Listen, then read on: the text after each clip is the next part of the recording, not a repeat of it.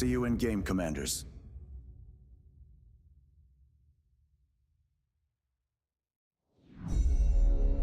Beyond All Reason fans, welcome to King of the Hill by All Reason No Logic. Experience 2 or more teams facing off in epic scale warfare, where the Horde gang up on the Kings of the Hill. Kings start off with an economic bonus. They do their best to defend an onslaught after a no-rush timer expires. Test out your micro and defend against multiple players in variations of this game mode.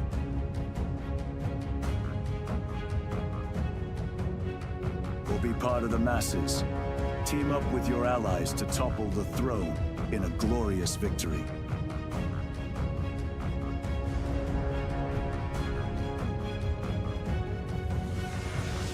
All Reason No Logic, hosting King of the Hill lobbies, most Sundays. Join our Discord to be part of the action.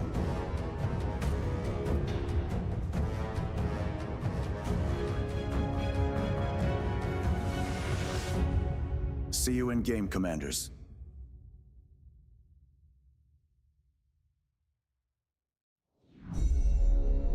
Beyond All Reason fans, welcome to King of the Hill by All Reason No Logic. Experience 2 or more teams facing off in epic scale warfare, where the Horde gang up on the Kings of the Hill. Kings start off with an economic bonus. They do their best to defend an onslaught after a no-rush timer expires. Test out your micro and defend against multiple players in variations of this game mode.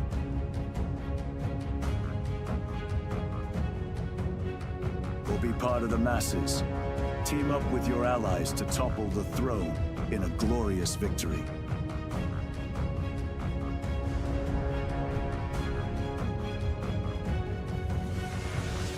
All Reason No Logic, hosting King of the Hill lobbies, most Sundays. Join our Discord to be part of the action.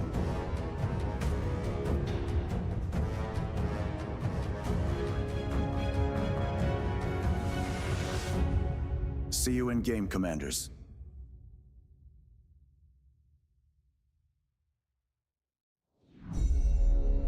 Beyond All Reason fans, welcome to King of the Hill by All Reason No Logic. Experience 2 or more teams facing off in epic scale warfare, where the Horde gang up on the Kings of the Hill. Kings start off with an economic bonus. They do their best to defend an onslaught after a no-rush timer expires. Test out your micro and defend against multiple players in variations of this game mode.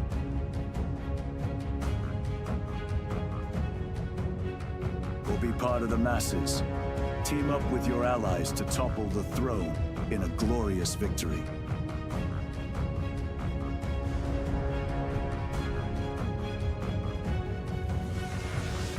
All Reason No Logic, hosting King of the Hill lobbies, most Sundays. Join our Discord to be part of the action.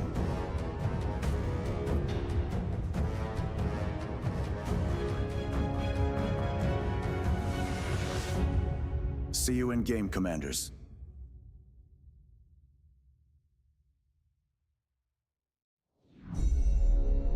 Beyond All Reason fans, welcome to King of the Hill by All Reason No Logic.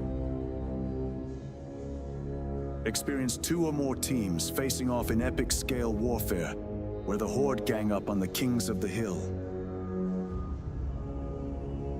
Kings start off with an economic bonus. They do their best to defend an onslaught after a no-rush timer expires. Test out your micro and defend against multiple players in variations of this game mode.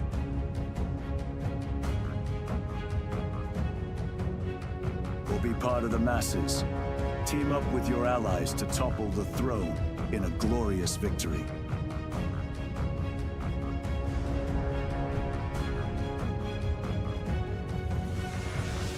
All Reason No Logic, hosting King of the Hill lobbies, most Sundays. Join our Discord to be part of the action.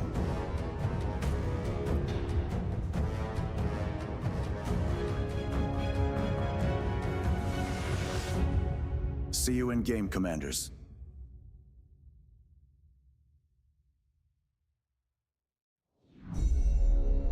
Beyond All Reason fans, welcome to King of the Hill by All Reason No Logic. Experience 2 or more teams facing off in epic scale warfare, where the Horde gang up on the Kings of the Hill.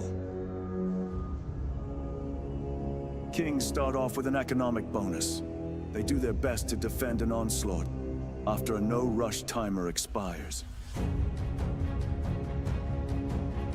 Test out your micro and defend against multiple players in variations of this game mode.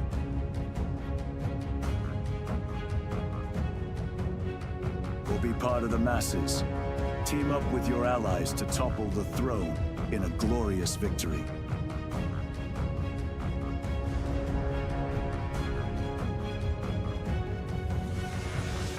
All Reason No Logic, hosting King of the Hill lobbies, most Sundays. Join our Discord to be part of the action.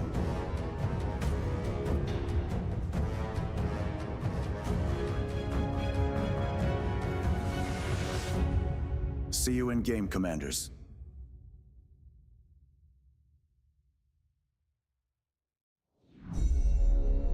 Beyond All Reason fans, welcome to King of the Hill by All Reason No Logic.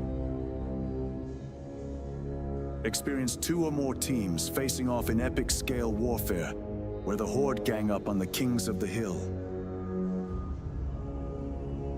Kings start off with an economic bonus. They do their best to defend an onslaught after a no-rush timer expires.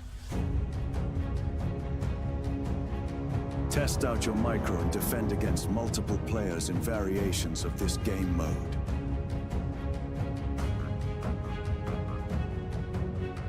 We'll be part of the masses.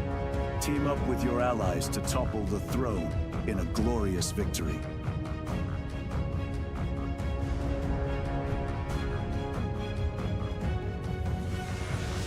All Reason No Logic, hosting King of the Hill lobbies, most Sundays. Join our Discord to be part of the action.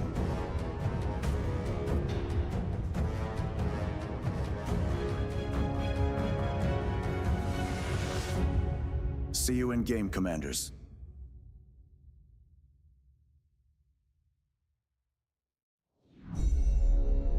Beyond All Reason fans, welcome to King of the Hill by All Reason No Logic.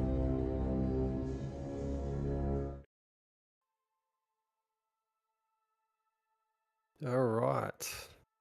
Very good. Good evening, everyone, or good morning, wherever you are in the world. Welcome to another round of King of the Hill in Beyond All Reason.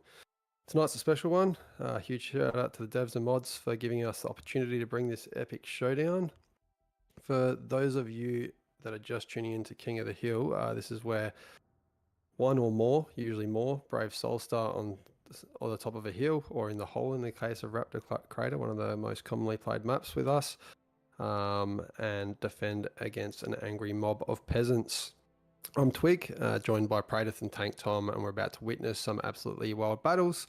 The hill, or in Raptor Crater, the hole are going to be painted with more wreckage than a scrapyard sale. So let's get into it. For our first game, we're going to be starting this one on Throne, it looks like, while the lobby is still of a middling size. We're going to chuck 4 people up on top and then everyone else around the outside and see just how much carnage we can get away with. I think for this first one, we might let people pick on us so they can see how it's done or not done. And then we'll jump into spectate mode and maybe cast a couple of these games as well. Yep.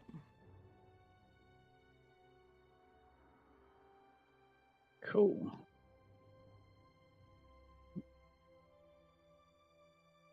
All right, what have we got? Do we want to organize the team so that they're actually somewhat separated for kings and not? Yeah, I reckon. Yeah, we will do. I'm going to do this and start giving us some bonuses, and then we should be set to get going in a second.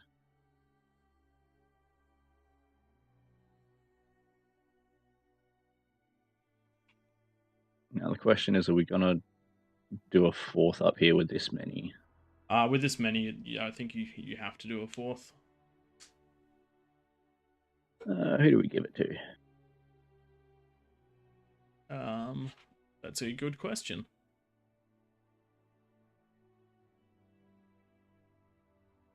I need to Maybe mute a bunch of the back. Rhaenyra?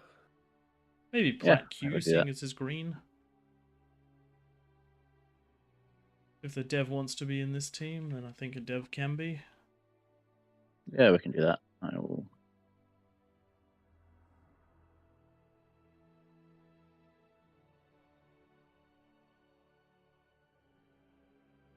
Do that, and we should be.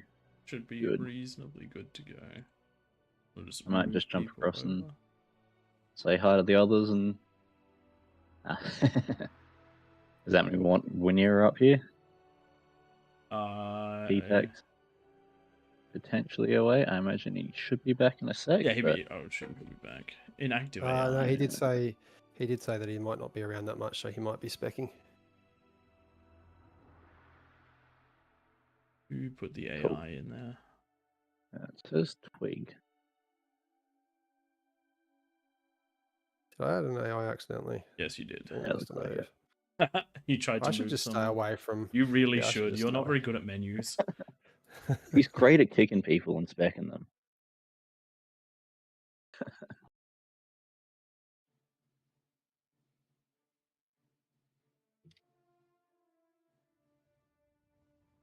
Feel free to add the bonus to whoever we end up keeping up here, and I'll say hi to the others and be back in a sec.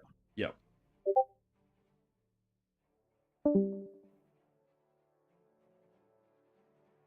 I'm specking PTAC.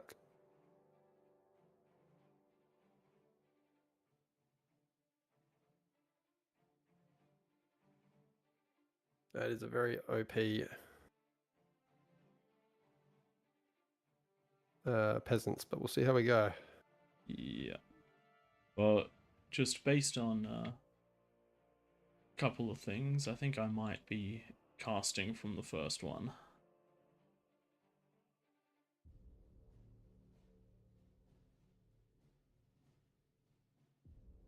So we might change the plan to do that.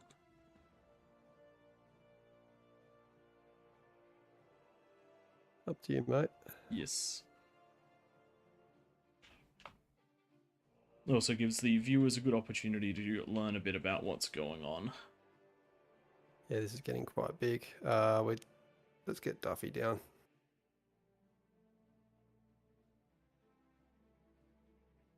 Make it a bit more even.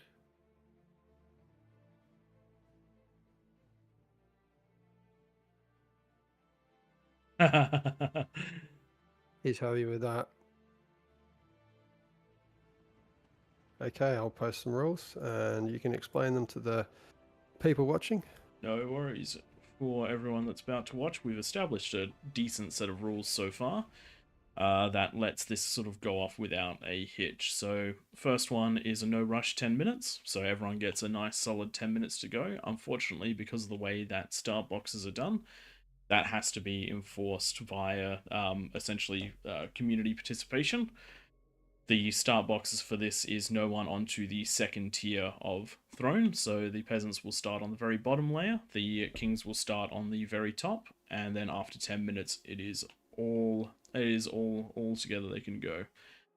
Oh man, we just stuffed up already with the rules. Why is that? Chronographer. What do you mean? I've posted the he's pointed out we both posted the raptor rules because we thought we were doing raptors. Yep. That's all right. The rules we don't go. really differ that much between the two. The next one is no structures that are used offensively. So you're more than welcome to get yourself some of the artillery structures, provided that they're not built in range of anyone else's base. Third rule is the reclaim hack. Please don't do that. If you don't know what it is, I'm not going to explain it. If you do know what it is, please don't use it. Co-op eco is allowed, which means that multiple people banding together in order to utilize the 1,000 starting resources and only having to get one lab. We encourage that where appropriate. And there we go. It looks like we are launching off on this one.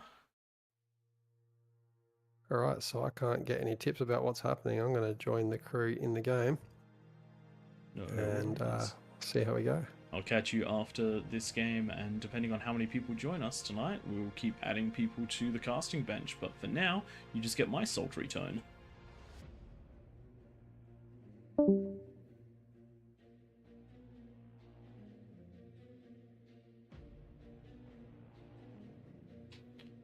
Alright, as you can see, based on the start boxes, this is the general starting location. So the kings will have access to all the mexes up the top. That's approximately 6 per player, with one of the kings getting the 3 in the top, or distributed however they please. Then around the edge there are approximately, I think there's 12 starting locations, and the rest will have to co-op eco. Already got some people trying to claim theirs out now, and hopefully we'll see some good co-op eco out of a couple of the players. We've chucked Twig and Tank Tom right up at the top of the map, so that everyone has an opportunity to try and take on the AllReasonNoLogic guys. Being the first map, and this being the first one hosted by the Beyond All Reason team, there's going to be a big mix of skill levels here, and also a big mix of experience. If you are listening, I'm going to tell you this right out: aggression wins these. You are better off having 25 incisors go in at 10 minutes than trying to get a big eco and attack at 20 minutes. The advantage the peasants have is that in the first 10 minutes they can get a huge amount of eco. The advantage that the peasants can get in the first 10 minutes is that they can get a lot of units and they can try and break the kings. Shadow Whisper, if you're listening, you need to get off of that top level there. A couple of people in chat are trying to establish that one as trying to get him off there. I'm just going to quickly add that one in there. There we go. He's off. Very good.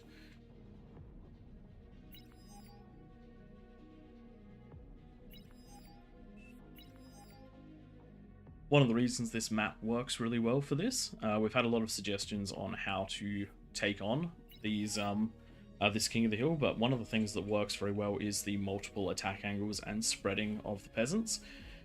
If the peasants are all clumped up, it is very, very hard to break through. We've tried maps where one side is all kings and one side is all peasants, but without that surround, it's very hard for either side to break each other. This way, it's possible to find a lot of the weak spots. And at the moment, we just have a lot of people trying to work out exactly what their build is going to be and what they're planning on doing. If you're in the lobby and you scroll up, there is a link to the Discord that everyone's using to coordinate. So if you are playing on the Peasants team, there is a Peasant chat, and if you're playing on the Kings team, there is also a Kings chat.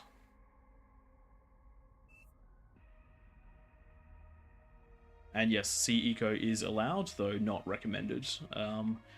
Yes, it can get you out of the firing way in the first 10 minutes, but the investment to do it sort of leaves you usually without the ability to get onto land. But if there's a lot of players, getting a co-op eco person out on the sea, feeding another player, it's perfectly possible for the peasant team to get T3 by the 10-minute mark. We've seen it happen a few times. I've even died to it a few times.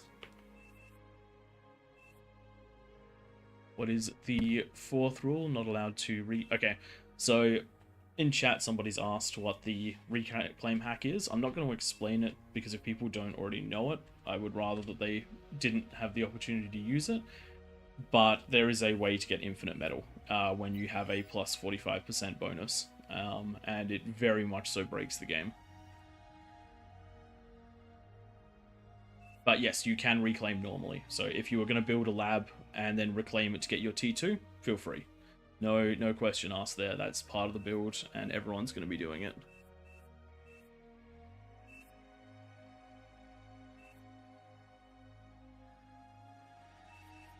So interesting start from the players at the top. Winera is jumping in to the 2 mech spot. I liked doing this a while ago because it meant that your early build turrets would be in place for building defenses, but I found that starting in the 3 eco spot tends to be a little bit more advantageous. But if they're doing co-op eco with Twig up on that high spot, then there's a good chance that this will actually work out because it will reduce the walking distance and it will put the build power in range of those first 2 mexes. And here we go, battle started. Having a look around the map, anywhere that you see one of these logos on the ground, that's just people that have won something in our community. Unfortunately, I didn't think to turn that off before the game. I might do that now because I don't know if we're allowed to have that or not. Player logos, there we go. There we go. Not sure if we're allowed those, but better safe than sorry. And you're missing out on my purple one, which makes me sad. So looking around the map, some of our highest OS players, Rixgar, Regeki, Wiser, they have made the, let's have a look to see where they are, because these will be the players to have a look at. So Rixstar has got a very safe spot up here. No entrances directly nearby, so he's going to be relying on the 2 players on either side of him to keep him safe. Having a look down to the bottom, Regeki has himself a partner in Imaginary Fox, and it does look like this is going to be one of the peasants' strongest ecos to start the game off with. Getting a second comm straight away helps with the build power, and build power, energy, and metal always struggles at the start of the game. Then we've got another corner position by Wiser. A couple of the AllReasonNoLogic experienced players are dotted around the map as well. I like seeing that they're spread out, so it's going to be a hard peasant spot to crack for the Kings.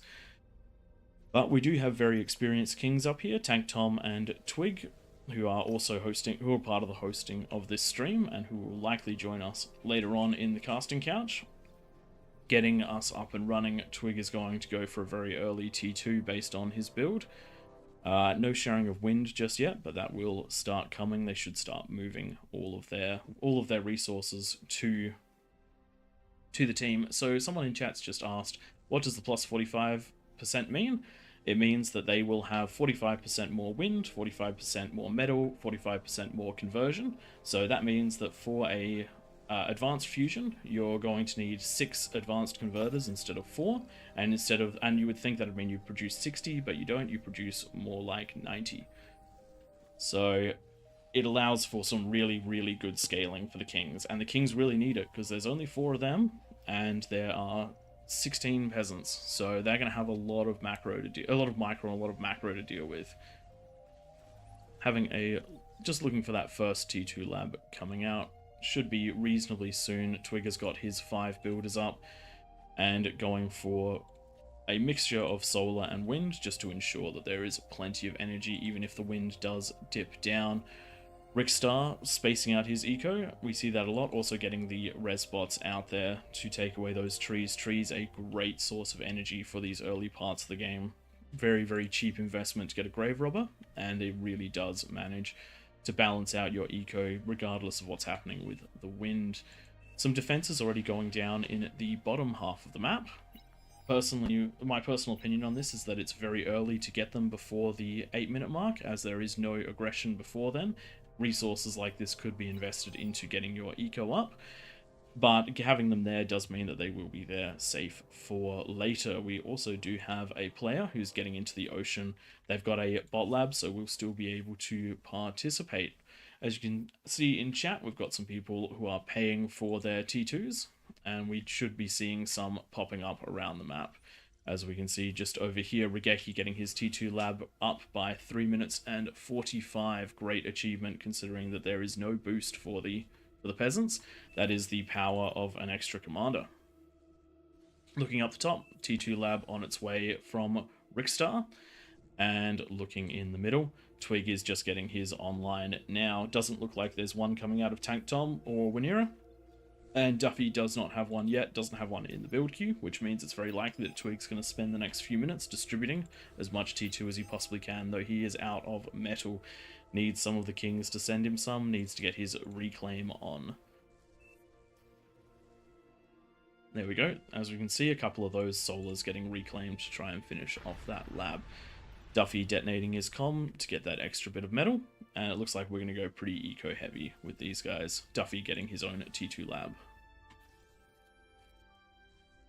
Looking around the map, most players pretty much where we would expect them to be, just going around on their T1 ecos and getting as many builders as they possibly can, and getting as much resources as they possibly can. These geos are massively advantageous around the map. They allow for the T2 transitions. Hopefully we'll see a mixture of strategies around this map. Some of the things that are really good to go for are the spiders. Spiders able to traverse the cliffs and bypass all of the defenses we're going to see built around all of these entrances. Just having a quick read of chat, and yes, okay, so someone has explained the reclaim hack in chat. So we would prefer it if you don't use that, and I will be keeping an eye out for it. We've also got some other people spectating that will also be keeping an eye out for it. T2 spreading out from Twig in the middle of the map, and just as I predicted, getting that T2 very early on with the extra build power. The T2 mechs is very early on with that build power. We are approaching the 6-minute mark, and starting soon, we want to start seeing those the next tier of power going down for all the players. Once they've got their T2 mexes, we need to start seeing those fusions and potentially those advanced fusions. But right now, if we have a look in the top right corner, you can see the metal distribution at the moment. Currently, the peasants are reeking in just under 250, and when the kings are not reclaiming, they're sitting at just around 200. That is to be expected. The big difference is the energy. The peasants are getting about 10,000, and the kings are getting about 4, depending on the wind. One thing to note is that the kings are well and truly consuming the energy as they get it. Between them, they don't even have half of their bar filled up, compared to the kings that are compared to the peasants, who are definitely overflowing on metal. On energy. Something that you can definitely do as a peasant is slightly overinvest into your energy conversion, because a lot of energy does overflow when you're on a team this big. Does look like Nightmares just popped the limit up to 32, so the next game will almost certainly be on Raptor Crater. Raptor Crater will put 8 kings in the middle of the map, and we will have, based on a 32 player limit, we will have 24 kings around the outside of the map. Please don't make me do maths on stream. Anyone who has done streaming before knows that that is a cardinal sin. Looking around the map, a couple of the players that didn't co-op eco, they're just getting into their T2 labs now. They are going to struggle to get a lot of T2 units up, but even a couple backing up T1 can be very, very valuable. Something to remember is that there are many ways to crack the kings, many ways to overcome the cliffs, and a good mix of T1 and T2 is a very, very strong way to deal with it. I do love what's going on over here from Regeki, just getting their fusion now, but all of this eco is spaced out. This might sound like a very weird way of thinking about it, but it will slow things down as they're coming into the base and give you more time to defend, and losing wind is not a big deal. Chrono just giving us a 2-minute reminder. This is around the time that I would be starting to look at getting units. So let's have a quick look at the kings. Getting a Tank Tom getting his first fusion down, Twig up the top getting his second, Duffy with 2 already, and Wanira is foregoing them just for the wind and going to go for a mass of units. We'll see exactly how many Jaguars he will be going down on the ramps with. Those are going to be quite meaty at the 10-minute mark, and based on the defenses available, we will see exactly how that is going to go. Usually we see the kings slightly ahead in eco up until the 10 to 11 minute mark, and then the peasants will start taking over. Looking around the map, we have some very strongly defended ramps. We also have some very weakly defended ramps. We'll see exactly if the kings manage to target those places. Just a quick tip for any of you that are planning on jumping into these games in the future: getting a radar down as a king to know which ramps are going to be clear and which ones won't. Very, very strong. Similarly, mines are also a great form of defense. And Classic down the bottom here, just starting to get his T1 units ready to go. 30 seconds until the action. And currently the units are beginning to pile up. Ticks, welders, pawns, and up the top of the map, a lot of defenses going through. Does look like this is going to, but from the top we don't have very much ready to come down. A group of Jaguars and a group of Fiends. Does look like this is going to be a bit of defensive play from the get-go. And that is it. 10 minutes. 10 minutes and the zones are freed up. Just a heads up, you can grab the medal if you want to. Looks like a big attack coming from the bottom part of the map, with both of these players coordinating and pushing in. Going to run into some Fiends, which is going to help with the defense, but it does look like Tank Tom's offense has been successfully blocked. But it doesn't look like Rhaenyra's will be. Ticks trying to make it through, but thankfully those Dragon's Maws managed to stop that from happening. Look over here, and a great split by Rhaenyra, pushing both sides as they can. Doesn't look like there's going to be enough resistance to stop the lightning tanks as they make their way up, but there should be enough to take them out. But one of them slightly too fast might get a little bit of damage done. Unfortunately for the Kings, not, but this push is going. One of the things that we have happening from Twig in the middle of the map, we've got Ticks going around, giving control of that middle layer. Raigeki already up here getting himself T2 mexes on the second layer. Very, very strong getting that extra metal, and it does look like these spiders out of Duffy, which I missed, are making their way down. They've taken the Geo already, and they are pushing well into the base, but with these Centurions are actually surprisingly decent at fighting them, particularly when they're in close. Good damage done, and hopefully there'll be enough to stop them, but unfortunately not. It does look like these Recluse are going to make their way into the build power. Ticks coming in to try and clean this up, but with the build power gone and the conversion gone, that is going to be Wiser in big trouble. Looking around the map, Twig, even with the Ticks going up, does have some T3 Marauders pushing their way through. Are going to snipe a comm right here. Ooh, nearly managed to dodge that D-gun, but not quite. We do, however, have a very strong offense happening over here, holding the line and keeping Tank Tom from achieving anything currently. And it does look like these Jaguars have been cleaned up, but not before taking their toll. This side of the map has been devastated by the Jaguars, and the push is continuing down this end from Duffy. Those defenses unable to hold up to the power of the Mausers, and then pushing in with those Jags, not losing too many to the comm explosion. Does look like this is going to be another breakthrough lane. We do have strong defenses being built up here. They're technically walls at the moment, but with the caliber of player sitting up the top, we should be just fine to hold there unless the forces are truly overwhelming. Spiders getting ready to pop up in. Tank Tom has gone with one of the classic defenses, which is the Twin Guard. Twin Guard's very, very strong for this. Beamer's slightly better, but the Twin Guards will do. Twig getting his Marauders ready to clean up from the bottom side of the cliff. Do want to see exactly how this goes, because there is quite a lot of them, but Tank Tom has pushed his eco into the middle of the base, so there is quite a lot here, and they do know about the spiders, which means that those Fiends are going to be here to try and clear this up. Raigeki has a... Are these Raigekis? I think these are Ollie's. Ollie's got a... Nope, they're definitely Raigeki's. Raigeki's got a choice right now about whether or not he stays on the cliff and loses these to the Marauders, or if he tries to go over and get damage done as he can. These Recluse doing actually quite well against the Marauders, better than I expected, though the Marauders, now they are moving, not taking so much damage. Wow, this is it. Here we go. Here is the attack, and it does look like they're going to be mostly cleaned up. The pop-up turret's doing a great job grabbing the last ones, so unfortunately no success right there.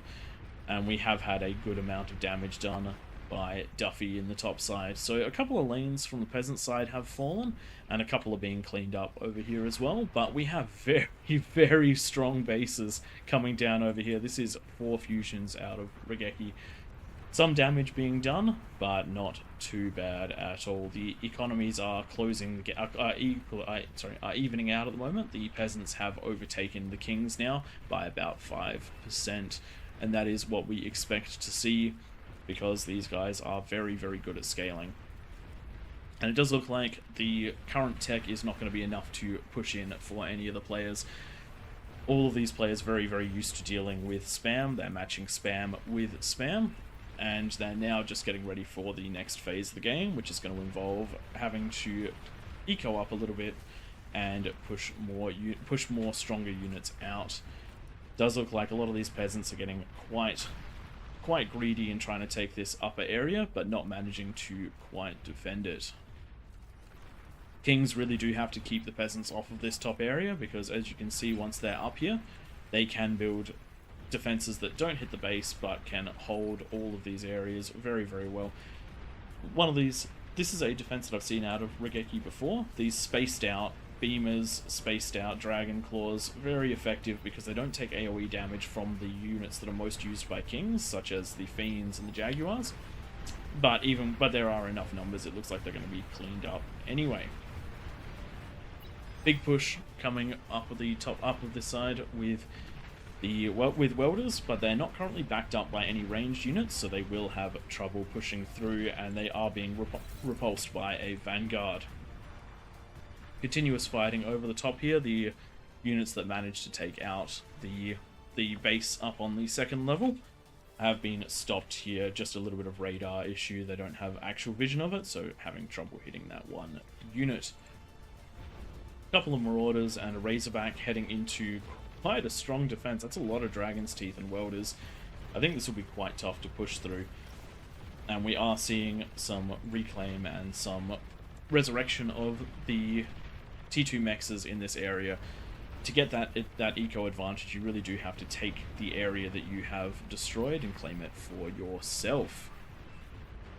Regeki Scum hiding in the corner, very nice. Good save right there. Nothing left up the top but him. And a couple of these players really have managed to do very well on the eco, but also props to the kings. All of this spam is really making it hard to push on up and in. We haven't seen a real incursion into the top section other than those spiders just yet, but we'll see exactly how long that lasts for. Not a little push down here, just cleaning up players that have already been cleaned up before, just ensuring that that eco doesn't get reclaimed. You have to keep pushing your way through and make sure that the areas that you have taken don't fall back into the control of the team you've taken them from. Duffy scaling very, very nicely, going into his first Aphis. A lot of build power, a lot of T3, and as you can see, reclaiming these wins to get just that little bit more eco to get these up and running. Twig just starting his scaling up the top. Wanira also starting the scaling, and Tank Tom is keeping the pressure up, already having an Aphis down, and just making sure that this spam is absolutely non-stop. Razorback has finally managed to push through over on this bottom side, cleaning up some of purple, but not managing to push further into green. One of these powerhouses down the bottom really do need to stay alive if they're going to. If the peasants are still going to have a shot. We've just seen Junos going off on that bottom level. That is completely blocking the spam, which is a very, very good thing, and will give them some breathing room. Just remember, only use those buildings defensively, not offensively. Perfectly fine to shoot them on the second level, but don't shoot them at each other's bases. Some of the new banishers, the ones with the full 360 arc defending over here, doing quite a strong job of that. They will struggle if the spam switches directions, but at the moment it is welders against Razorbacks backed up by spam, and the Razorbacks should be able to do quite a decent job against that. Looking around the map, we do have another area that's beginning to fall, with Duffy coming online now with that extra Aphis and getting a large group of Razorbacks in. We've got the pings going down, we've got the welders here to defend, and just trying to hold, getting up a pulsar, which will deal a lot of damage to these Razorbacks.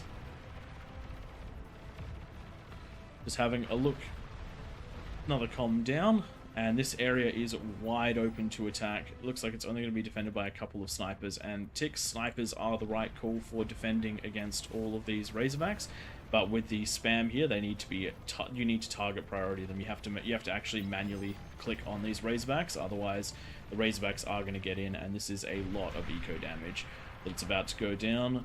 4 fusions up here, a couple of advanced converters, and an entire wind farm, as well as some of the T2 production going to go down to these Razorbacks. Now they've seen those fusions, they are beelining to them, and that is 3 of the 4 fusions going down.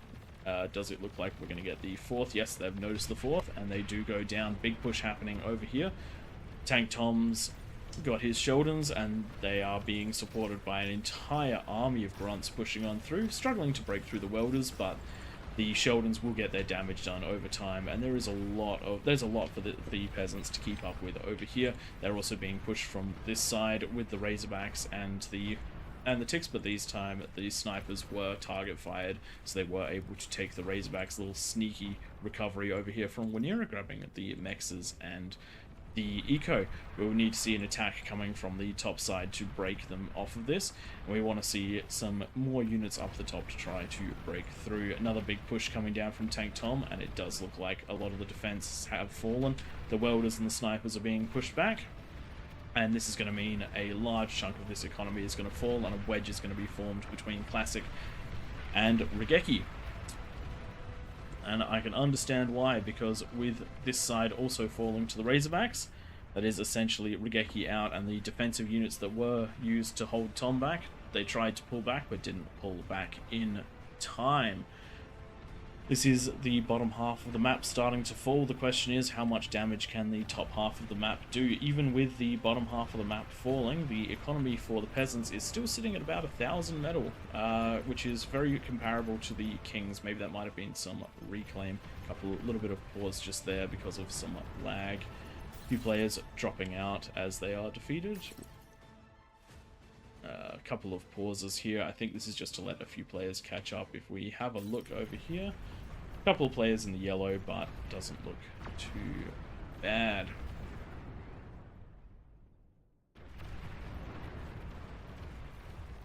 Probably a few too many people spectating this one, waiting for their go. Lots of defense here. I do like the pulsars because the main attack has been coming from Razorbacks. Pulsars very good at stopping those, but it does look like this area is also falling. Very strong kings up the top.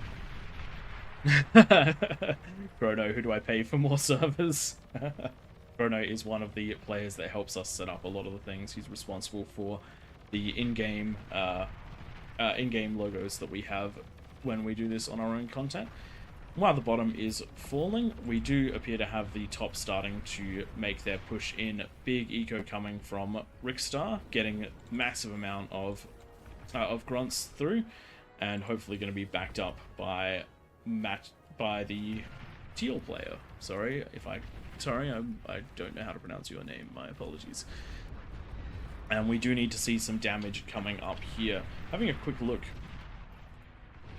over here, there has been an Arbiter that's just been shelling and shelling and shelling away at Wanira up in this top side, and you can see a couple of the mechs has fallen, a couple of the other areas fallen. If they had better scouting information, they'd be able to see exactly where to target those units.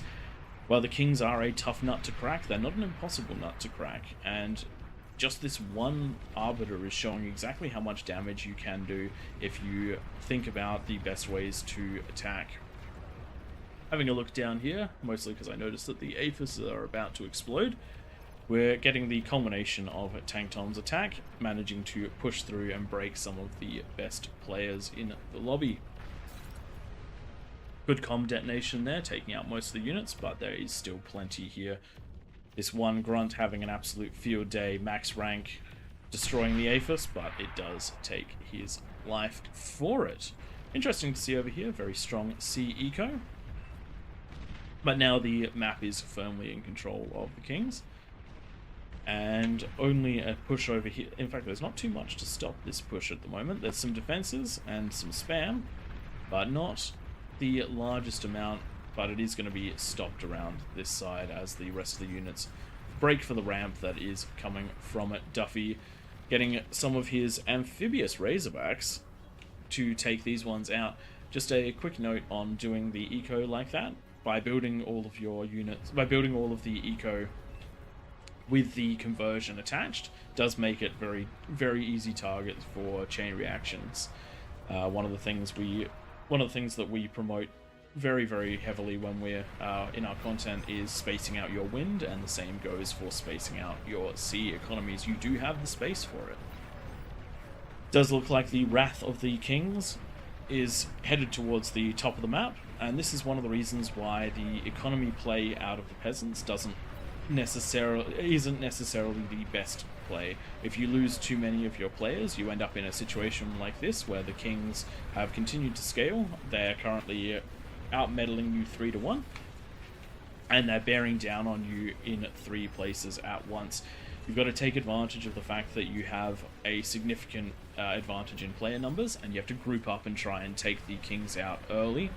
Or if we're on Raptor Crater, if you're playing in the frontline positions, you've got to group up to do that, and you need to hope that the players in the corners do help a little bit with the eco. Does look like a Vanguard, maybe? Yes, a Vanguard did manage to take out the fusion just there, which caused a chain reaction through the base, so very good from the Kings, identifying places that you can shoot at without necessarily seeing.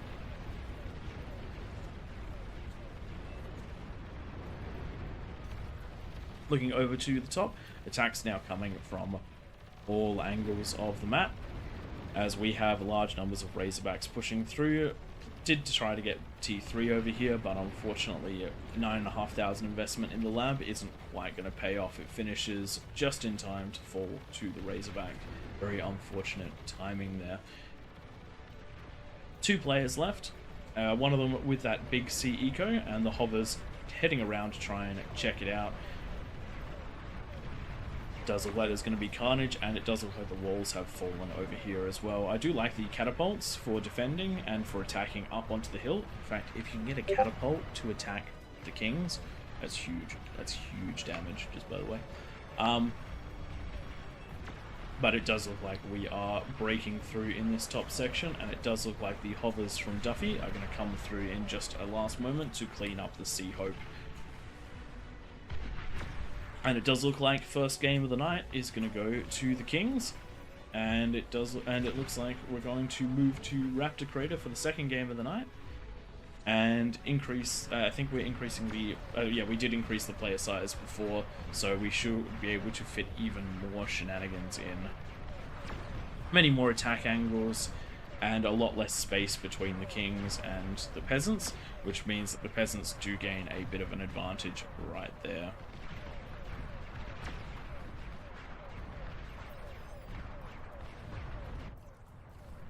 Big AFers from Duffy. Sorry, just checking out what the ping was. And here we go. Here are the hovers plowing through that sea eco. Spread out decently well over here, so not big chain reactions, but at this point in the game isn't going to make the difference that it would have earlier on in the game. Congratulations to the Kings. Very well played, and peasants, very good job with what you attempted. If you'd managed to get those spiders up just a little bit earlier over here, it would have been a definite. Well, would have definitely done a little bit more damage, because those pop-up turrets wouldn't have quite been there. A couple of players left, just trying to clean things up. Imaginary Fox, still with his comm. But it's just a clean-up game. The Kings have taken control of this one. Rigeki's comm, one of the last to fall, hiding in that corner for such a long time. One hero grunt. One hero pawn just making its way through all of these reclaim, but they're rezzing the ones that get killed. Sorry, these are the little things that I really enjoy in this game. They could take out the pawn, but they managed to do a lot of damage. We do need to get a resign out of the. We need to get a resign out of the peasants.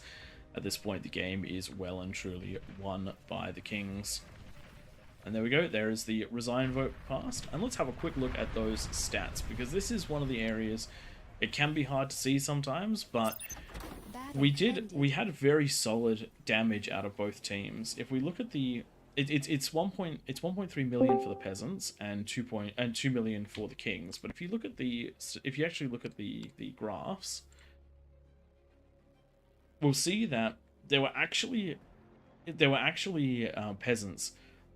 There was one in this game that managed to go sort of in line with the damage dealt. And if we look at the metal produced, yes, the kings ramp really hard, but if you look at Regeki's eco, Regeki was above 3 of the kings in metal produced and above all of them in energy produced. So when you do that co-op eco effectively, you really can battle it out with the kings. But again, if you're going to be playing in the next game, aggression wins games. If you want to get rid of the kings very, very quickly, get on down there with a lot of units at the 10-minute mark, because there are going to be less kings than there are going to be peasants, and the kings will have invested most of their metal into economy, not units. So let's jump on back into the lobby and see where we go from here.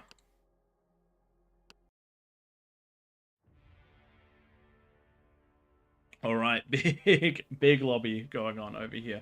So we're going to change the map over to Raptor Crater. And we're going to set this one up slightly differently.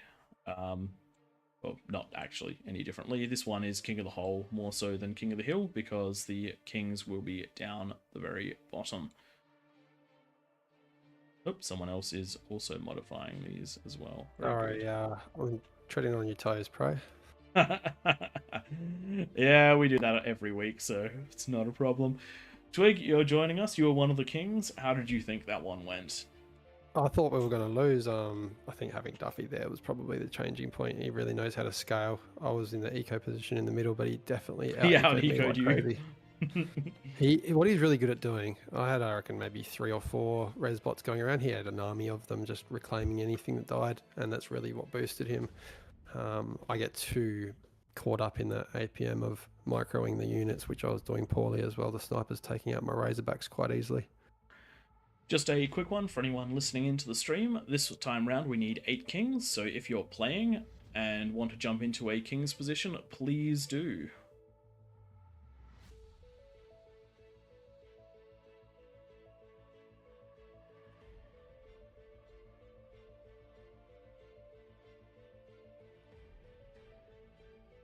As Gareth, you want to be a king? Alright, let's make you a king.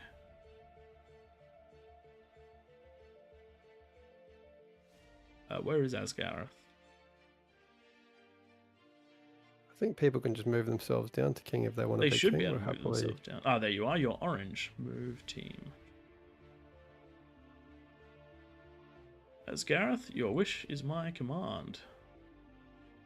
So, just something which you should be aware of. Raptor Crater at the moment. I know that there's a couple of games that I don't have tallied because I usually finish a little bit earlier than Twig. But of the games that I have tallied, kings are at a 54% win rate right now for Raptor Crater, even in these big lobbies.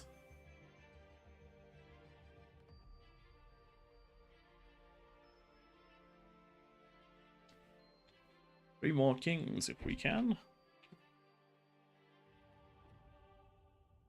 Might do it with 6 if we don't fill up the lobby. How many have we got this open to?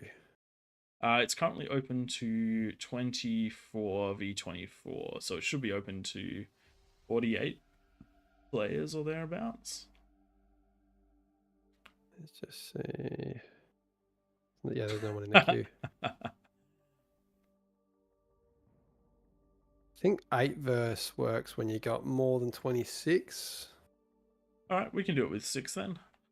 No, let's just see if any of these spectators... A lot of spectators jump on in. Come on, guys. You know you want to play. G'day, Tom. G'day. Figured I'd swing back in and see how stuff's going. That was pretty good. How do you reckon last game went? It was good. It was nice having 4 kings at the top that all basically held and pushed their lanes. Having Winera being able to push down and start buffing people early definitely made a difference. Mm-hmm. Those Jags really make a difference in these King of the Hill games.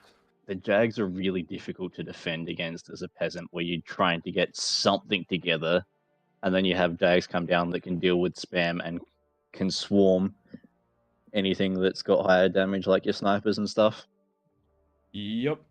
And if you've watched Top Gear, you know just how good Jags actually are. Oh, sorry, they changed. It's not Top Gear anymore. It's the Grand Tour. All right, everyone. 2 more kings for King of the Hole. And make Chrono boss so he can start fixing IDs. Unfortunately, when we get this many players, these IDs start to jumble up.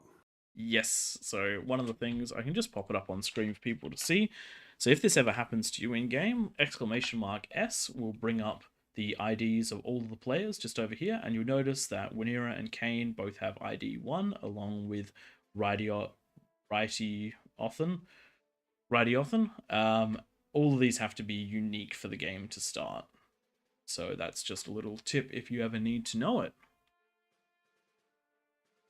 Looks like we do have the 26 players, and it does look like if no one else is going to be jumping in, we might have to throw Twig back into the king position. What do you reckon, Twig? I was going to stiff out of this one. It was actually lagging for me a little bit last time. It was It definitely. did get a bit laggy towards the end. There was a lot of things going on. We're playing on the EU server, so I think it was getting a bit laggy for everyone. yeah. But when you start having that many build turrets jumping between things, it gets a bit like that. Yeah. We're definitely pushing limits here. I'm going to bring us into another channel for chat, just so that we can have Nightmare join us, one of the moderators that made tonight happen. No worries. Drag us on in. Oh, I'll just drag him in here. There we go. Nightmare, you've been dragged into a hidden channel. G'day, Nightmare. Thanks for making everything happen tonight. Okay, what do we got? We got 26. We wanted 2 more kings. Yes, we do. And we want to make it... Oh, classic Regeki. Where's Duffy? Duffy left, did he?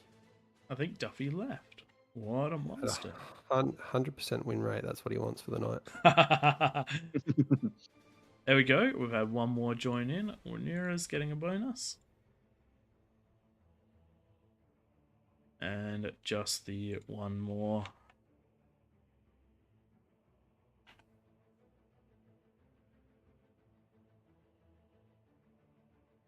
Good if we could get a couple more players in this one, maybe. I don't know, Nightmare, if we can open it up to 8 versus 26 is ideal, or 8 versus 28. We've got 8, so do we want to look at starting this one up? And yeah, but we don't have enough for the peasants quite yet. There we go, Nightmare's just bumped it up. I think we've had... When we've done 8 versus less than 26, the kings have won almost every time apart from once. I think when we go over 32, there's been a bit of a mixed bag, but maybe slightly in the advantage of the peasants when you get that, the likes of Regeki or Duffy up in the top corner doing the communism eco. We do have a lot of 20 plus OSs. When you can't get out and hit the communism, it hurts. Yeah. There we go. It looks like we have now ticked over that 26 mark, so we can probably start this one off. Okay, we'll just wait for that last player to load in.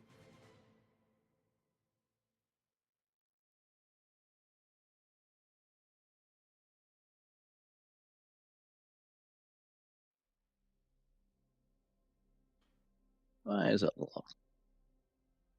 Right, so we've got one unsynced player. Oh, That's right. we'll leave it for him. Here we go. Ring this player. Looks you like are not in here, are you, Twig?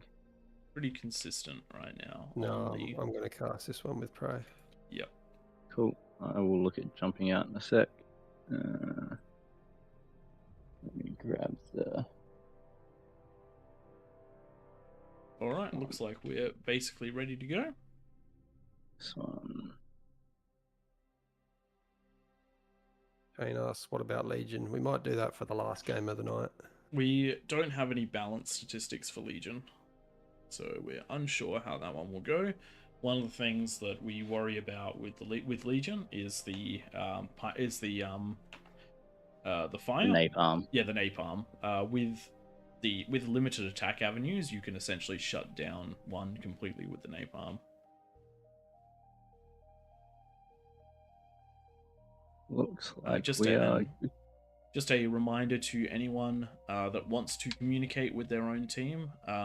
Twig, can you post the Discord that the teams are all talking in? Yeah, Just so that they have access to them. Oh, there it is. It's actually Tank Tom has posted it. Yeah. If in you there, follow just a that little bit higher Discord up. link, you'll be able to join the chat for the team that you're in. Just look for the common player names. We normally moderate it a little bit more, but because we're casting it mostly, we're leaving it to a couple of our moderators to do their best to deal with it. And shout out to our community for being the good teams that they are. We couldn't do this without them. The amount of help that they've given us to build this game type and to monitor it while we're playing it can't. And just joining us and playing as well. I mean, yeah, that too. It's been great. All right, I'm going to leave you guys to it, and I'm going to jump across again. No worries, and we might drag Nightmare back out because he hasn't said anything, so that he doesn't have to. He's reminding me. He's just listening in, so he can Okay, no worries then. No he can worries. jump out if he wants. While this is loading in and while everyone's spawning in, I'm just going to take the opportunity to quickly look at the chat and see all the things that I missed from before. Thanks everyone who are joining us at the moment. How to stop being addicted to bar? You don't. It's a great game. We play it all the time, so we're not the right people to ask. Yep. So plus 45. That means that players get 45% more metal, energy, and conversion. That compounds very quickly. It's how they make it fair. This whole game mode started with the Game of Thrones idea of the what's stronger 1 versus 5. If you've seen that, you'll know exactly what I'm talking about. Light Green definitely did a great job last night. That was Regeki. Regeki plays with us a decent amount on these. We do them every Sunday night. If you enjoy tonight, feel free to keep joining us. That is Sunday Australian time. Peasants were too passive. That I agree with that as well. The peasants definitely do need to be the aggressors. If you let the kings control the pace of the game, the kings will win. Bonus way too big? Not necessarily. If the bonus is only at 40%, it's almost impossible to get a fusion and an army by the 10-minute mark. We've been running this for about how long? 4 months? 5 months? Yeah, since Christmas. Yeah, since a little bit before Christmas, and the win rates have been surprisingly even. We've got to these percentages based on kind of where it's going. We did lower. What did we raise? We raised the percentages once we realised how effective the communism eco was in the corners, especially in Raptor Crater with this many players. So we think we've got it about right, but we're always playing with them a little bit. Yes. Can someone help me out? That chat box error has occurred on my screen, and it's a reload LUAUI or something code. Do you remember what it is, Pray? Oh yeah, sorry, I am in the wrong scene. Thanks for reminding me. I'm not used to this scene switching. We've been trying to get them working for a long time, and with this stream as a deadline, we put a lot of extra effort in to make it happen.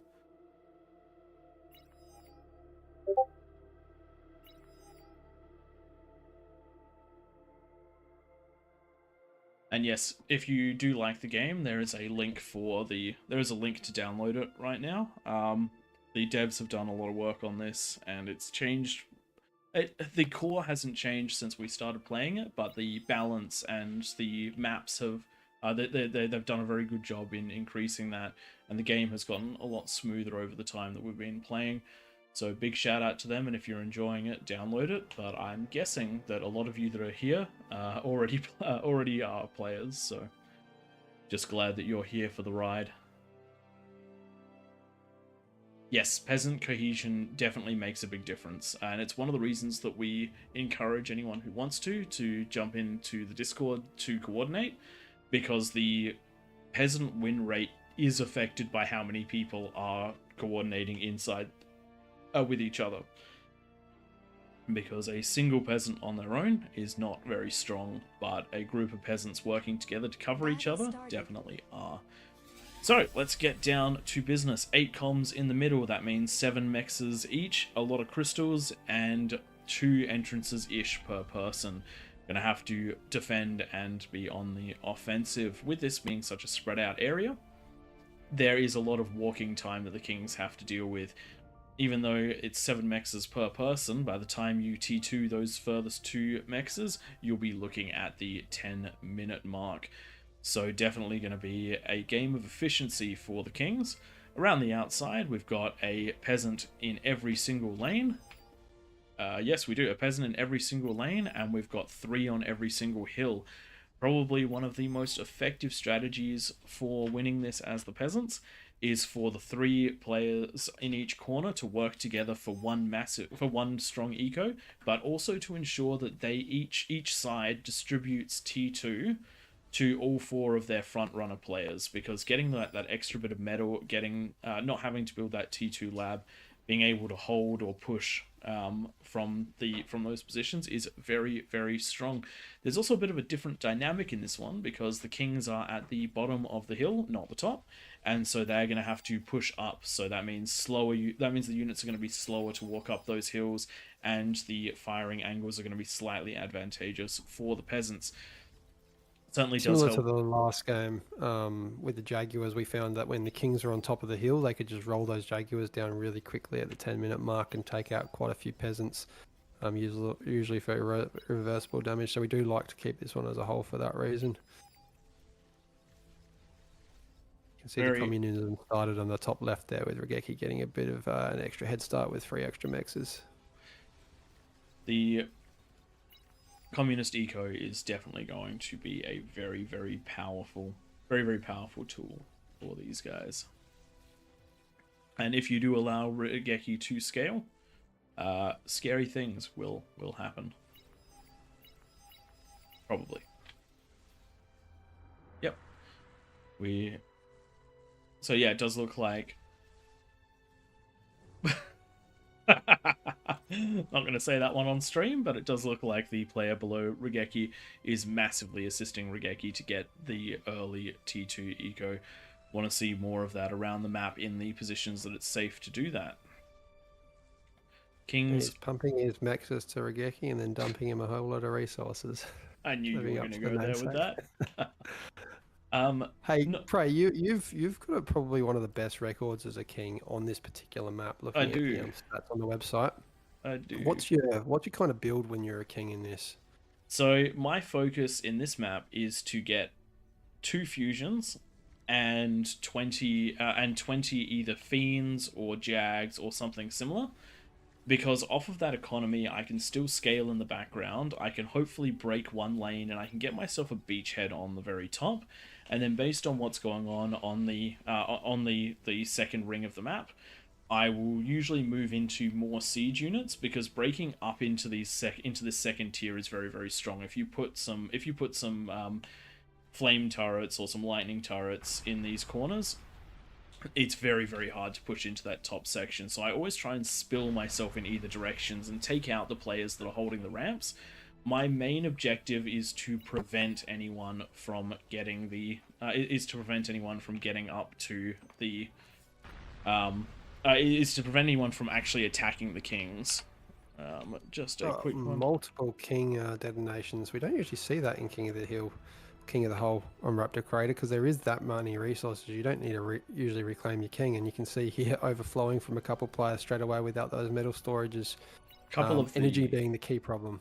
A couple of the players are breaking the rules at the moment and building at the very bottom of these ramps. You are supposed to stay at the top of your ramps, because getting defenses down here interferes with the kings being able to build anything. It does look like they're heading back, so good on them for abating the rules once they know them. It is very hard to manage this, because it has to be community driven. We don't have a way of preventing people from bypassing certain lines. Good day, you also need to step back. Hey, who loves making maps? If anyone wants to make a specific King of the Hill map, go for it. That'd be great. I know you've had a crack at that, Prey. It's quite tricky though.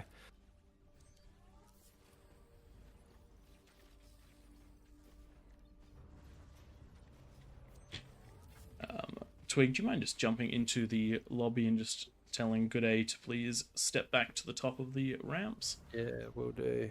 No worries. There we go, getting some reclaim to get these back. So perfectly reasonable thing to do right there. One of the other things that does happen, there are so many players across the entirety of the community. In fact, you can see all of these countries. Not everyone's going to speak English, and the instructions are in English, and so it's up to us just to try to do our best to coordinate this one.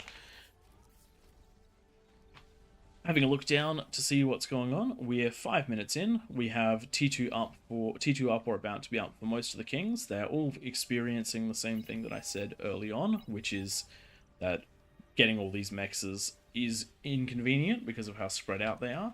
But also, looking around the map, there is less metal per person for all of the players around the outside. Though Regeki does have their T2 up, is getting their final T2 mechs, and is helping Pump get theirs. So they're going to be quite strong on the get-go. Got some defenses around the map from quite a few people, and T2 labs popping up all around the places. Unfortunately, not too much in the way of the super communist ecos in the corners. These corners are pivotal when it comes to getting those T2 units to the front line fast. You don't want everyone going into communism, because if all four corners go into communism, there's usually not enough units putting the continuous pressure on at the start of the game, at the start of the 10 minutes. But 1 or 2 corners is usually all it takes to then break through eventually later in the game. As a corner player, you have to be ready to take your foot off of the eco gas and put it onto the T2 unit gas, because there will come a point where your frontline defenders are producing either 1 T2 unit for every 3 that's being produced in the middle, or several T1 units, or basically 1-to-1 T1 to T2 units from the player against the players in the middle. And so you need to be there to back them up, because if the players in front of you fall, you will also be in trouble. Regeki getting his first fusion down. Looks like he won't be able to do it without reclaiming his lab, and doesn't currently have the storage. Actually does have the storage to reclaim the map, because there isn't the additional 45% from being a king. So Regeki is going to be an 8-minute fusion, it looks like, and in the middle of the map we've got a couple of players that are approaching the same thing. We've got Ollie getting his, looks like that'll be up by about 8 minutes 30. Same with player SL1. And definitely need more build power out of, I think that's Mousy, to get theirs Interesting common theme here with Regeki. You can see, looking at statistics, metal produced, just hitting 13,000 metal produced, and comparing that to the kings, he is beating 2 of the kings, close to 3 of them in metal produced. Yep. Nice thing is we can pull those stats up even during the game. So there's definitely an element of finding the balance that's going to work for you, and based on what's going on with the kings in the middle of the map, a little bit of inexperienced is definitely going to mean that they're not going to have as aggressive a start as they did in the last game. So, but similarly, the peasants also don't have the units coming up that they did in the last one. We saw a lot of T1 pushing in very, very hard. It does look like Raptors prep.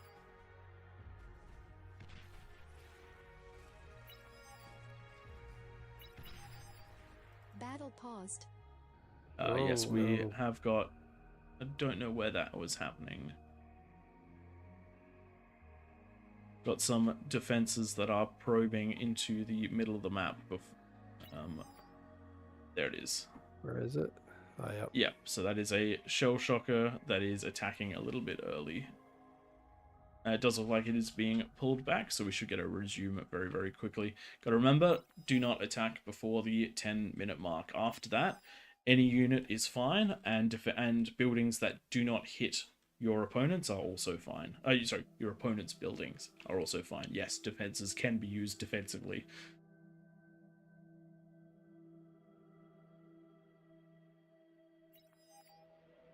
Yep, that one is on a move back command, so it should start back up any moment.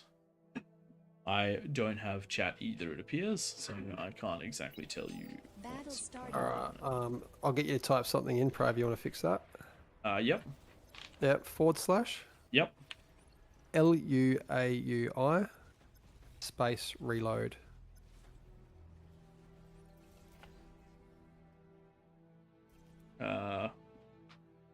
It'll freeze for a second, then Yep, fix itself. there we go. Thank you for that one. So, a little tip for anyone in chat. That's a good one to know. And beat on. Not sure if you will or you won't. I suspect you probably will, but that's for the devs to answer when they get. That'll be a decision for the devs. And we are 20 seconds to go. And we have some units coming out of the Kings. Couple of Jags, not as many as last time. A couple of Fiends, not very many compared to last time, but solid defenses at all ramps. And a couple of Spiders from the Peasant side. We have very, very little in the way of offense and defense. Just one big push coming down in this top right side. Big amount of grunts. I love this.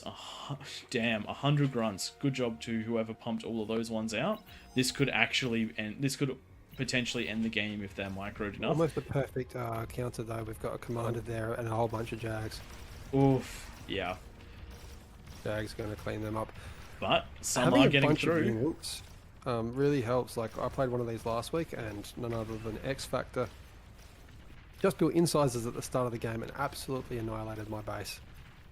We nearly broke through, and just imagine there's another 3 ramps, another couple of ramps right next to them.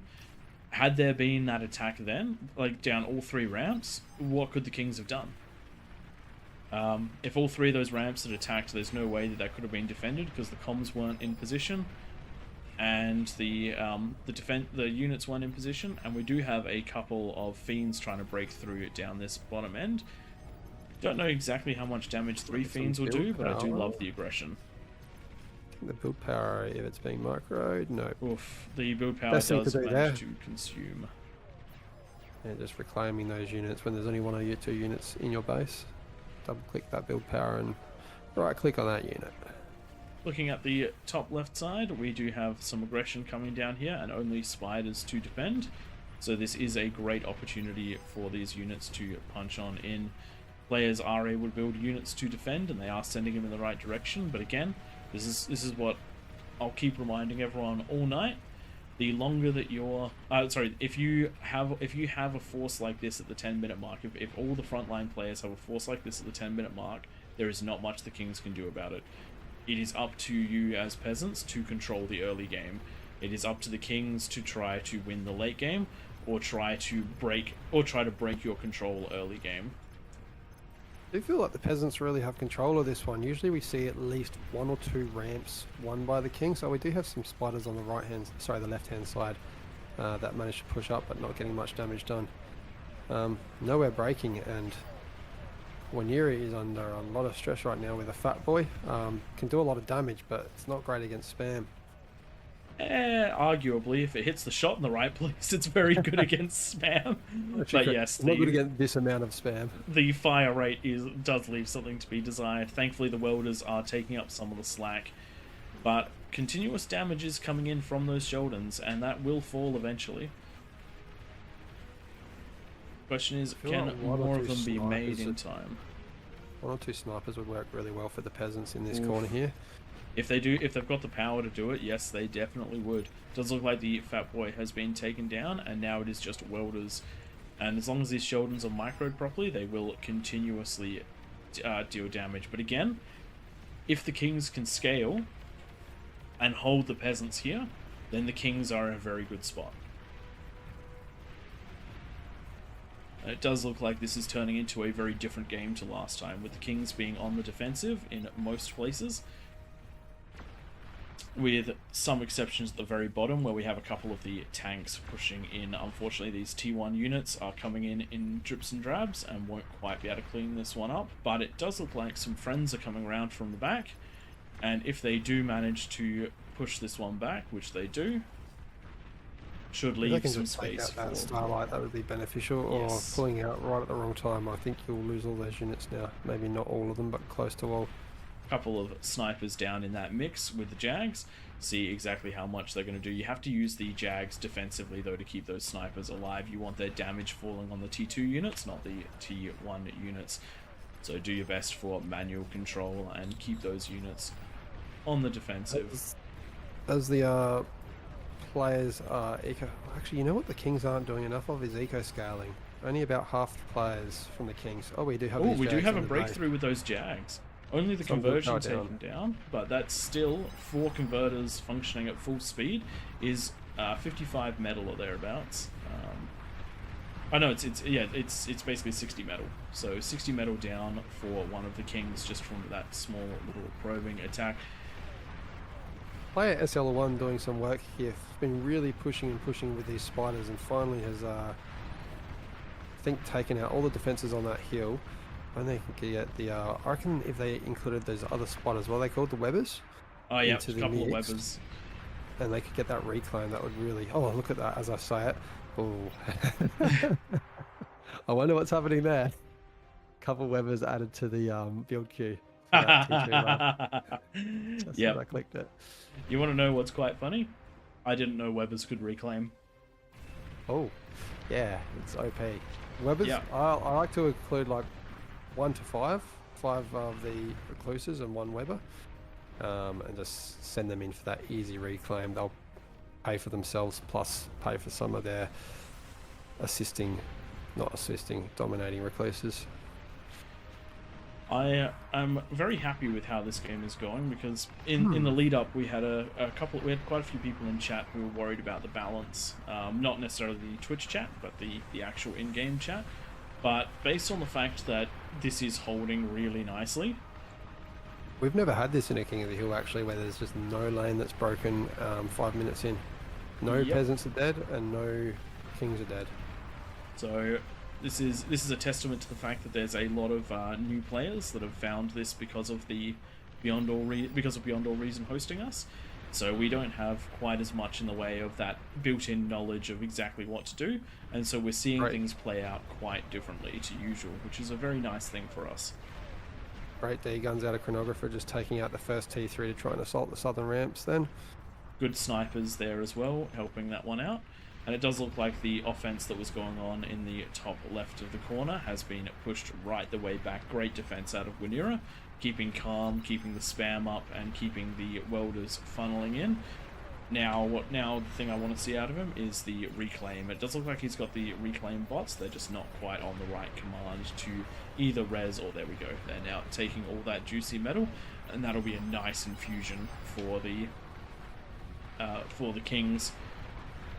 Large There number are a of lot of, arbiters on the marauders. top, shelling down on some marauders in the bottom left of the map. Good damage being done on those T3 units ahead of them going up on the attack. Great defense right there. And it does look like a Tremor is also on an attack command, which is I going to forgot about the Tremor. Yes, Last the week we Tremor. just saw absolute monster amount of Tremors. That's when the hole was a hill. Yep. Those marauders have finally been pulled. They might get through if they keep pushing. No, we're not even going to try. We do have a couple sumos there that do quite well against them. Sumo. Wow, I think the biggest problem with this map is we might get to the point of mass lagging. Having said that, we've just seen the recluse break through from player SL1. Nicely Here we done. go. Might be our first Here we eco go. down. This is where the game starts to change. As soon as a lane falls, it allows for the players still alive to either scale like crazy or attack other players. And once you get a second king or 2 extra peasants, 3 extra peasants attacking in a lane, that changes everything. So as soon as one area breaks, it's just it turns into a different game. One of the maps that we do play this on, it's called Claymore. Each of there's 5 kings and each of them is completely separated, and they all have 2. Oh, did you see that EMP down on the Tiger tanks? Very, very good hit. Very smart use of the EMP. Hang And on, these where did recluse you get are that from? really punching through. Yeah, that's acceptable. It's not into a base. It didn't hit any buildings, so I'm going to go with it is okay. But be careful not to hit buildings. I like what's happened here. Those marauders that weren't getting use on the other side have come up and helped on this side now, taking out that first base. Got to take the wins where you get them, because remember, if all the defenses are concentrated up the front and you break one zone, you can suddenly charge everything around those defenses, and so much metal is no longer then being used. But Good A and the people around him jumping into the offense, knowing that all the units have been pushed up to the ramp that has broken, and now trying to punch in at themselves. We do have units going in, and it does look like, I think those are Tank Tom's units coming in to defend those one. Tank Tom really on the defensive in this one, defending the entire bottom part of the lane. Yeah, he's got three ramps under his control. Usually it would be 2. 3 ramps under his control, but also look at where the rest of his units are. They're pulling defense for, I think that's Porridge. Oh wow, yeah, he's the whole Yeah. the whole southern side, really getting some good push through. But what you can see around the map is the eco for the peasants is probably in a better position than what it should be compared to the kings that aren't all scaling equally. And, when it balances still well out, ahead. we're seeing the kings at around about 1.3 and the peasants at around about 1.5 when reclaim isn't a factor. This is metal, by the way, and in the thousands. And it does look like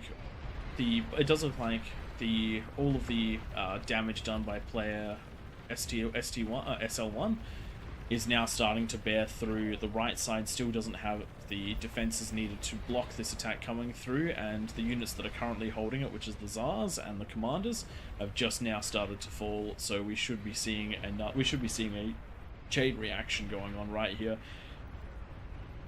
Well, it's a nasty vanguard, so I wouldn't be surprised if this bottom left corner does fall. We do have Up the top, we've had the mass welders breaking through.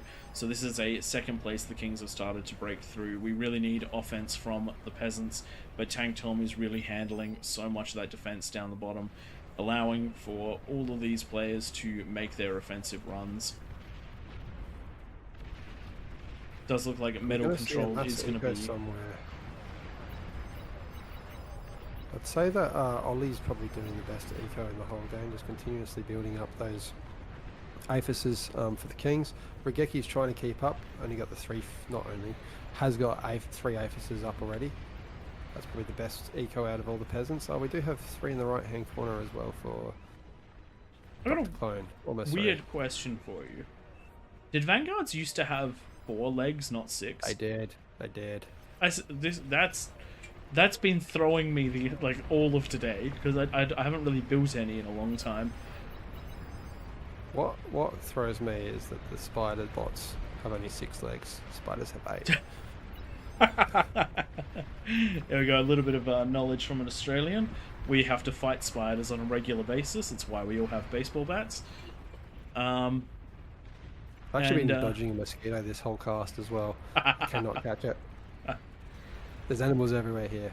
Come to Australia.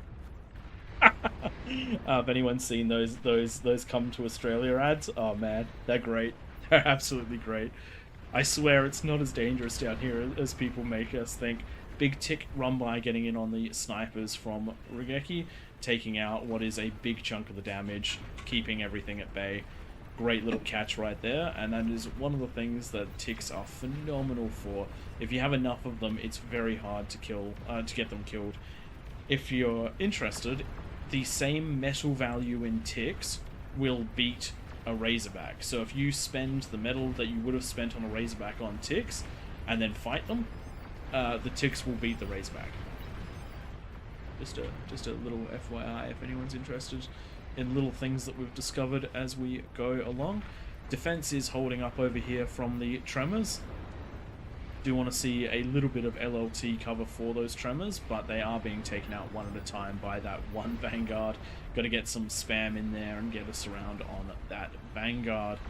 We do have peasants pushing in quite a lot of areas now. We've got some Starlights that are starting to push in towards Tank Tom. His unit defenses are starting to fall because they've just been getting shelled so much from the top of the hills. Tom's only got a... Oh, he does have one T1 lab, but it is now in the range of a number of vanguards that are taking out units before they're even built. On the right side, some sprinters and some sharpshooters have managed to push their way in. They don't have any vision, unfortunately, though, so their big range advantage isn't going to be that huge. Does look like we had another big push coming out of Ollie up to the top section, but it was successfully defended, and the push in from the top left side into the Kings is down to just 2 Fiends now, and those will be taken out shortly. There's a couple of snipers here which will clean. You know what I can't see yet, but I would love to see? I don't want to say in case we got a few people with their ears open in the game, but I mean that happens. Counter intrusions, I don't see them anywhere for the Kings, and one of the sneaky units you can use those stealth tanks to go and oh dear, SL1 has got some bulls that have broken down into his base. That one open ramp into his base, and those fusions, oh, nearly down. Those arbiters, I think they'll get him with this volley, maybe. And just to give everyone an idea of how like volatile King of the Hill is, if you break one lane, Kings lose. Yes, as we are about to see right here, two Kings are about to go down. Units are getting into the main eco, and because of the space the Kings have, once you're in that main eco, you're in big trouble. The Kings are in big trouble, because if this APHIS blows up, it's going to destroy all of the conversion that Winera has built up, and probably the conversion We're going of to see Ollie as the well. APHIS pop down now for the purple player. There it goes. So that's the eco down for one of the Kings. So 2 of the Kings not completely out, but mostly, because the one that isn't completely out has lost almost all of their metal generation. And this is going to be a big problem. And this is the King that managed to push up into the peasants. So So, he does have 2 APHISes left. but no conversion. And if we look at the Oh yeah, he does. He's all T1 conversion. Oh, there is T1 conversion. Not bad. No, there's not. Good old tick boy. Oh man. Excuse me, casting with the cold. The timing, that was nice. That was fantastic. I love that. That was one of the best things about being a caster is the unexpected stuff like that. Quick note just over here. We've got a couple of Karganaths out here defending. Karganaths are really good at defending.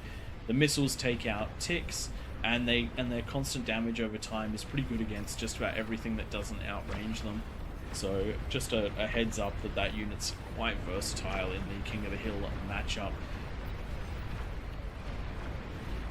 Does look like, though, with the attack that did manage to penetrate into the Kings, that was all she wrote. There was enough to push in, but it wasn't enough to follow up. The attacks managing to keep everyone on the back foot. Big group of ticks and pawns going in, but something exploded there and did a huge amount of damage, taking out a nice big chunk of them. But defense-wise, there's only a little bit here. So this We're going to stop this. How many Razorbacks? We've got 3 Razorbacks there. One of them's pretty Sheldons. injured. I don't think there's enough here. And we're not seeing any pings out of But we this are getting right an EMP Shout- down. Shout out to Winera as well, one of our coordinators that helps host some of our EU lobbies. Here we go. The pawns have pushed on in. They've got a Razorback to fight, but if they just ignore that and take out chunks of the eco, sacrificing units for eco is always a good trade. Just got to try and aim for the converters, things that chain react. But here we go, big push in. That one Razorback that was cleaning up those units was out of position, and the spam is incoming. That spam needs to be separated, so we got it going down both sides. I mean, it does look like it's going to punch in hard enough. It takes out the spam Winera. Yeah, I think And- we'll see. Oh no, miss rally. It's not it's not going deep enough in. Tom's just gone down. Oof. We had a Razorback get through on the other side while we're distracted, and there goes that eco for Winera. This is all chaos for the Kings. Big problems right here. Great job from the peasants putting pressure in all places, and that is what you have to do. The Kings can only deal with threats from so many places.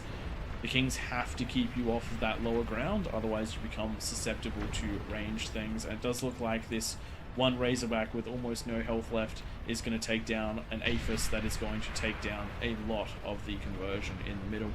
That effectively means that all of the kings on the bottom of the map are knocked out, and the kings on the top of the map are not far from it. Yeah, this isn't a battle anymore. It's a bit of a tragic love story between the whole and its ever-changing suitors.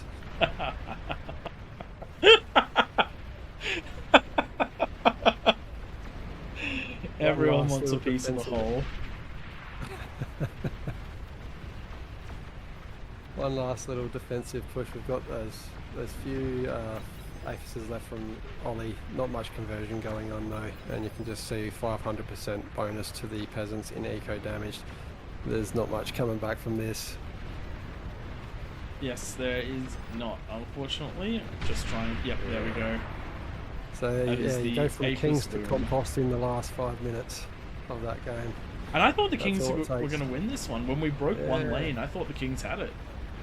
Yeah, it was only one king really expanded on their eco heavily, and whilst not losing their lane, and that was done by Ollie, so well done Ollie. Everyone else expanding, but you could see that the peasants were holding that 30-40% advantage in economy the whole game. Usually you see it get closer and closer the more that the kings have time to jump on that 45% advantage that they got. All of What a the good one. corners managed to scale very, very well. Let's have a quick look at the statistics. So the peasants managed to outdamage the kings by about 1.3 million damage. And looking at the metal produced, they also push well past by about 1 million. But let's look at the graphs, because that's part of the thing that is very important. Looking at the Just early the damage ones- dealt graph, all of the kings Sorry, just were... going to point out one stat that really stands Yep. out for the metal excess. There was almost none for the peasants, whereas the kings overflowed 41,000 metal. Yeah. So That would be a lot of units. And also, it depends on when it happened in the game. Let's have a quick look at the graph and look at the metal excess. It's all at the end of the game, so it doesn't really matter. Okay, I take If that was at the beginning of the game, big problem there. Looking at the damage dealt, you can actually see a very, very king-dominated damage for the first half of the game, with a lot of the peasants coming on up as they started getting down into that crater. For the metal produced, what we like to see, and what has happened here, is all the kings were above the pack, but combined, the area under the graph of all of the peasants players would have equaled more after about the 15-minute mark. Definitely well played by the peasants, not as aggressive as I would normally go from both sides, but well done to everyone. Tank Tom, you were in the middle there. You were in the position that finally got overwhelmed. We saw you holding essentially half of the map for a nice chunk of time. How do you reckon that one went? That was rough. It was particularly difficult with the static defense up on the hill shooting into the crater. Yeah. There wasn't really much I could do to stop that at all. So a lot of the static defense that was shooting into the crater was actually units. Okay. Yep. So there was one player that late in the game they put a couple of the rattlesnakes there, but that was well and truly after you'd been pushed back. Yeah. Yeah, trying to hold that half. And I knew I wasn't pushing up any ramps that game after the 11, 12 minute mark. Because there was just so many. The couple that I looked at were defended, and I went, I need to be covering gaps as well. But there was only so much that I could get to. Yeah. Comment from XMF in the game chat. Would be interesting to play this as an inverted map. We actually do that most weeks, but we are finding that when we're inverting it, ever since we realized how strong artillery is from the artillery unit side of thing anyway, the Kings just have won most of those games. Mm-hmm. Well, since we just had a reasonably one-sided game for the... Oh, no, it wasn't really one-sided. It was one-sided. Oh, Rigeki's jumped into the middle. I was about to say that we might try and balance it out with ourselves, but with Rigeki in the middle, I don't think that's quite as necessary. Would love to see at least one more strong player jump on down into the Kings, maybe two. and see exactly what the Kings can do to get some revenge. Nightmare, just with the 10 versus 36, we're happy to do it, but it limits the amount of metal available unless they're people teaming up. It is easy to coordinate the 8 because there's 8 lanes essentially in the middle, divided by those hills. Otherwise, we find everyone just gets muddled with what mixes are theirs. Not opposed to doing it. It's just we've just found that it increasing the number of kings doesn't necessarily win or doesn't really change the game, other than making the earlier part harder for the kings and the scaling later. And sort of a point of diminishing returns. One more mid OS king. So looking for someone in the 20s. If anyone's listening, we've got about 10 of you there. There we go. Whack it. Oh, 32. That'll do. That will do. I'll let you do the bonus because every time I try otherwise you'll kick them to spec by. So for anyone who hasn't tuned into us before, kick them. Yep. Change their team. Basically anything other than what he was planning on doing. Yeah. He's I'm had like a baby. giraffe. It's not I'm his a tall fault. guy. It takes a long time for the signals to reach my hands from my brain. If I'm on APM, it's never that high either. Yeah. Yes, he's had a baby, so he's not all there in the head anymore. Yeah, I had a baby, not my wife. Yeah, that's what we said. That's what we said. All right, looks like we are ready for a big one.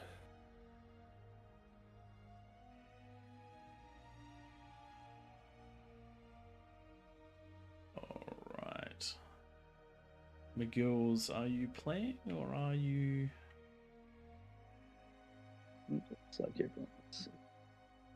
It does look like. I think I just saw you in the list just there. So, if you're listening, McGills, this is King of the Hill. So, and since we've got more people tuned in now than before, just a quick run through of what we do. We chuck a couple of players in the middle with a bonus, and then we put everyone else around the outside. You've got 10 minutes to eco up and get ready, and after 10 minutes the crater opens up and you can start pushing past your ramps.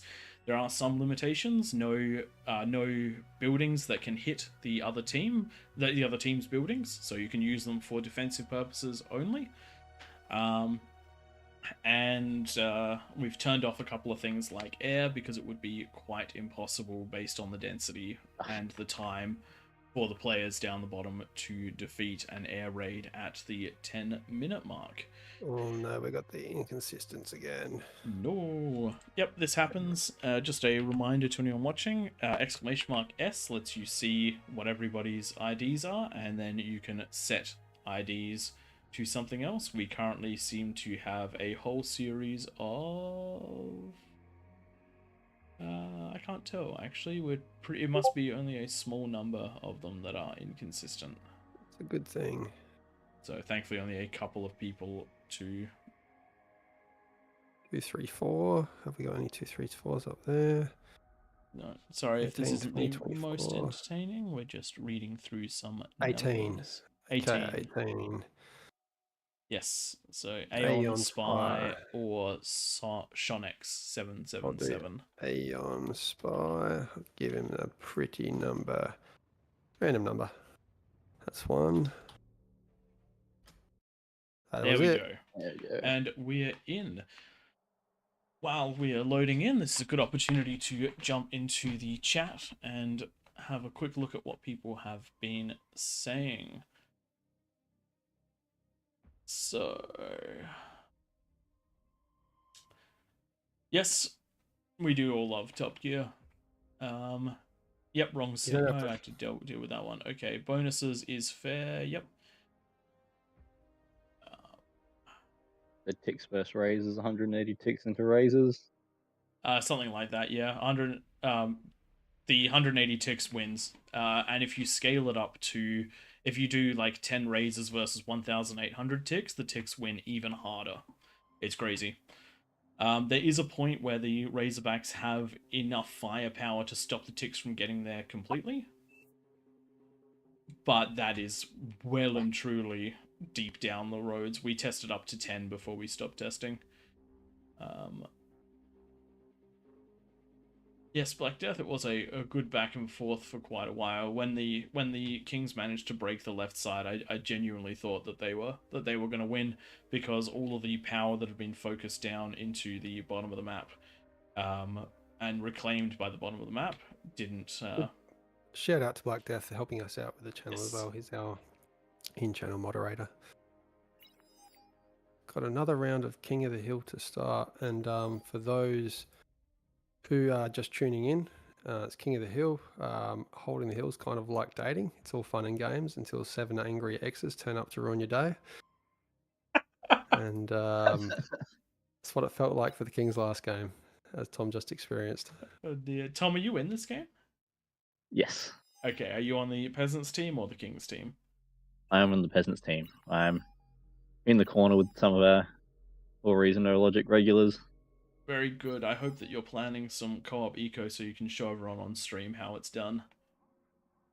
I'm sure we'll get some of that done. Yep, I'm seeing down the bottom we have Tank Tom, Wanira, B-Bomb, and Rakusha all funneled into one spot. If we don't see a good fight from those guys, I will be quite surprised. Yeah, we did have a game where I was in Rakusha's spot, and yourself, a couple others just fed me metal, so that by the time the 10 minutes elapsed, I think we had an Aphis, 2 fusions, and T3 coming out. Nearly. Yeah, it's pretty good. Which is basically the same as what the Kings have. So as long as you can have some defenses to stop their first push, you're basically fighting on even terms at that point. And you Just can be greedy in those corners as well, though.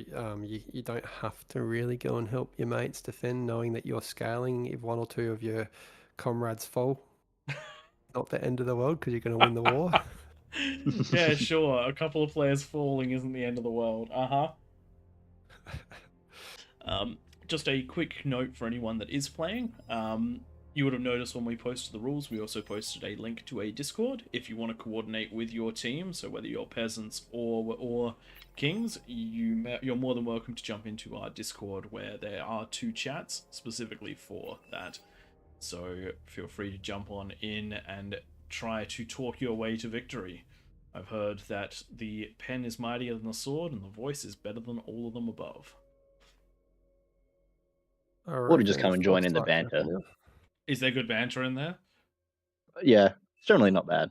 It's pretty good. It's pretty good. I'm sort of disappointed I'm missing out on it. All right, let's clear out all those lines. Let's kick Tom out so that he can't hear what we're talking about with the Kings. I'm gonna go and hide in my corner with the others. I'll see you guys later. This one started. Thanks for jumping in for the interim, Tom. Just had a quick look up at stream, and yes, we are in fact running on the correct overlay, so I didn't forget it this time. Ha ha ha.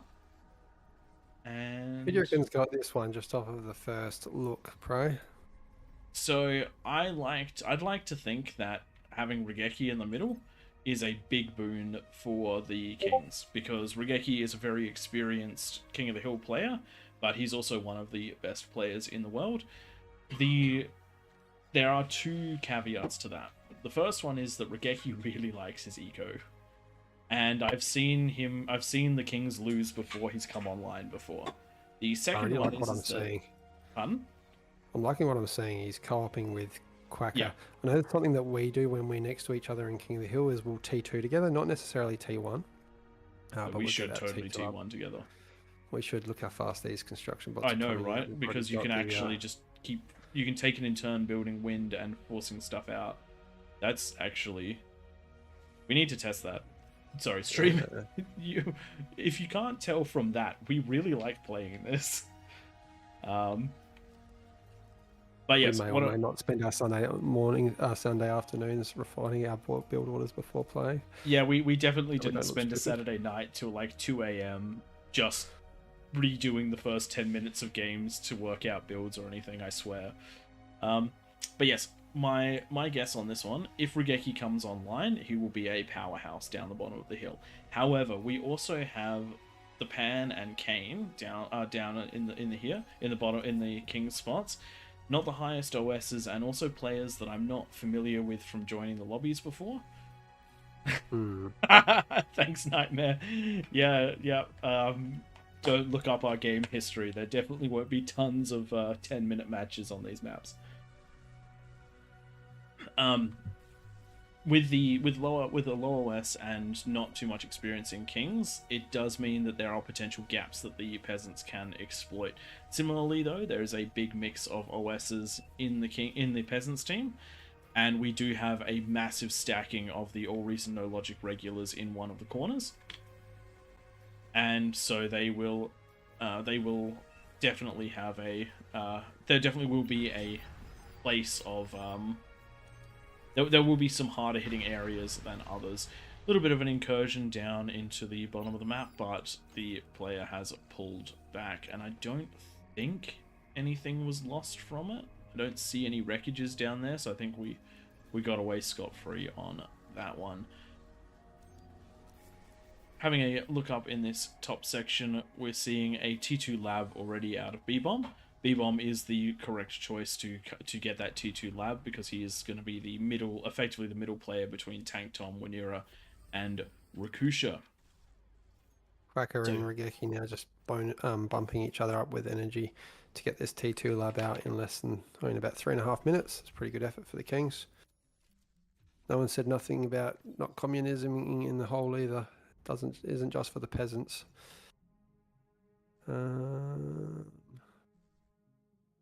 Detonations happening everywhere. Definitely a good way to get the medal, but if it does get to the late game and you've reclaimed your entire commander, it does hurt a little bit when you don't have that D-gun available to take out the odd Razorback. Yes, also over the course of the game, the commander does generate a lot of resources. The King's commanders are generating 2 metal and 25 energy a second, plus the 45%, and that adds up really quickly. So the question is whether or not it's worth consuming them into something that can generate more, and that comes down to skill as to whether or not you can achieve it quickly enough. We do have quite a lot of co-op going on down the bottom. We've got Treeloss that has bought their T2 mechs.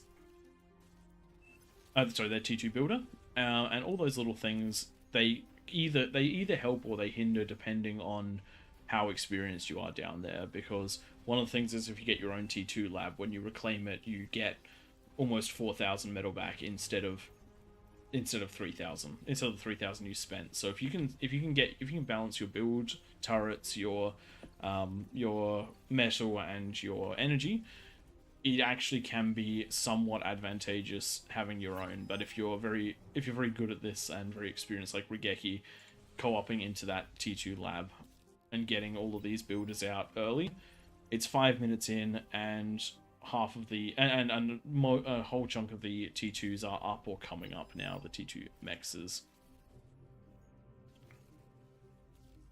Does look like there is a lot of call for the T2 coming out of B-Bomb. Looking at the other corners, it does look like we've got some co-op as well coming out of these players. Mose is sending T2s out to his players in the corner, and it does look like the top right's doing the same as well, and the top left also, wow, top left is very strong on that co-op eco at the moment. So very, very good job by everyone at playing this through and trying to eke out those little bits of advantage. Something which is nice is that over the course of the nights that these are played, the competition gets fiercer both out of the peasants and the kings, because the players that aren't used to this become used to it. The players who are used to it just get better and better. Twig, you've been awfully quiet for a moment. I'm going to leave things over to you for a few seconds and give my voice a quick rest so I'm ready by the 10-minute mark. I'm being a bit of a sook tonight. I'm casting with a cold, so... Oh, boo-hoo. Anyone in chat, have you got a bag of concrete that you can send Twig? I'll get some at work tomorrow at 5:30 AM, which is only 7 hours away. This is going to hurt, this one. Okay, first fusion coming up for Regeki. Yeah, really interesting to see the fusions coming up slower for the kings than they are for the peasants. So the peasants, we've got a fusion top left. Oh, actually, I'm wrong. I'm wrong again. They're all coming up at about the All same coming time. up at about the same time. But the difference is that what the fusion gives you is going to be greater for the kings. And again, one of the things, I mentioned this in the last game, this crater is big. And I know that doesn't sound crazy, but it's big. And getting all of your T2 mexes around the outside takes more of an investment than a game like Throne, where you can get those mexes done much, much quicker because you can actually afford to have multiple little build areas that contain your mexes, whereas out here, there's almost nowhere you can put a turret that will hit more than 2 T2 mexes. Yeah. So what I like to do is get, like, if you're looking at Aeon's lane, I like to build 3 T2 constructors, and I'll send one down that way, and I'll send one down that way, and then I'll keep one in the base to work on the other eco. And then I'll put a bunch of either Twitches or Butlers behind them to help build those towers so that they're up. And then by the time they get to these last ones, I like to throw down a couple T2 towers as well as some T1 towers just to defend that initial push. And one of the best things you can also do is get out a T1 vehicle lab and put some mines down. That's something that a lot of people always forget about. It stops that early spam that happens, at least down 1 or 2 ramps. And it's not too expensive to build some of those light mines. And sometimes they work like a bit of a mind game as well. Just hearing the mines detected. People Are you saying you like to play mind games with mines? That's it. Maybe you should find a mime to play your mind games with your mimes. You step ahead. So yes, if you are listening and you are interested in tips, if you're playing against me specifically, mines will save you every time. I don't have a build that can push through mines at 10 minutes. I can push through any other defense, but I can't push through mines. So that's just a knowledge bomb to drop on you guys there. All right, we've got a bit of a standstill from Regeki. Let's look elsewhere. T2 Lab's coming up everywhere now for the peasants, and they're up in most places, and we've got 40 seconds left. What I'm not seeing enough of right now from the peasants is T1 spam. You want to have already started building that at about the 8.5 minute mark. Only one player, Uzi on the right hand side, getting a ton of ticks out. The right thing coming out of Trilos as well, a bunch of welders. That's going to be enough to punch through most of these exits. Bit of a lottery ticket at the start of the game. Just picking that right ramp to push down. You can see some of these ramps, just a couple twin guards, laser towers, some of them more heavily defended. All right, And we've got 10 minutes. 10 minutes, so let's go.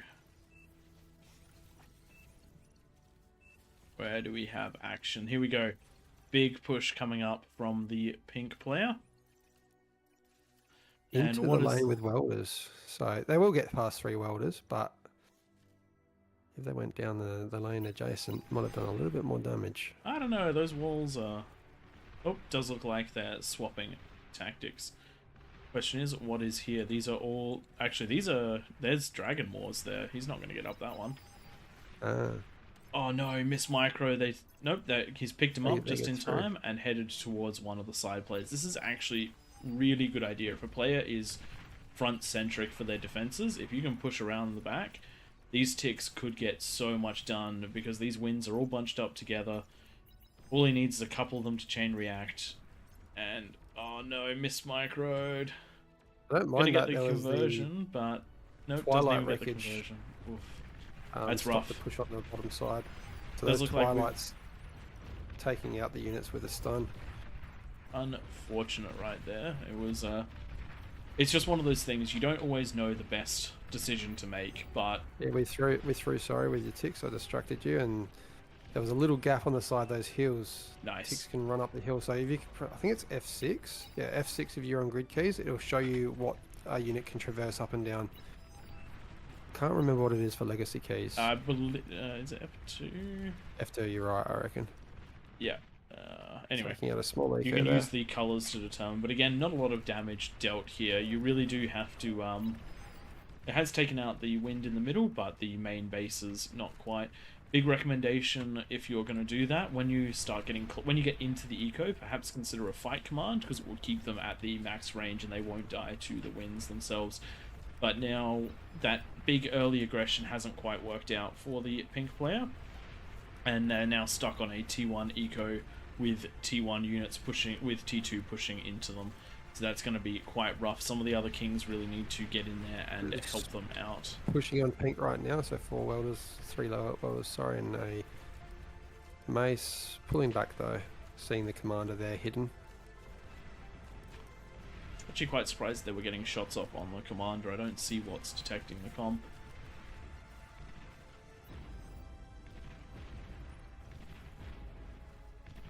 If only there are a few extra units from this corner here pushing down with them. As soon as you breach, like, that's when to start building units and go and help your teammates push through.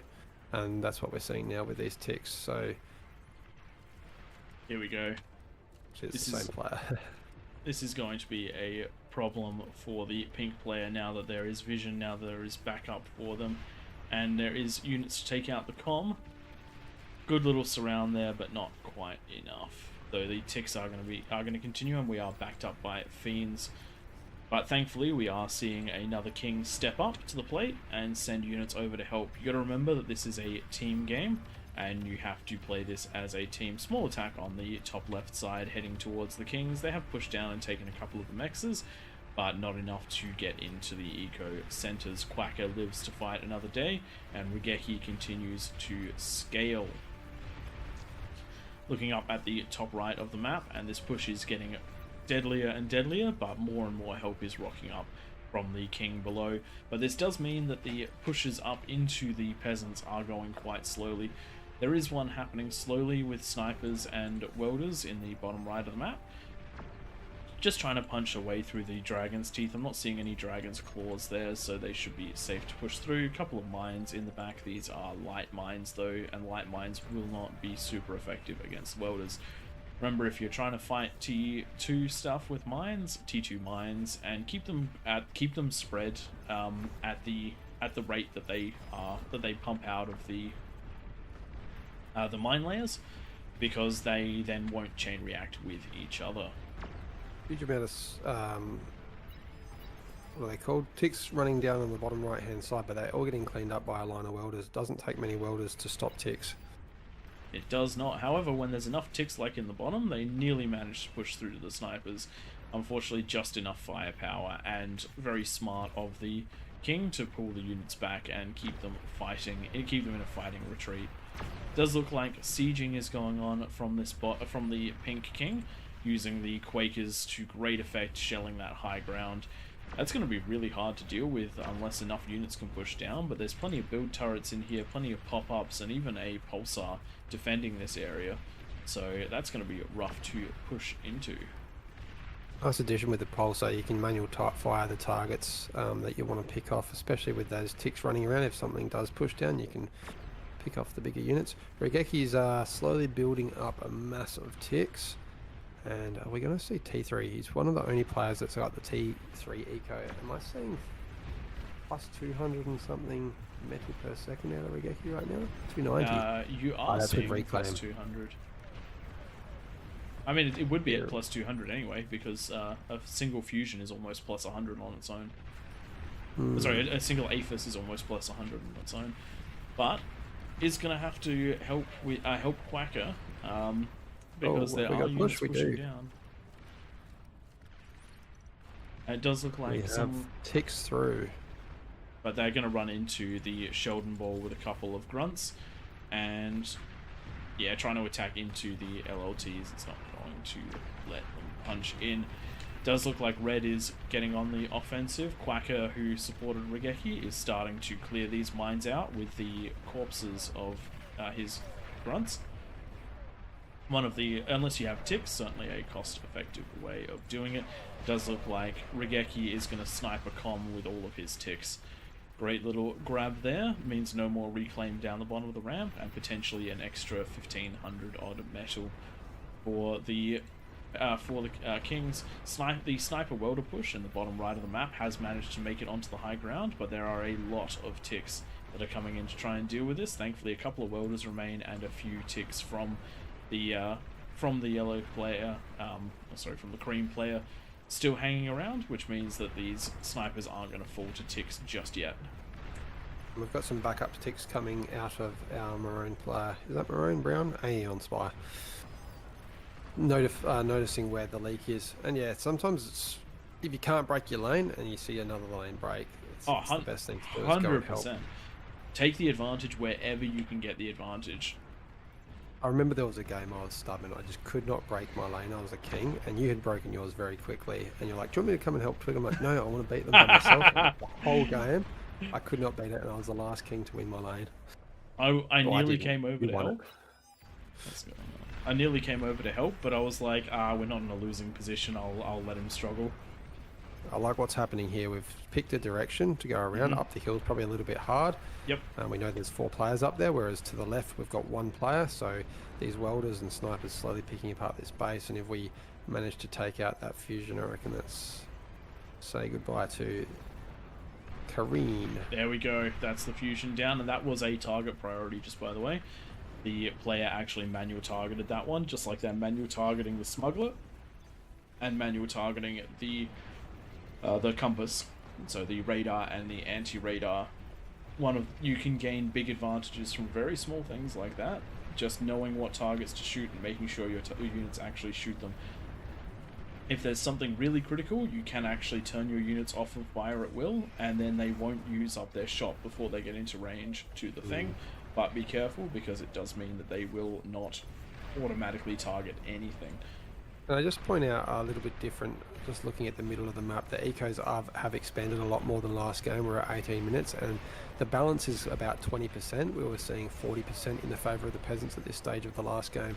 So, better example of the kings taking advantage of that bonus. And that's because we have, a couple of players that are managing to get managing to match the defenders on the ramp unit for unit, if not a little bit better, then putting all the rest of the eco into more eco. And that's something you have to find that balance. As a king, you need to out-unit the people that you're playing, but only by just enough to win those engagements and stack your units, and then everything else needs to go into your eco. Because if it's not, then you're going to end up in a position where there are so many peasants out there that they can keep matching the king's eco. Two things to look at the moment. I'm seeing big detonation for Gwump. All of the converters going through, and another set of them done just by a couple of ticks. And one of those ticks is moving, or nearly manages to make it up the hill, but not quite. So that's going to be a big blow for the bottom right. Let's look at the top left, where Regeki is going to try and deal with instincts. Solid push down, managing to take out a lot of Quaker's armies. Once again, going with the massive ticks to go around this, spreading them all out before attacking, so that he's attacking on all angles at once. If there are any ex-StarCraft players over here, you'll understand exactly how important a concave is. If you ever did some Roach vs Roach or some Stalker v Stalker, you could tell who was winning entirely based on how the formations formed. And that was an absolute crushing. And it looks like there's barely anything to defend up above. And as long as those ticks aren't sacrificed before the pawns or the grunts make it up, they should be able to completely overwhelm those defenses. Other thing I wanted to point out before is tactic I haven't seen that much. A bunch of these negotiators on the bottom of the screen, just going along and using ticks for vision, taking stuff out really slowly. It's just very slow fight, command, push, but getting there. Yep. And look, a slow push is a good push as long as you're trading efficiently and winning. You're in a really good spot. And now that the more that you take out, the more things swing into your lane, because you don't. If you can crowd one lane with bonus people, makes a big difference. I'm surprised we haven't seen T3 out of the king. You were saying? You were saying? What's this? A Razorback out of Regeki? I never would have expected. Frontline Razorback. I didn't even see that. He's blind. He's not speaking enough. He's got a cold. All the excuses. I'm not tired for once though. if you're ever feeling like hearing Twig's excuses, you can tune in to us anytime. He has a lot of them. Oof. Building those too close together, the winds chain react, and because they were built right next to the conversion chain reacted too.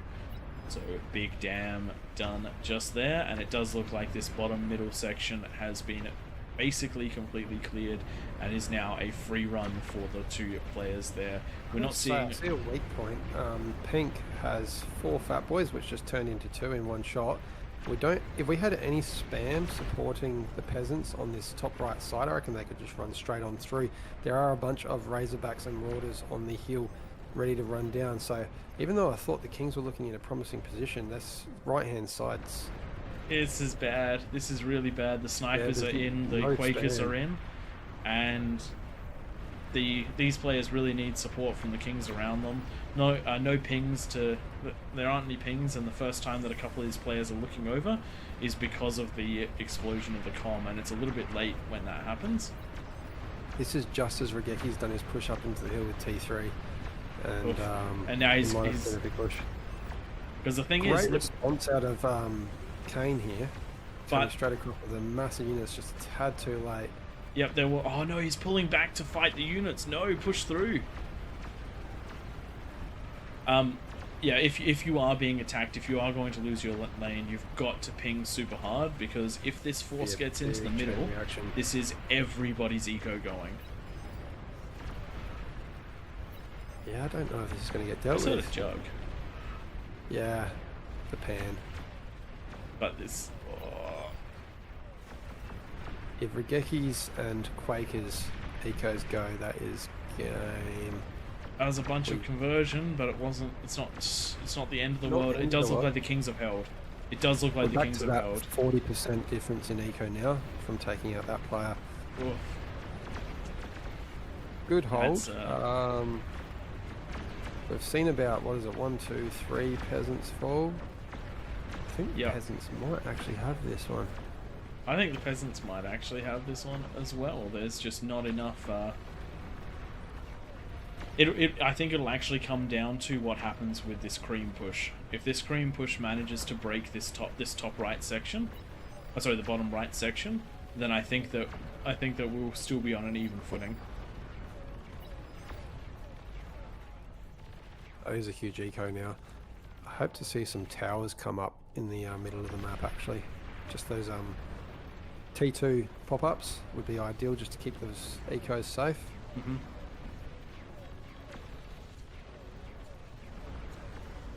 I reckon maybe one of these 2 ramps on the south right where Rageki's going now. There are mines in the way, but the spam will deal with that quite quickly.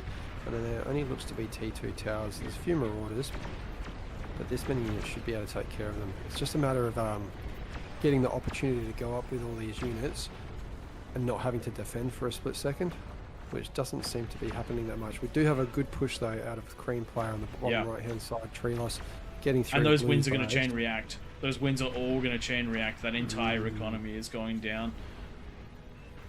We do have a Great short job there on the channel, just showing you the space of the winds. We do advocate smart building.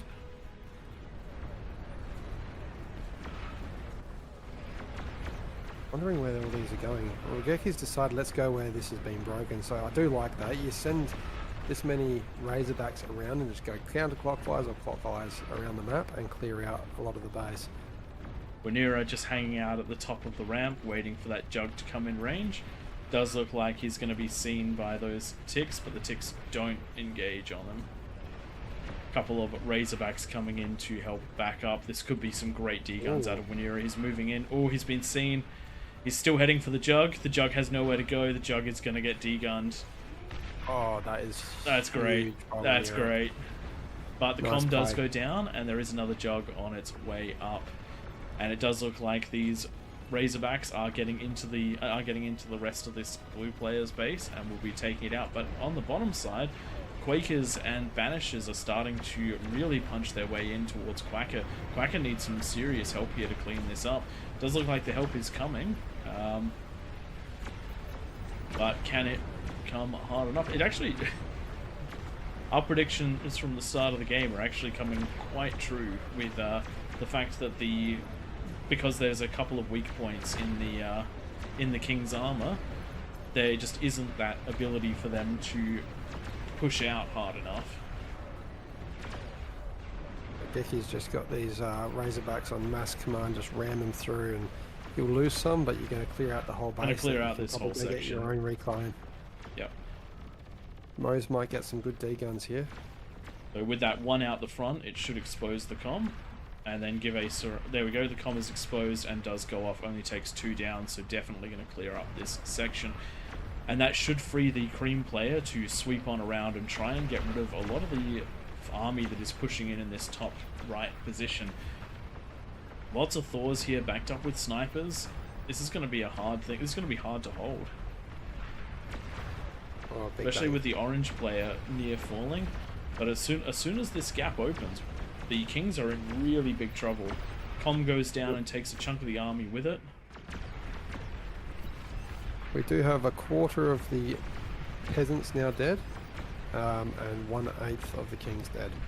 And we've got a massive Razorbacks pushing up into the top left corner, walking across mines and taking stupendous amounts of damage from this area.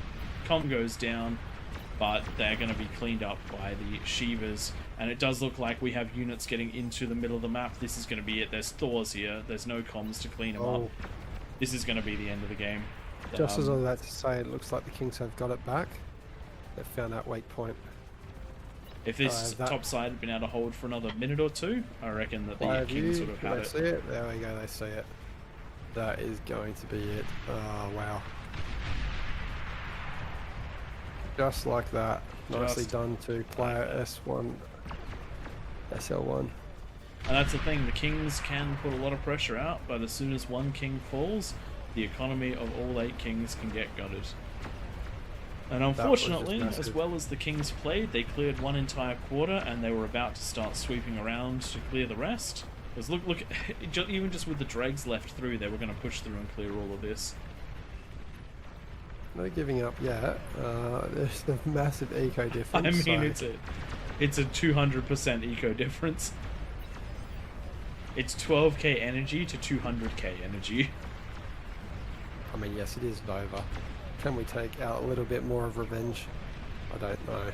Maybe 1 or 2 will go down. A bunch of demons pushing in the bottom left of the map. Do have the vanguards with no answer to them coming out of the cream player. 9 vanguards doing work. But they Still are these walking in Razorbacks range in of the the middle. defenses. But yeah, another couple of minutes.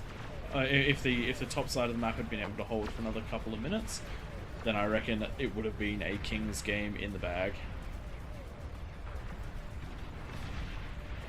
Because again, We do once have a resign. you secure this, once you secure a quarter of the map, you can use it to eco.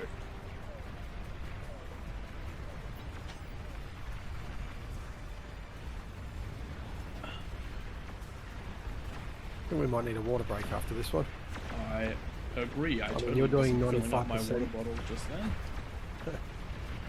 I'm so You've used to done all the casting. talking, I just can't keep up. I'm so used to casting. I've got a cask of water next to my workstation.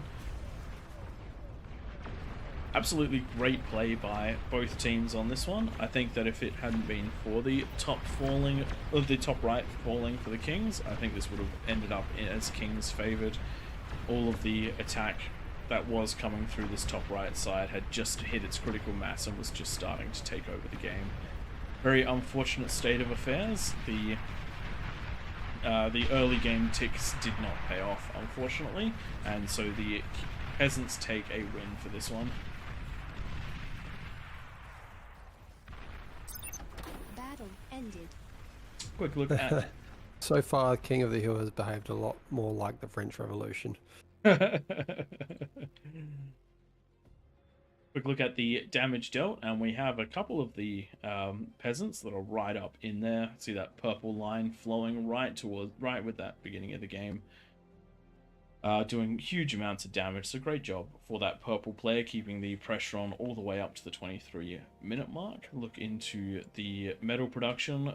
Look at that Regeki line go, absolute eco dominance, and that's why we see in the stats, we see even with actually the peasants did pretty well, 3.1 million to 2.3 metal, and 100 million to 160 million for the energy. But great work out of both teams, and hopefully we'll find a game where there isn't a hole at the bottom, and the Kings can manage to break their way out of that crater. All right, jumping back to the lobby. Filling up quickly. Let's see if we can get 8 new kings.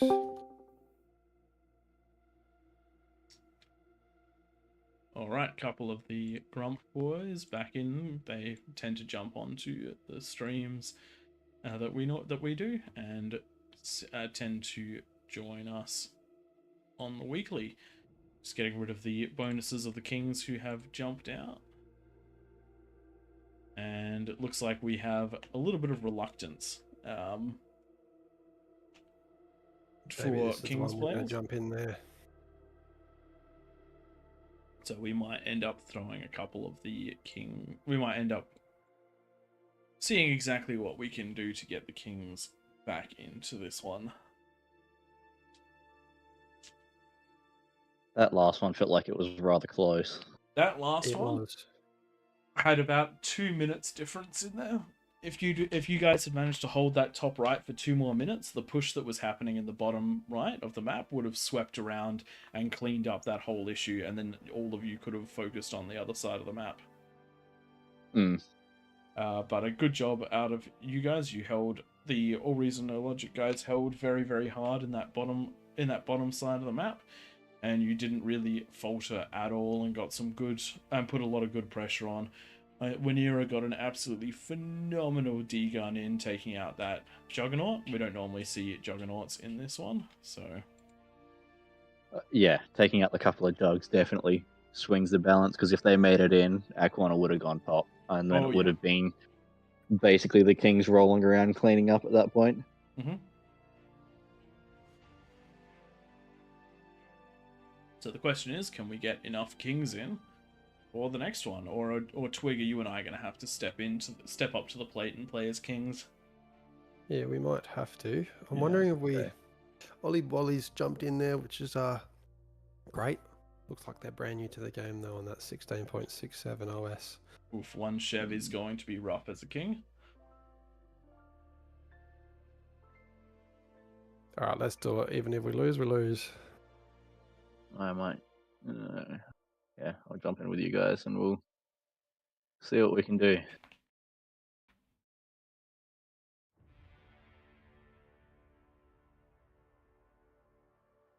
Just need one more. Let's go with a bit of experience.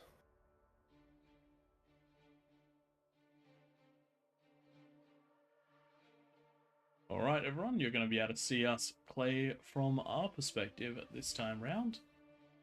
And if you are in the Peasants teams and listening in, we do appreciate you don't look too much at your screens. Oh, we're joined by Classic. Very nice, thanks for Beautiful. jumping in. I might drag us across to the other chat just so that we can... Yes. I don't think we've got anyone else that's actually in the Discord from here at the moment, though. No, I think they're Did you want to all... just do a quick post of the Discord link in the game for anyone that wants to Chat join? rules and stuff in there. They can chat to their teammates then. Yeah, we have had a bunch of people jump in. A few new faces that I don't recognize, so that's always nice to see. And if anyone is jumping in, feel free to give us a friend so that we can actually recognize who's in there and who's not. So Oi Boy did not want to be a king, so I helped him jump on out. Sergeant Rumpy. Change team. They've Beautiful. We've got enough cooks in here that I'm just not gonna bother touching a bunch of the things. Yep. Save 3 of us all doing it at once. Probably going to hear a lot less speaking out of us. Not that I'm speaking that much anyway. No. Twig, you need to Yes. ready up. There we go. Just checking a few other things. Yes, we'll do our best, but we are very inexperienced with playing and streaming at the same time, though I will do my best to talk you through what my plan is. And feel free to give me suggestions in chat if you want to. I will. I'm going to take a 30-second break. I'll be back.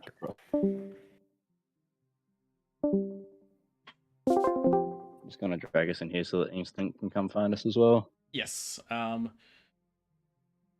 can you post the Discord link so that anyone who wants to that's playing can join the Discords as they want, as they require, or as they wish.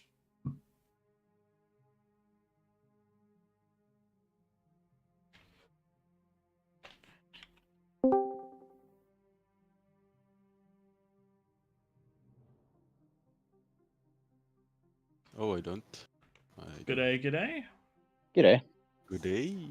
It's night for most of you guys, right? Yeah. Yeah, we're well and truly approaching quite late for us, but that's a-okay. It's the perfect mix then. Mm-hmm. Have you done much of the... have you joined us before for this, or is this your first one joining for King of the Hill? This is the first King of the Hill. It's the second game now, or the third game? Yep. Very nice. But So you've the seen first time. seen a bit of the how it all works. Yes. Well, Not as a Kings though. well, good luck. No idea how you play the King. Effectively you get 7 mexes, and you're in the middle, and you want to try and hit at least 1 fusion and a T2 lab with some units by the 10-minute mark. We almost all go with 5 builders, and we try to get somewhere between 20 and 50 wind, depending on if you're going for a wind-heavy strategy or not, if that helps you out at all. Yeah, it does. And with that plus 45% bonus, you can get away with quite a lot when it comes to your early builds. You never need quite as much as you think you do. General rule of thumb is you need more build power than you're expecting and more conversion, because I always end up overflying is one of my weaknesses in here. Yeah. And... Don't access the metal. Yeah. And another thing which I highly recommend, I was adamant about not adding them into my build order for the longest time, but because of how much things swing, getting a reasonably early energy storage, so like after 6 or 8 wind or something, getting a reasonably early energy storage can actually really help smooth the game out, and you can reclaim it for metal if you're short on metal anyway. So that's my little 2 cents. Other Thanks than for that, those. Twig is if you're struggling with what to do, I would look to Twig. He is a Copy him. he is the best of the AllReasonNoLogic team. Nice. Only Good to have him, just. mate. Okay. Does the resource bonus also apply to energy? Yes, so Yes. plus 45% metal, energy, and conversion. So things like instead of having 4 advanced converters for a fusion, you actually need 6, and you'll get about and instead of getting 60 metal, you'll get like 100. I see. Yeah, so the kings can scale pretty insanely. Well, are we gonna do like a tier 3 co-op or everybody on his own?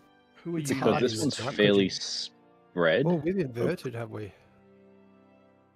We have inverted. We have oh dear.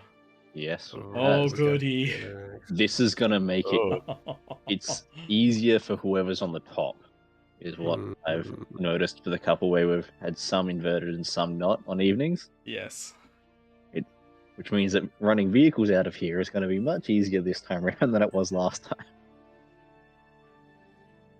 All right, we've got the 4-star underway. Let's Where are you, go. Prey? Down the bottom, we're opposite. Yep. Battle started. I figured that we should spread out a little bit. Covering all the bases. Gotta make sure what happened to me last time doesn't happen, and that was just arguably the best player in the world sending Battle pause. 60 incisors straight at me. What's going on? peasant in the mid. We have a peasant in the Oh mid. dear. I guess it's a free metal feed. No, it just means that they take a while to walk out. True. Removing contamination. AFK OP. Let him walk. Yeah, I'll leave it up he to can the walk devs out. that are there. I know they can remove units from the game. Destroyed. There you go. Where's Nice. the wreckage?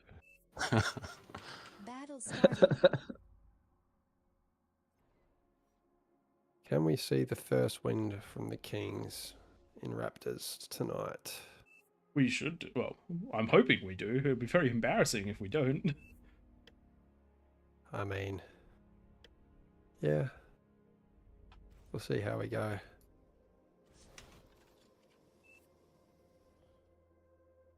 Remember to turn off that repeat so I don't end up with way too many builders. Apologies if the stream is a little bit bouncy. I'm doing my best not to zoom in and zoom out, but I have such bad habits when it comes to doing that that it is just my constant method of doing things. And I really want to win.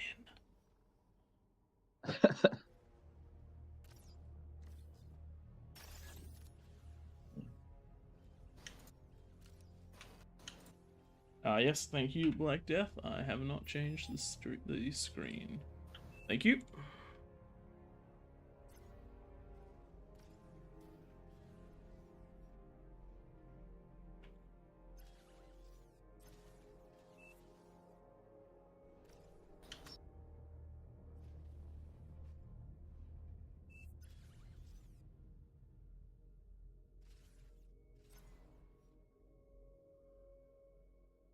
A little Really bit getting of this pause lag message. going on.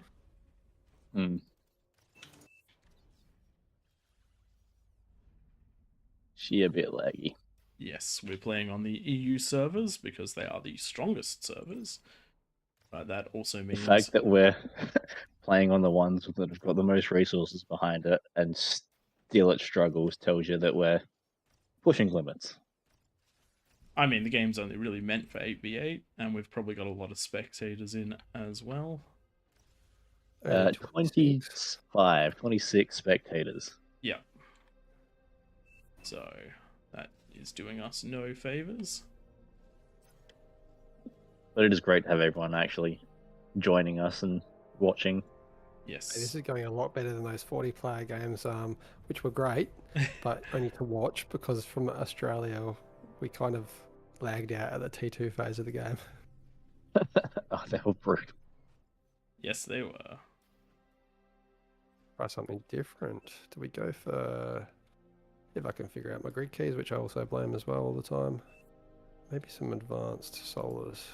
It's his favorite excuse these days. Oh, it's because I'm going grid keys, guys. I don't know what I'm doing anymore. Destroyed. It's tricky to switch between the two. We need to do the Uh-huh. storages. I always forget them as well. Slip and twig. Yes, he is. It's alright, we got this.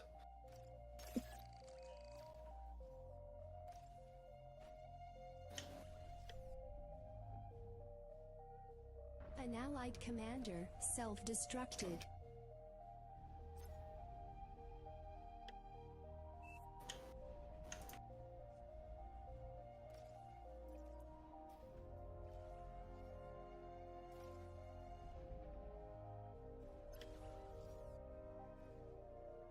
This might look slightly weird, but I'm doubling up on builders there and getting them to build different ones, so that the build turrets hopefully do a little bit better with them.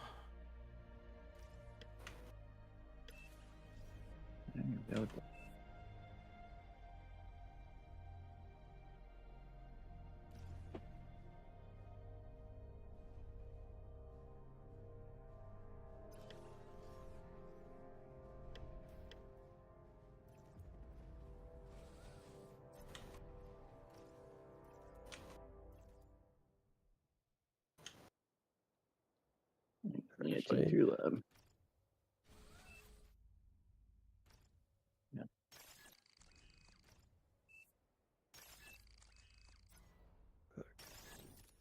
Um,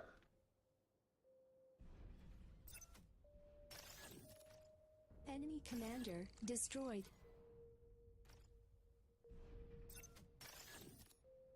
More build power. I don't want to keep my. I'm going to try and keep my. Enemy Commander. commander destroyed.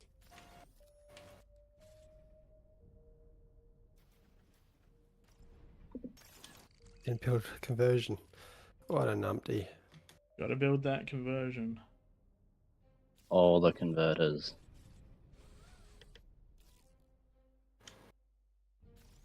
Enemy commander destroyed.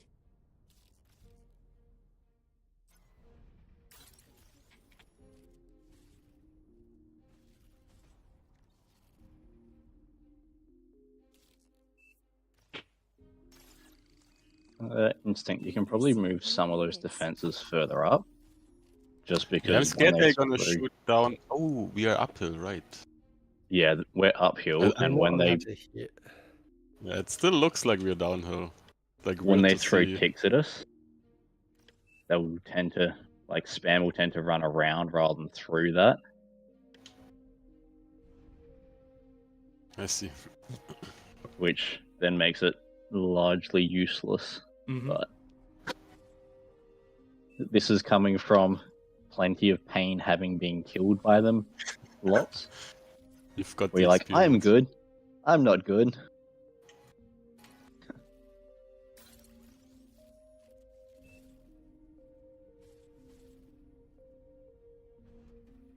I don't know what I'm doing this game, but my eco is not going great. Yes, I'm finding it very hard to play on This with map the definitely lag. plays different. And yeah, there is that too.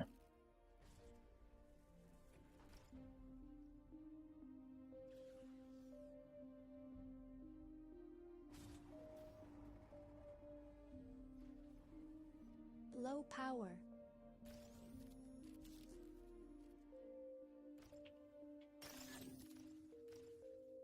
We need a metal storage to eat our T2 lab, don't we? Yes, yes, we do. You need at least 2 advanced metal extractors and a storage. Why the storage? Enemy Because commander we Otherwise get it overflow. 4,500 metals from Enemy reclaiming them commander destroyed. instead of what you would Enemy expect. commander destroyed. From reclaiming what? T2 Lab, instead of giving you the 2,900 metal it's worth, it'll Enemy give you commander about destroyed. 4,500. I see. That's the reclaim hack. Basically, You're not allowed yeah. to use- If you, Yeah. it's sort of, it's a version of it because you can build a lot of stuff and reclaim it if you so chose. This lag is getting me. Yeah, it's there. Means they're gonna tick spam. Not many units. necessarily, but I need energy.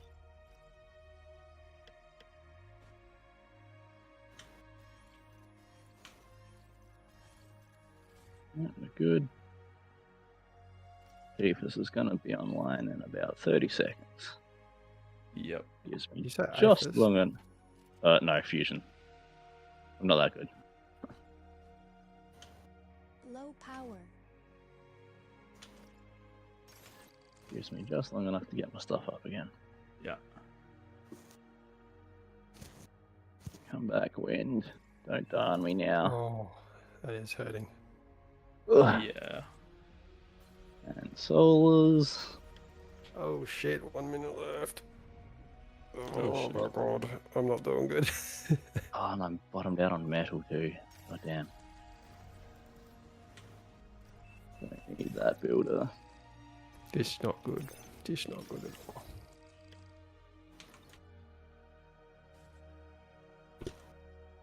So don't need that one I'm gonna either. have to just go into T1.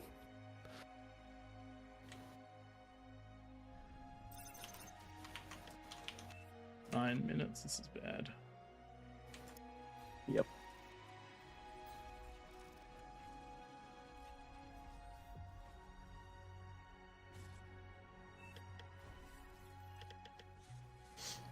Just gonna commit to the T1. Oh, I don't even have huge defenses up, do I? Urgh.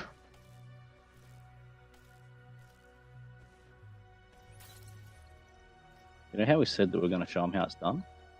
Yeah. I usually have 2 fusions up at the 10-minute mark of this. Mm-hmm. I don't know whether wind was lower than it normally is, or... We just suck. God.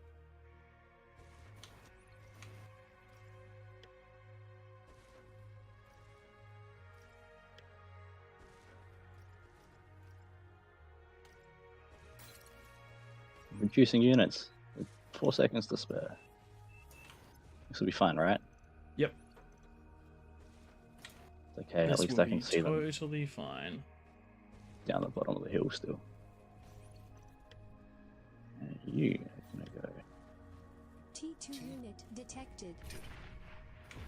far away that you're not pulling on other stuff. Ouch.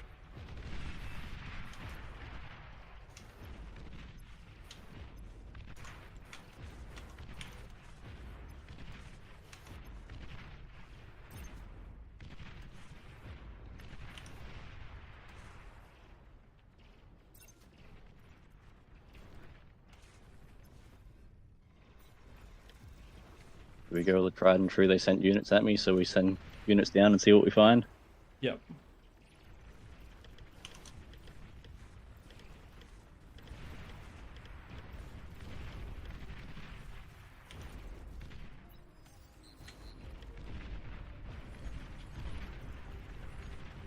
Oh,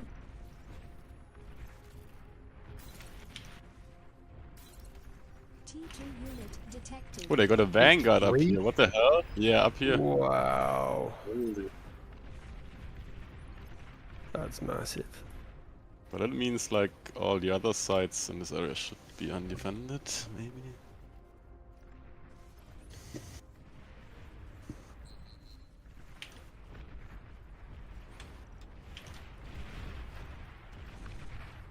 Enemy commander destroyed. that's what we like to hear. Yeah, I normally win my lane. The big dogs.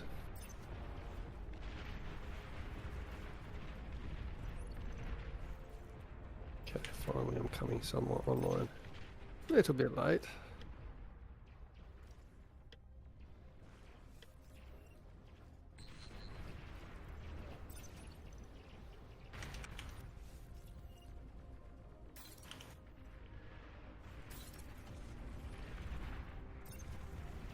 Looks like nice work, Instinct. Looks like we're largely in over here. Nice. Very nice. very Popping a nice. fusion is well worth the effort. Enemy commander destroyed. Enemy commander destroyed.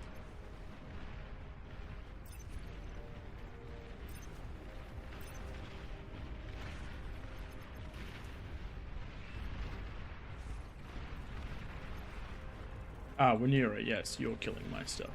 Cool. We kill that vanguard.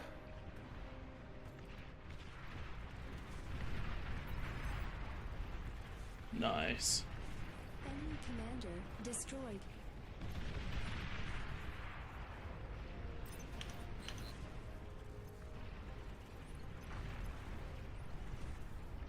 Enemy commander If these destroyed. get in, we lose. If which get in? Yep. The I am. vanguards. Vanguards, yeah. They must Send be stuff coming over in. there. Nice feed. Alright, I got a This bunch right coming side my is way. falling.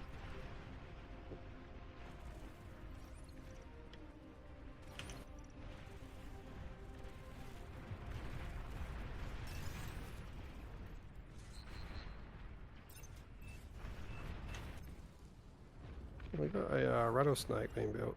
Not allowed to be built there.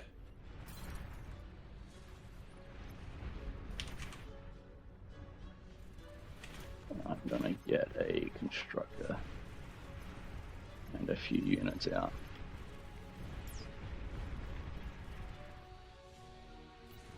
Enemy commander destroyed. The lag is real.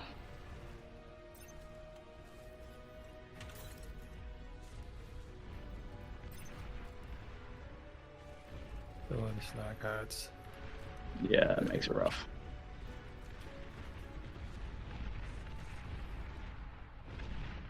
Enemy commander destroyed.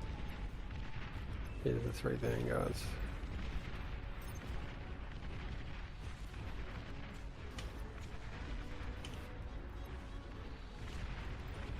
That ramp is open. Instinct. Yep, on it.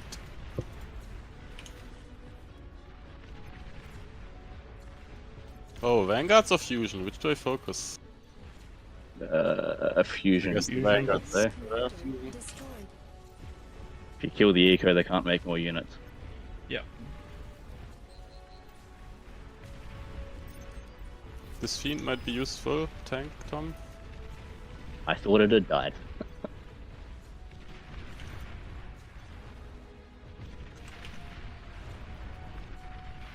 Nice.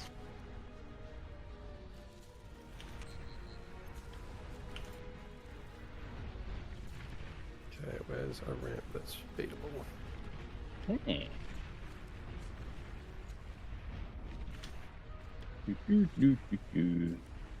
Ooh, dancing with lag is fun. Destroyed.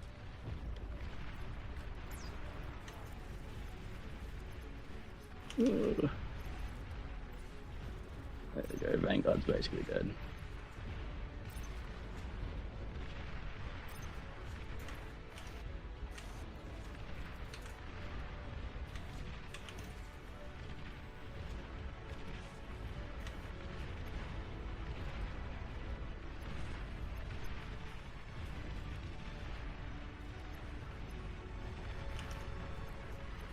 No, we just have to prevent them from reclaiming this, I guess. Pretty much. At this point, I would say if we can get down and actually be Enemy commander destroyed. occupying those spaces, I'm gonna see if I can get over into the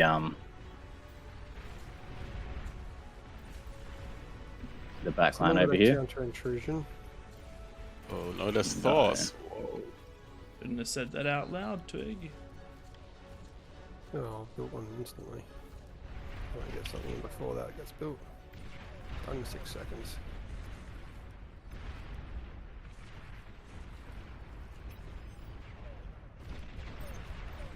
Oh, yep. Uh, Oh, Razorback's in. yeah. Where? Hide your coming, Stink. Oh no, I missed them. Alright, you pissed. Enough ticks will kill anything.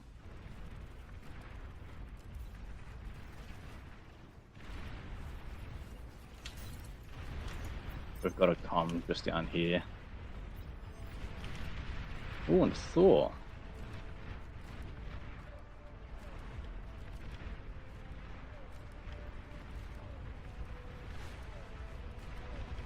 Okay, it's on to the T3, I reckon. That's a lot of spam coming down.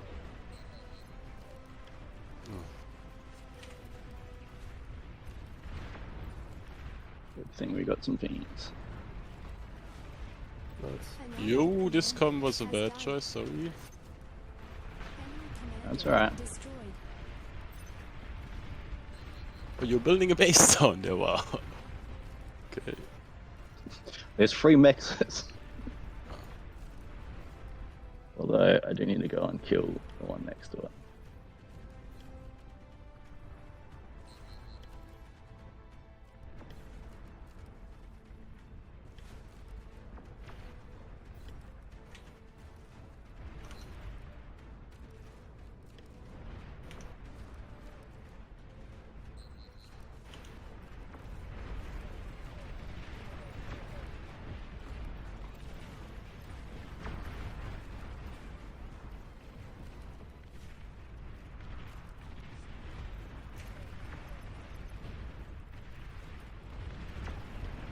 Where's everyone going? Yeah. They're about to push up my ramp, but that's fine. We are prepared.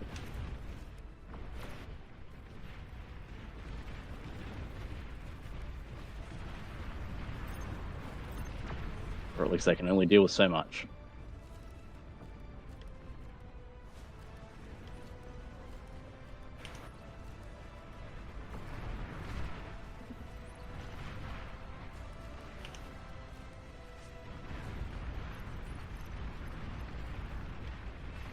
You know what? They did a good job. Yeah, they did.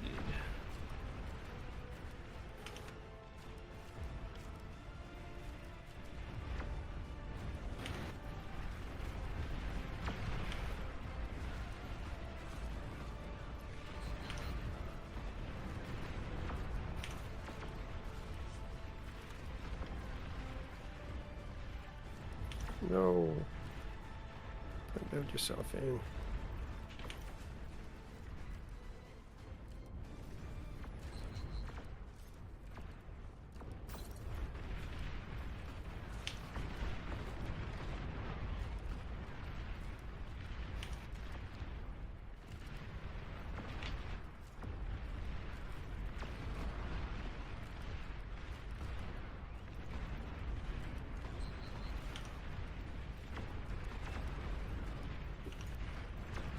Oh, you should be building aphises and things.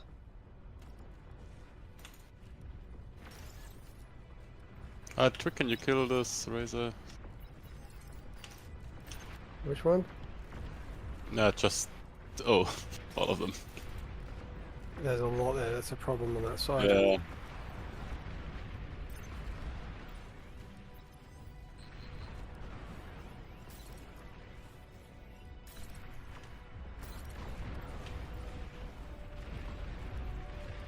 Enemy commander destroyed. Nice.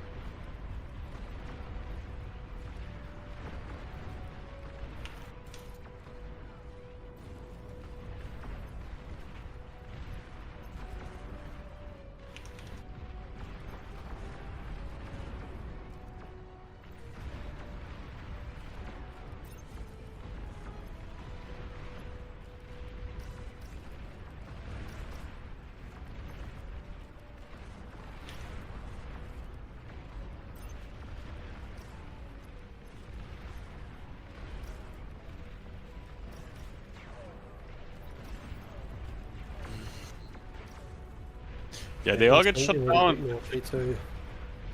Actually, even if you get some towers up just in front of your base.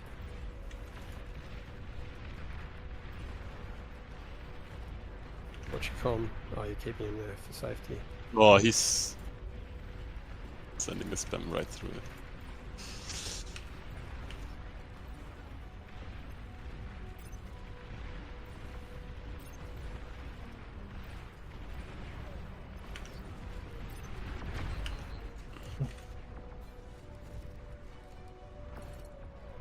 Do you want me to do a big sweep through that top side? Yeah. Oh no, wait, you're not near me. Never mind. Yeah, if I you can. can. They've got all this T1 over here. Has died. Oh shit. I'm getting pushed in two directions now. This top, definitely. I've taken all my Razorbacks over to the left to deal with theirs, but I'm getting pushed now here. Yeah. I need spiders. I'll hit through here. Enemy commander destroyed. Where are you, Tom? You are orange. Yeah. Yeah. I mean, you get spiders and walk down that edge there.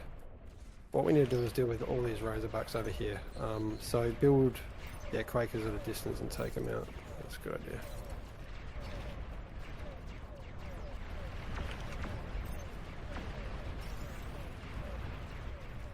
Push on in and see what we can do. Yeah, we're going to possibly lose here now. Yeah, nothing I can do. Banishers. Banishers, yeah, they're so expensive and they die too fast, but I'll try. Enemy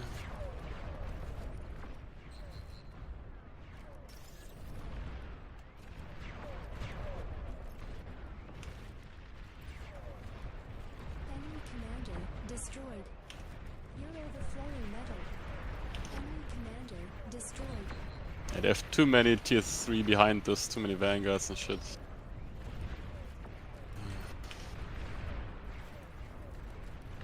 Enemy commander destroyed. Yeah, I think we're going to Getting leak rocked here really if slow. we don't. Yeah, this is bad. I'm in the corner. Just if you build some T2 Nice. turrets, that'll probably take most of them out. We can't let that res block out.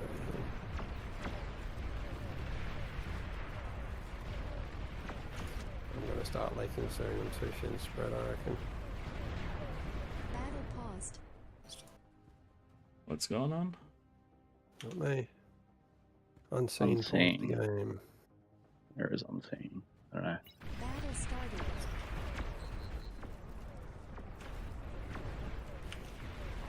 Okie dokie.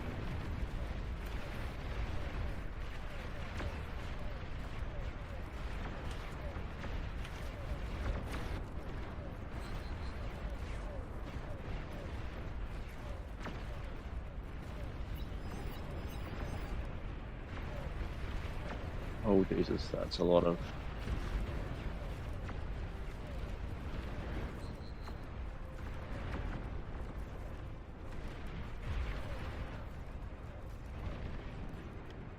Enemy commander destroyed. Enemy commander destroyed. Nice work. Received new units. Rather than working south, I think we really need to work north and put pressure away from us losing that lane.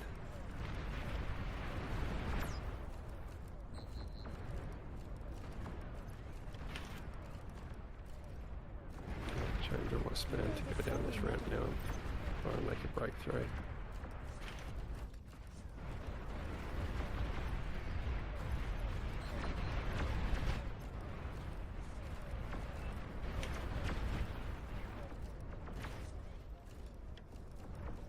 Here come those razors.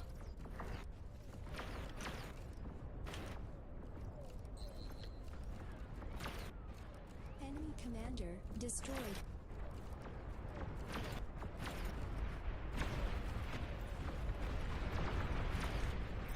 Can you cover while I push? Enemy commander destroyed. Yeah.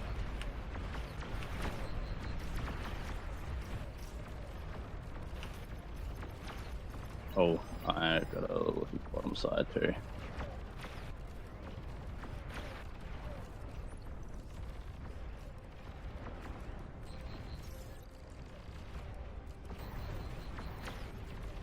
Your commander is heavily damaged. An allied commander has died. Enemy Sorry, commander Prey. destroyed. No, you're fine. The transition went really badly. All that stuff got passed on to me right as all the build power died.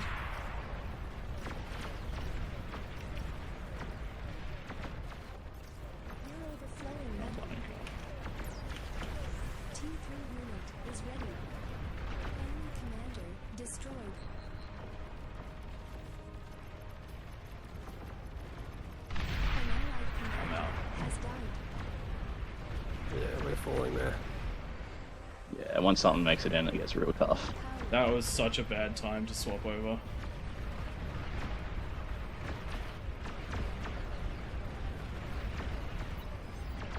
If we don't stop this here, that's everything down. Yeah, I'm trying to get to it, but it's.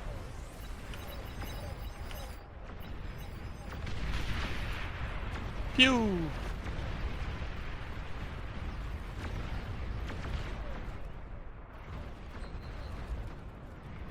At least it's not the build power.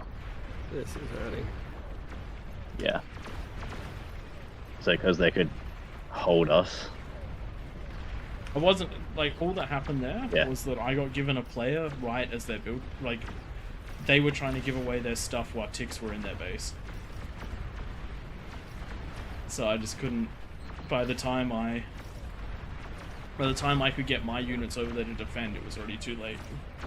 Yeah.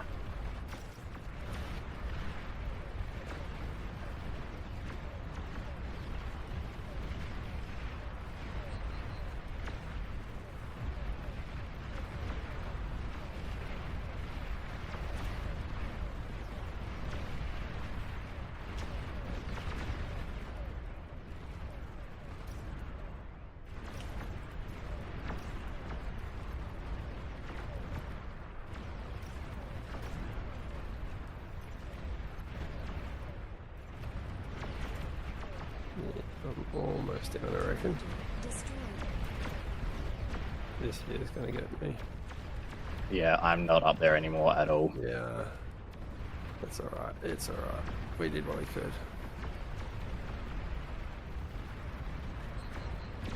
Ooh, that's a lot of marauders on their way in.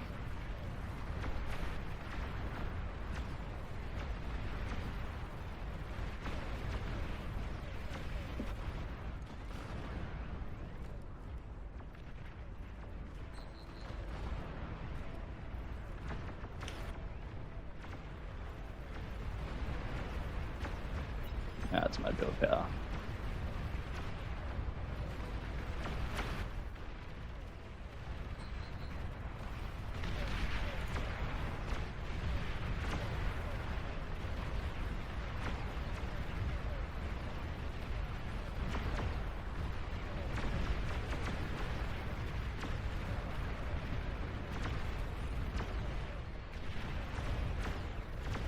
I gotta be in the back of Rumpy here in a sec.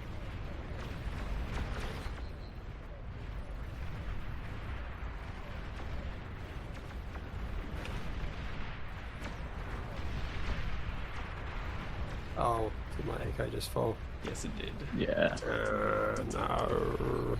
I was chasing, but there's only so much.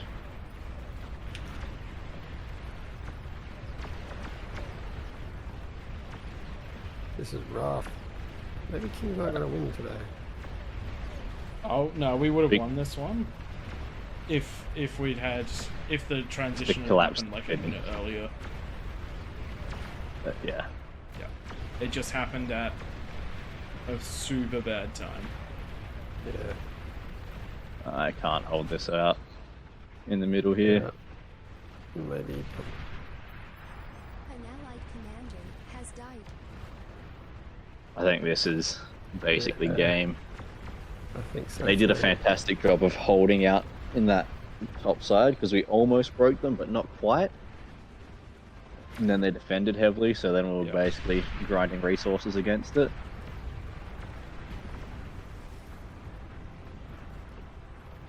Yeah, it's very over. Yeah. Out the bases opened up. Commander destroyed. Felt like another close one though. Yes, it did. I mean, well, look at what's happening in the map. We've just taken out two of the sides, like two of the corners essentially. Not One and a over half yet, each. is it? There's dead.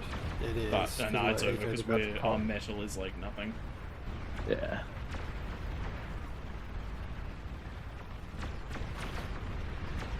And because all these can now basically get to bases, Yeah. if we could hold them off, there might be a chance, but holding off your base and the front is... I haven't seen it done yet, not to say that it can't be. Especially not with what's about to happen at Twigs, Aphis.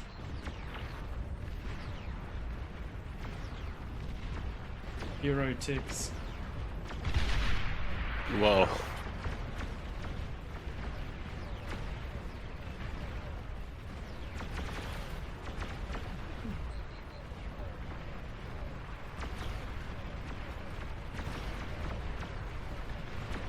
Maybe we can defend this back half.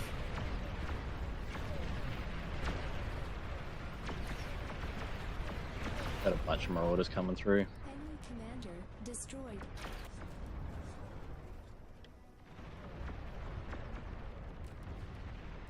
Enemy commander destroyed.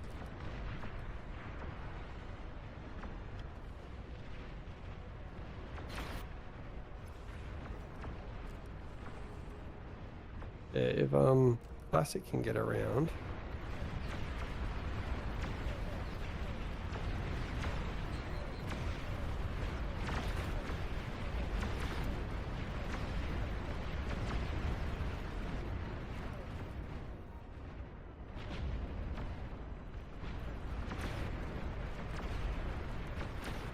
Oh wow, there's a Yeah, huge found T3 again. army over here. Enemy commander destroyed.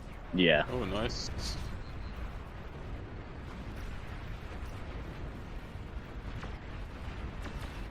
Yeah, much of it I can take up the laggy internet connection.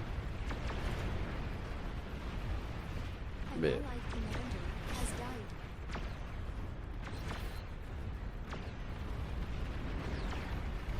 Yeah, they come for me now.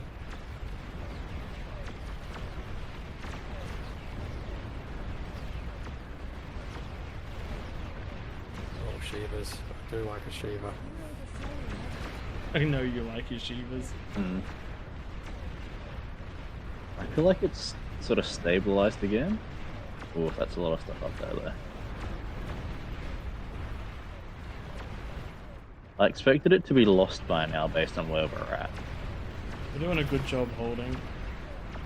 Hmm.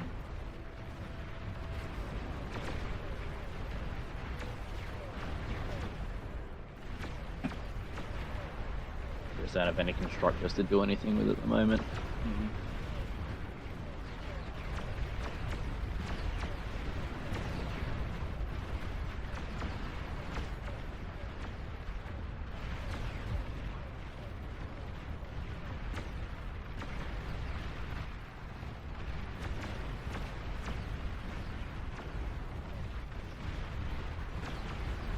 Lots of vanguards here as well.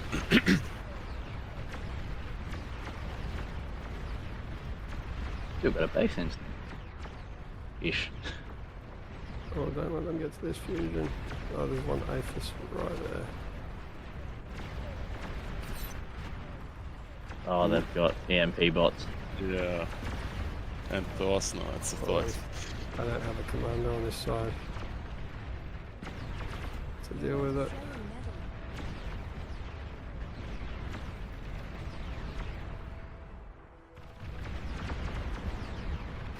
This is one of the closest Kings games I think I've ever seen. Mm-hmm.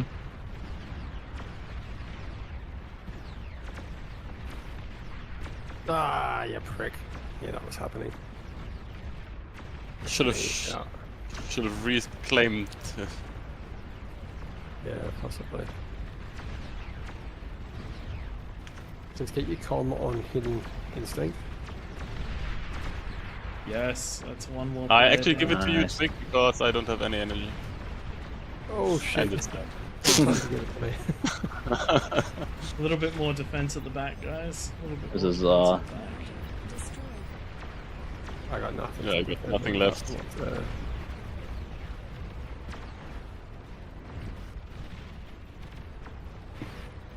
Nice. Thanks, Tiny. Destroyed. Yeah, but I think we can hold out. I think actually Classic won this. think Because we Classic's- haven't died yet. Yeah. I'm white lake on my side now. You know the flowing metal. That has to die. That can get his eco, which is shooting right now.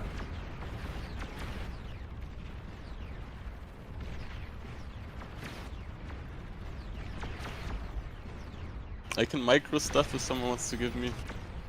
Oh my god. Oh my god. No. Oh, that shield. That clutch shield. I can't use the snipers because I have no E. Ah, pass them back. I just clicked something. Here, you can have these if you want. Instinct, isn't it? Enemy commander Yeah, I need to build my eco back up. Yeah, that's nice. But I need to build just a bunch of res bots to go res shit.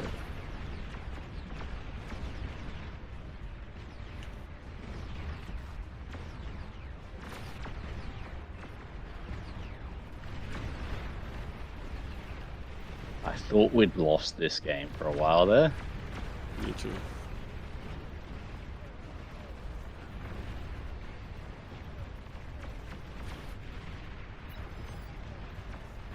Pressure's I coming mean- from that bottom side now.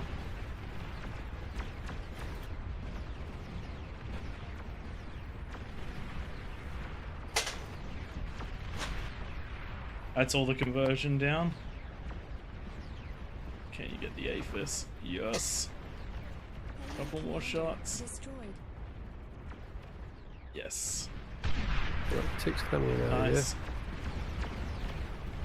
Thank you, Classic. That is the top right dead. Almost. There's still a player there. We hit the however many APHIS it was. Yeah, but there's still the furthest right player in that corner. But yes, that's mostly dead.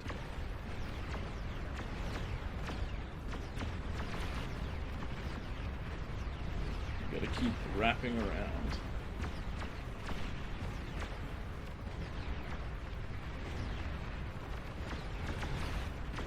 Just gonna play defensively and let these guys win it. Make sure we don't leak anywhere. Definitely the smart choice. Moment. Putting in a snipers around. Putting in a razorbacks around.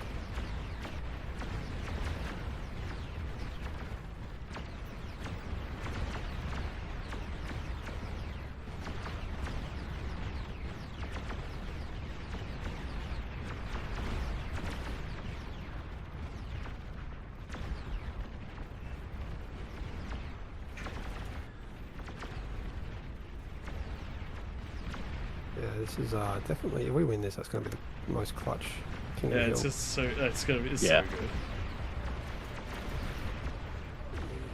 All I'm doing is just trying to res the shit out of this T3 army that got left in our base. Can you give me a couple of just anything?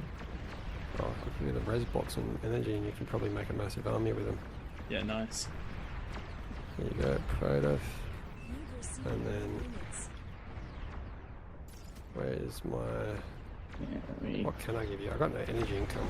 I just gotta wait for one of them to be built. So I'll give them back for the time being then.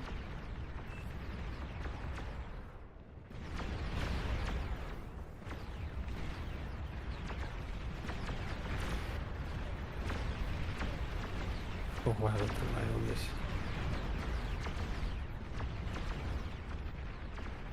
What I can give you is Vanguards don't take any. You Yeah, nice. You've received new units. can get some juice out of them.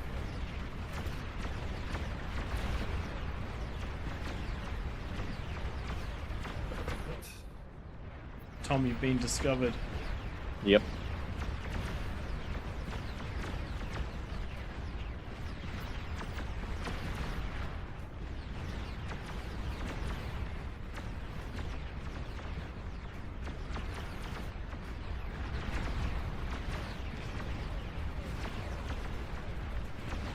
Hello, conversion. Get it. Get the conversion. Six getting through.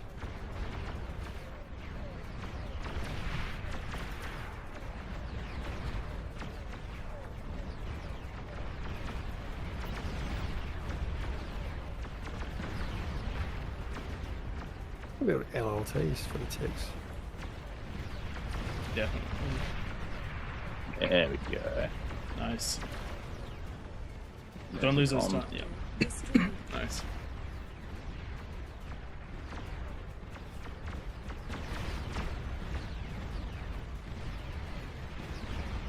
Here you go, Brady. You want some builders?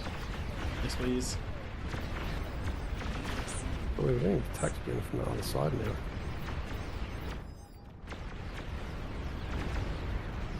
An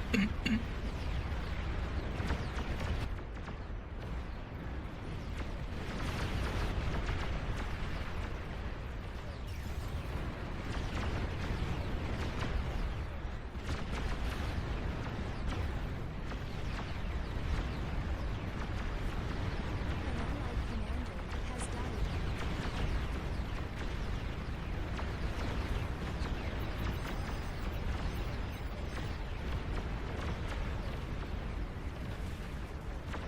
died. You should have a constructor up on that top side there now, Frey.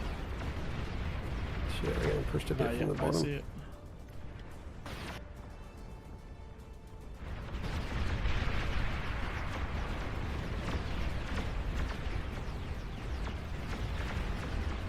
They're checking all the ramps. Shit, they're getting in.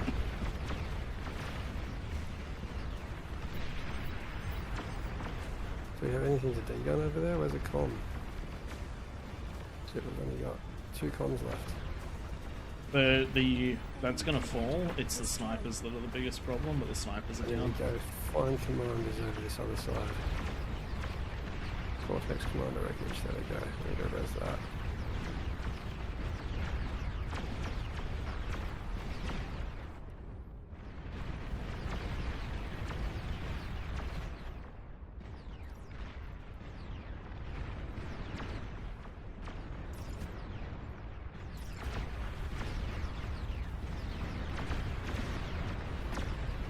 You've received new units.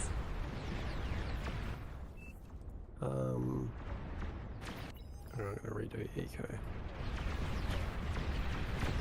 That should help you get rolling, Prey. Yes, it should.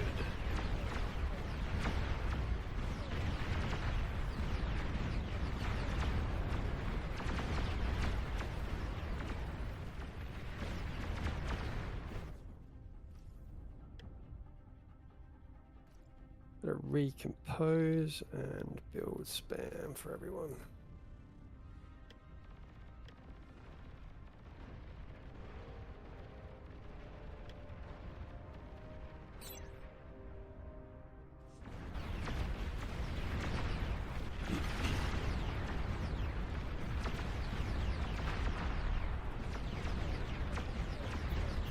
Can I have these trick and maybe some energy from someone? Like an Aphis? Yep, let me just build one quick. I'll give you an Aphis. That was instinct, wasn't it? Yes, it was. Yep. What were you after? Overflowing metal. This space?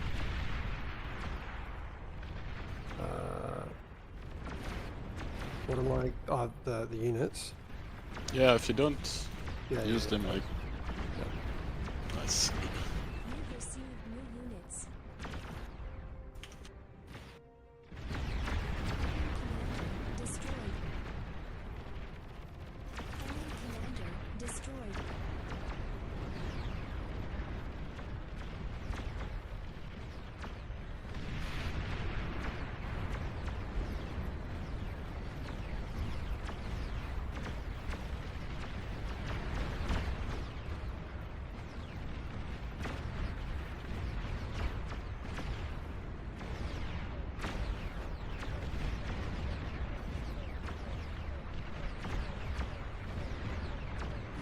commander destroyed.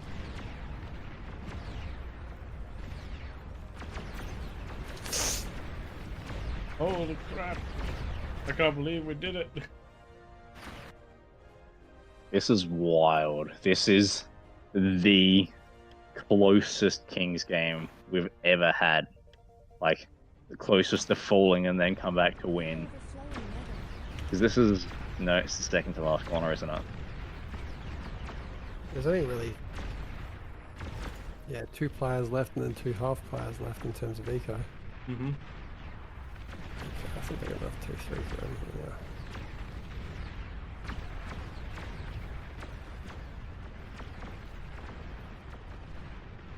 One corner left.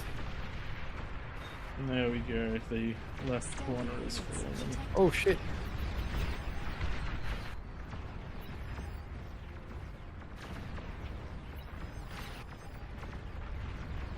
Oh my god! If we'd lost from that, that would have been hilarious. Oh yeah.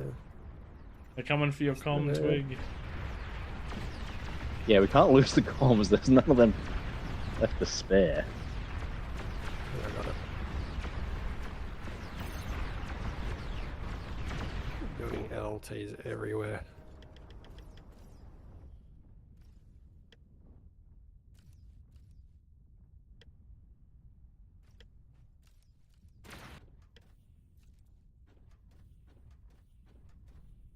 You're overflowing metal. Quarter rush. Not really a rush this late in the game. Yeah, we can get some sneaky from the back damage on these.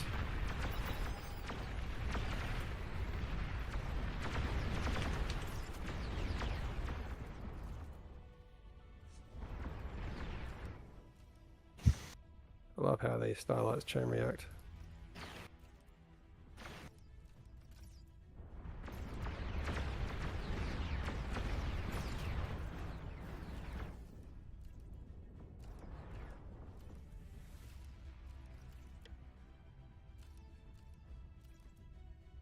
Kill all those res bots. They're the real weapon.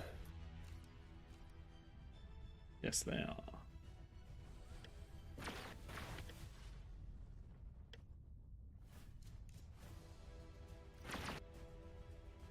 Has to come here.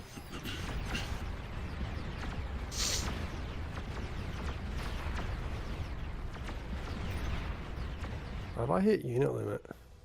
You probably have, yeah. I only did these. Yeah, it's not. Classic has done a fantastic job of throwing units at all of us. I just forgot to stop building Lazarus. Yeah. 320 of them. Ah, Yeah, give that me might some of work. those boys. There you You go. want if you want a space for an army, give me. I'll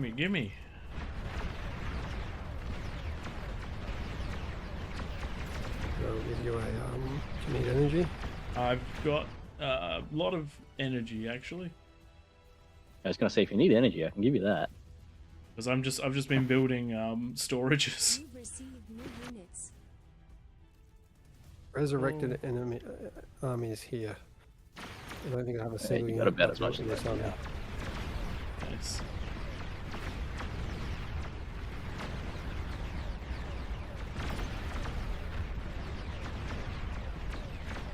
This would have to be the longest Kings game we've had, isn't it?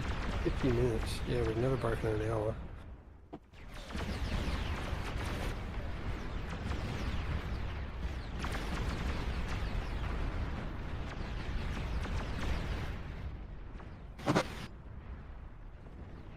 There we go, that's what we want to get. That APHIS up there.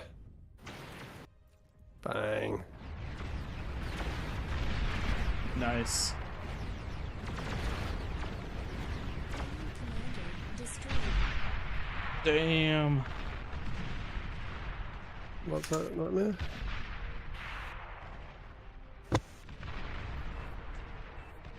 Very well done, everyone. Huge. Battle ended. Huge. Thank God for Classic and Yeah. who's that? Rompy. Tiny Terror. Great job.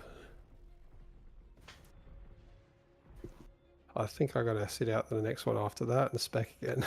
I agree. I need at least a minute of downtime.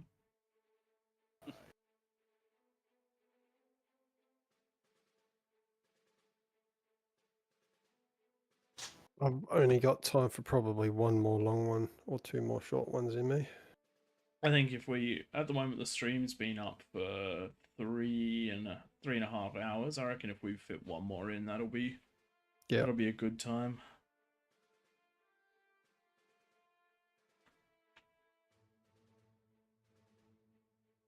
Very good job for absolutely everyone, though. That was a hard fought, very hard. Yeah. fought. All right. Tell me if you can remove all the bonuses and the players out of the kings that I've already Yeah, up there. Wait, I should have removed my.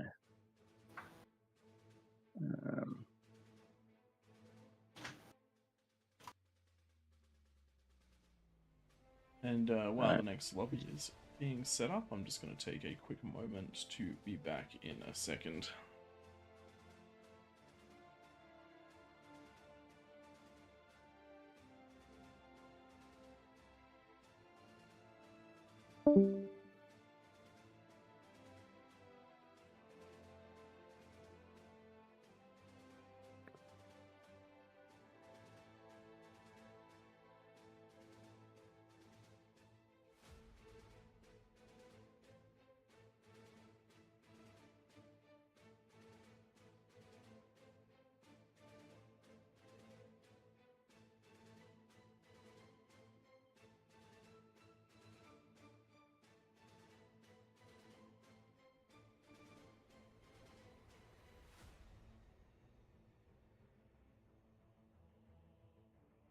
All right, let's change servers.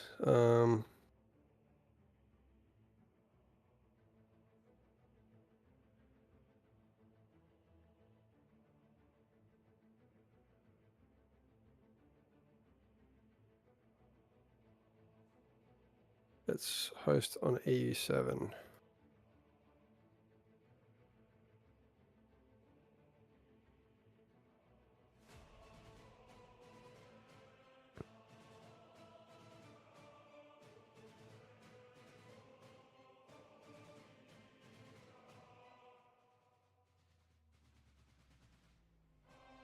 Looks like the lobby went down. Yeah, apparently the stream's been a bit dodgy, Yes, so it has we're been. going to do it on a new one, EU7. That's apparently a bit of a cleaner one.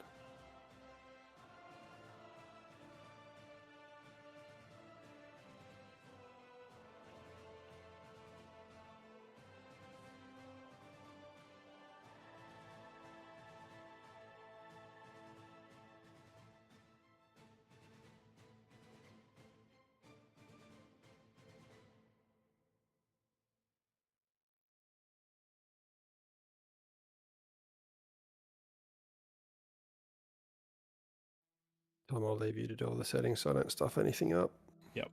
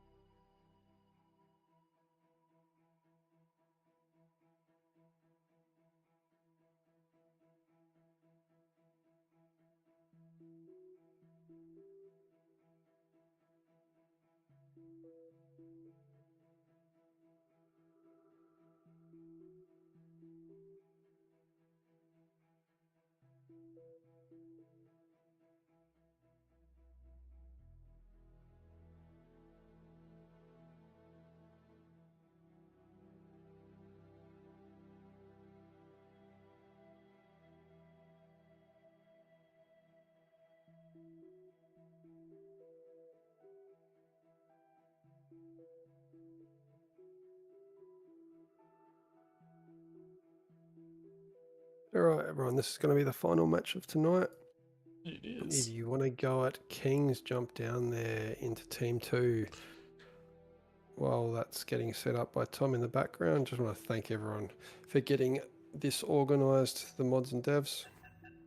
Very helpful to us, and privilege for us to be able to jump on here and share this game type on the best RTS around, beyond all reason. If you're anything like me, you've told your friends all about it so that they all play it. Except for one housemate who just refuses to play it. That'd be funny if, like, how many people are watching now? 120 people send him a message, play bar. Yeah, we just get everyone to send a big group message to one of my friends that doesn't play the game and really should. Who totally can't hear me because they're not in the same room as me right now.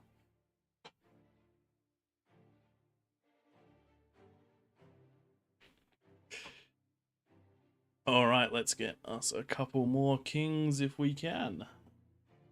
And just a reminder, once we're ready to change that screen.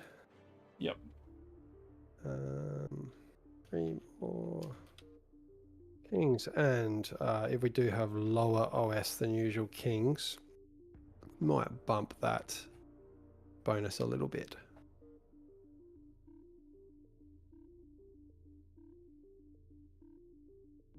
Jump down in there, anyone's welcome.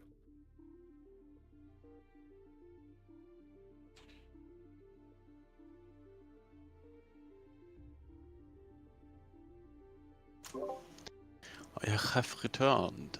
Hello, Am I allowed to hello. stay in this chat, or is this the stream chat now? I mean, once we kick it off, Twig and I will need to jump out into our own to cast it, but for now, you're more than welcome to be here. We're just glad that people are playing, to be honest. I mean, who cannot play this awesome game? There we go. More promotion. Oh, we got too Yeah, I many think this kings game is now. going big, actually. I hope it does. I really hope it does. We've been enjoying it like crazy. Yeah. I haven't had this much fun in an RTS since I used to play competitive StarCraft 2. And I've never had this much fun in an RTS. And I think the community is great. Like, everybody's streaming, everybody's doing tournaments and stuff, and Mhm. it's bound to have success, I think. And if Someone you're enjoying jumping on our spec. form of content, it's been a few hours since I started talking. More than welcome. We're always here, pretty consistently on. So, well, we do this every Sunday night, and we also do some regular stuff at other times. Alright, we need to Yeah, have see, it's a one. bit difficult because of the time difference. Yeah, it is. And if we ever hit enough, like if our channel ever gets big enough, then we'll try and do a European time zone and an American time zone stream. But for the time being, we're just a couple of little Australians, and we're approaching 1,000 subs, and hopefully we get there one day. Definitely. Alright, we need one king to jump up to the peasants. Or we need one peasant to jump down to kings for 10 kings. Yeah, I suppose I can share the medal. Let us give Nightmare's idea a go. If there's any one extra king that wants in, don't hesitate. Sorry, Tom, I moved Nesty. you out thinking that it was overflowing. If you wanted to jump back in the game. Nesty. Oh no, Nesty's already down. Oh, yep, there we go. Wanted jumped in at bonus 45. And there we go. We're good to go. We do have a very strong couple of kings there. We Quite a also few have a above couple 30. of. We also have a couple of. Oh, yeah, actually, we've got good chevs. Good chevs is always a good Yeah. indicator. The pan's very good at this as well. We also have 38 peasants, though. Yeah, well, we've got the 10 kings. Oh, Hmm. someone's dropped out. We had 10. Let's get one more king. And then we'll kick things off, people. There we go. Destapella joined the From the royalty. Netherlands. Very nice. Very nice. He was there and then But then he jumped back out. gone. Come on, one more. One last one. Let's bump this. Boost There we this to a go. few extra players. Eclipse. Teams are locked. Very good. And if anyone has enjoyed this but has some really good suggestions, we do have a suggestions channel on the Discord. We'll talk about that right at the end of the stream. Yeah, we really do like one of the things we want is for this to become the best game mode it can be. Eventually we're hoping, like I'm trying to learn how to make a map so that we can make something with a lava moat that after 10 minutes it drops away, and then it means that the guesswork is taken out. And it also, if I manage to work it out, I'll also be able to balance it through mexes more so than balance it through the plus 45 bonus. Just might make managing the lobbies a bit easier.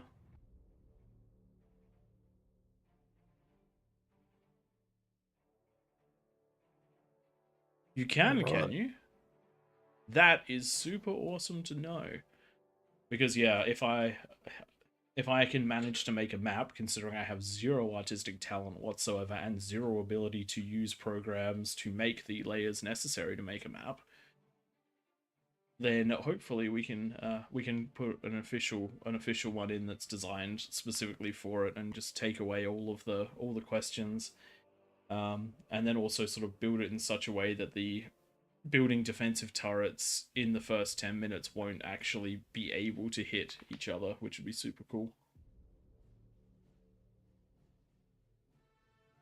But that's the end goal for this, to have a Okay, map. I think we're Let's good to go. go. Everyone's ready. We got, hopefully there's no issues with the one player not ready.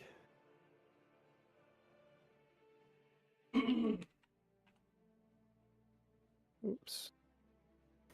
Last one, the biggest. This is going to be huge. 43 Diaz versus is 10. downloading still.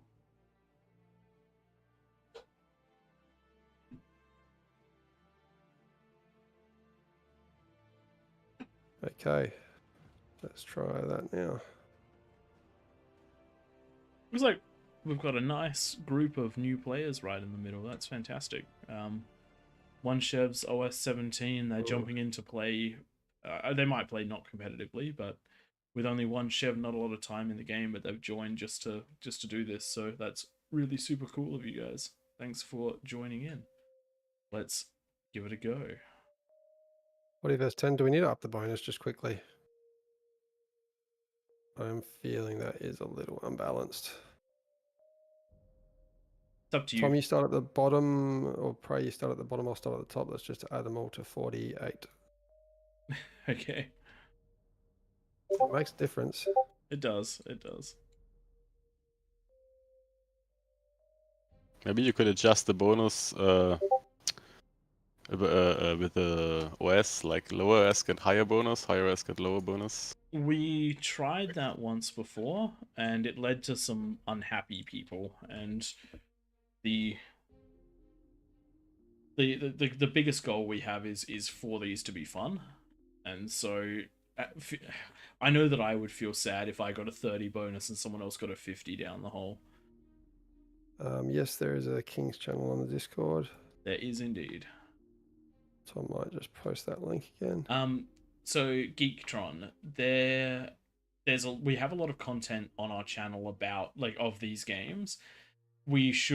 One of the things we want to do in the future is get some guides out, but just a real quick one. If you're looking at if you're one of the peasants, group up with the person next to you and share the load of getting the T2, because one person going T2 is much cheaper than two people going T2. Make sure that you share out the T2 builders, and then one of you concentrate on getting T2 units to fight, and one concentrate on T1s to tank. So then you can and try to push in by the 10-minute mark. If you're a king, the typical build is to go mechs, into a couple wind, a lab, 5 builders, a reclaim bot to grab some power and some crystals in the middle, and try and get to a fusion and a T2 lab by the 10-minute mark. It's a little. The first time you try to do that, it sounds daunting, but once you get the hang of it, getting to a fusion in the 10 minutes with some units is not a crazy thing to do. Each king covers two lanes essentially, and each of the frontline peasants covers one. The guys on the hill need to pay attention to the guys at the very tops of the corners of the map need to pay attention to everyone, to the people that they can actually help. And if their lanes are losing, pull the brakes, pull the foot off the gas for that all that eco, and see if you can't get some T2 units to help. Just hold, and then get back into trying to scale and trying to get in there. But this really is one of the cruxes to this game mode.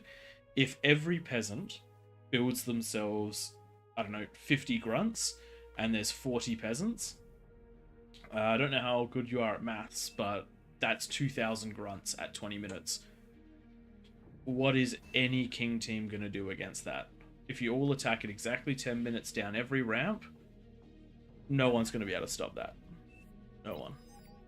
So, and the reason it's fine to say that is because the chances of it being coordinated very, very low. So, early aggression and the more people close to each other that are aggressive, the better it tends to work out.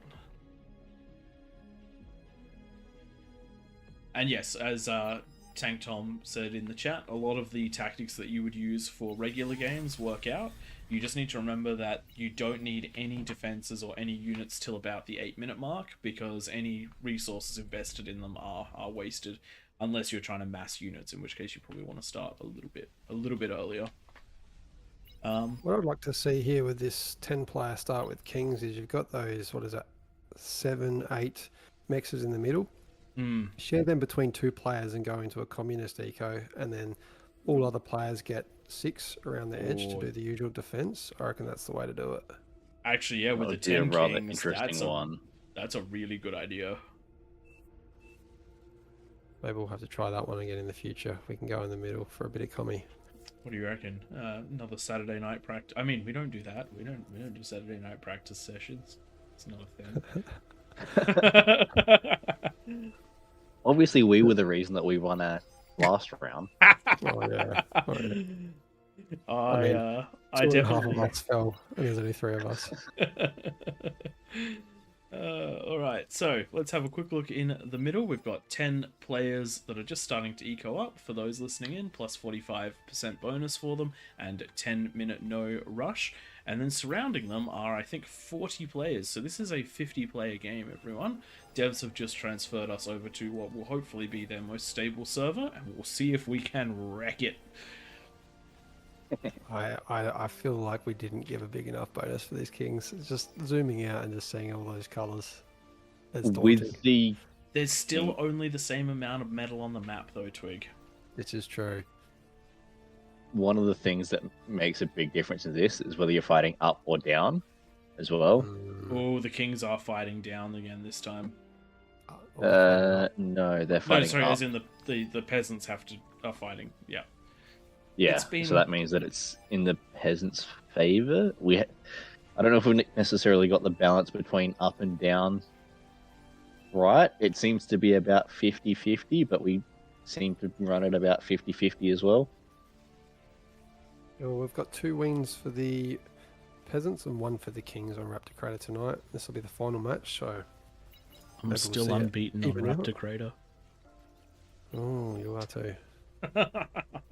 So for anyone listening, that's an open challenge that's been set. Yeah, it is. Everyone who wants to win, who's good, get on my team. Even though he completely lost his lane last game, be on his team because it's just a good omen. It's a win's a win's a win. In the great words of Talladega Nights, if you ain't first, you're last. Early T2 there for the red player, bottoming out on metal.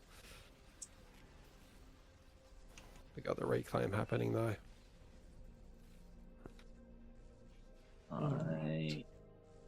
While we wait for these guys to build up their bases a little bit, once again, a massive thanks to the devs and mods that have given us control of the stream tonight. Hope you guys are all enjoying this. And we're here every Sunday to host King of the Hill at roughly the same time. So I don't know if we'll get quite this big a lobby each time. Sometimes we just do the 16-player ones, and they can be fun. It does open it up to a few more maps. Raptor Crater definitely works the best for these bigger ones. We've tried it on a few other ones. Doesn't work quite as well, but yeah, you did mention earlier Claymore's a really interesting one where it turns into 5 different lanes of 1 versus 2.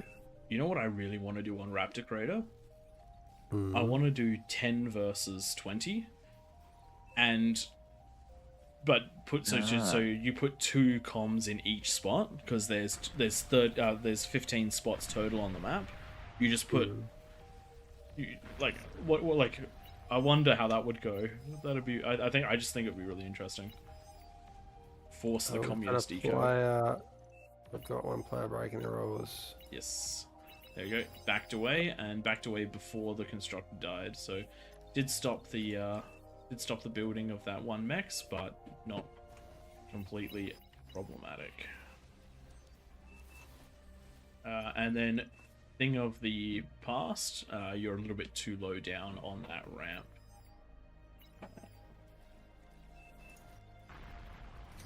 Posting the rules one more time.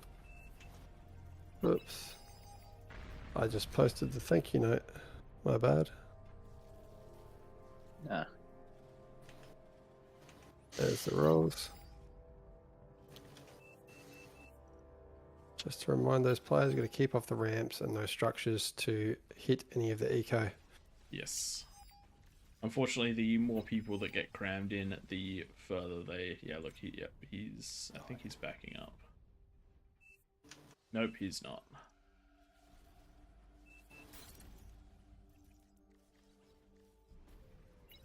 It does always become a bit of a challenge Yes. when we have this many people, and in fairness, it is a unique game mode, and because we don't have any of the inbuilt mechanisms to police any of this, it's basically all run on honor systems. Mm-hmm.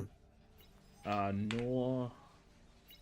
Just talk a little bit about the peasants role, because the majority of the players that play this, they end up just playing kind of solo by themselves. And there's kind of two options to play this when you've only got a few mexes at the start. It's in 10 minutes, you can do two things. Either you can do like really good reclaim with your labs and everything and get to T2 and get a few units out by that 10-minute mark, or you can play the role of someone that gets a whole bunch of spam out by the 10-minute mark. Do you want to change These are the quite scene, Bray? What's that, sorry? You Yep. forgot So again. as you can tell, we're professionals. Very, very used We definitely to know what we're this. doing. It is late here. We're closing in on 1 a.m. Do apologise. Yeah. But that's the time frame that suits most of the rest of the world, or at least we're getting close to that. Nest is pushing up. Battle paused. No.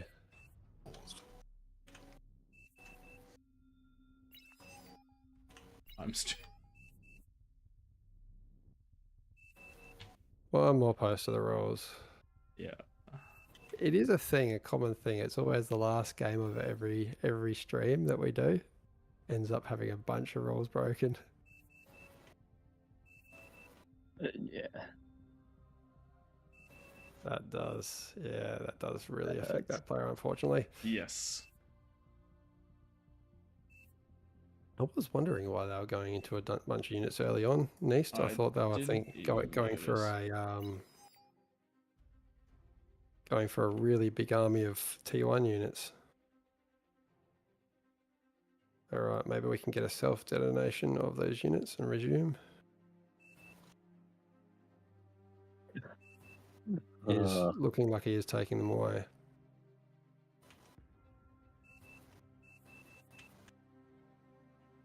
All right, they're gone. There's two more up there. Battle started. Yeah, they're being control deed, so they'll disappear. Yep. All right. Apologies for that, everyone. It happens. And that's, again, I mentioned this just before. My dream is to build a map where it's impossible to happen. Because just like that. I don't think Nest actually did that intentionally. Just played standard because there's so many things said in the chat before the game, so it is understandable to miss the rules. Yeah. And it is unfortunate, but we did manage to get 3 games with basically no rule breaking or no rule breaking that changed the outcome.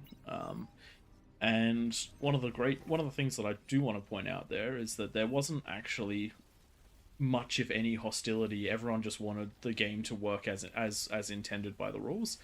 And so we had a lot of community participation in fixing the problem, and the devs also helped to fix the problem. So we really appreciate that.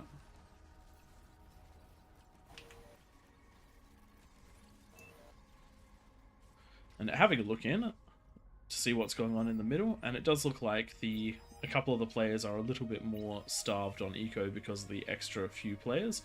But it's not looking too crazy. We've got a minimum distribution of people with 4 mexes and a maximum of 7, so it could be much worse when 6 should be when it should be about 5.5 as the average, with 10 about people in half the middle. of them with a fusion up in the middle by the look of it.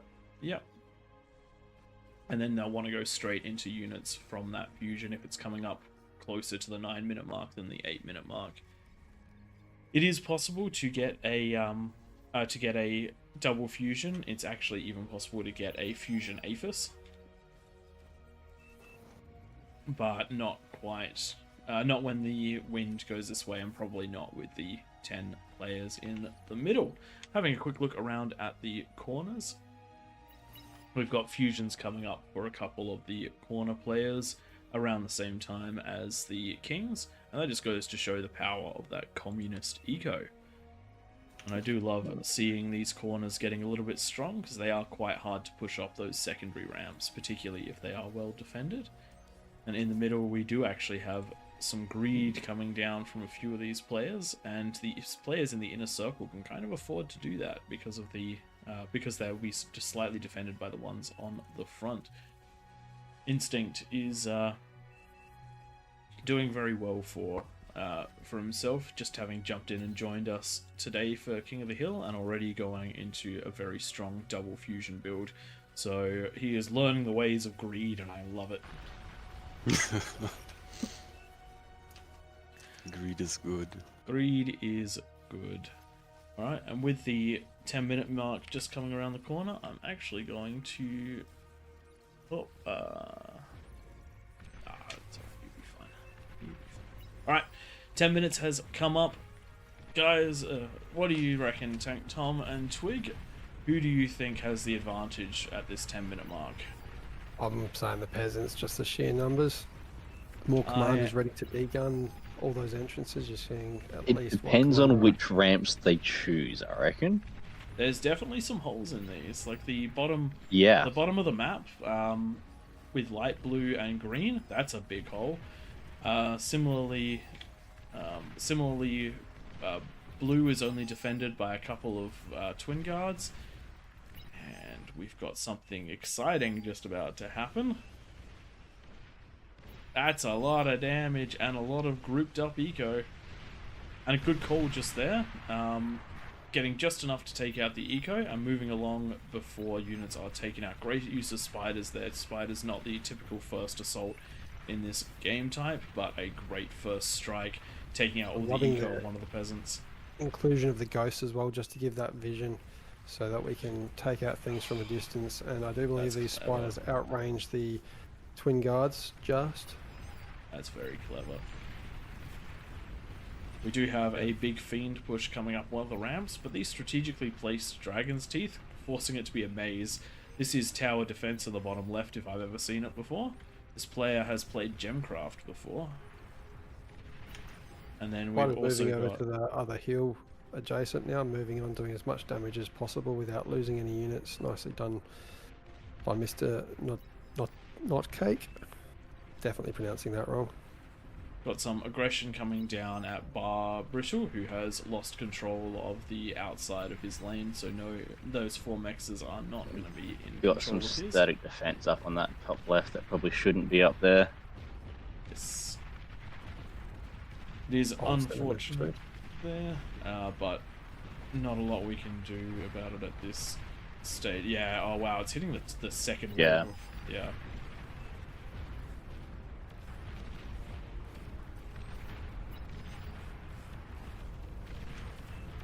So, structures not to hit any eco. So they can hit a mex, they're too close. Yes.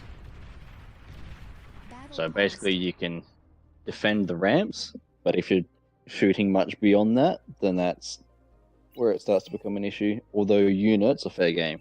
If you can get artillery units that can achieve it, by all means.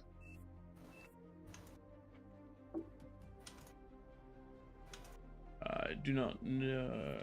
Yeah, different language. Okay. That'll. It's gone. There we go. It's gone. Thank you very much. Back to the action. And we do have another spider attack coming up on the bottom right, and this one is termites.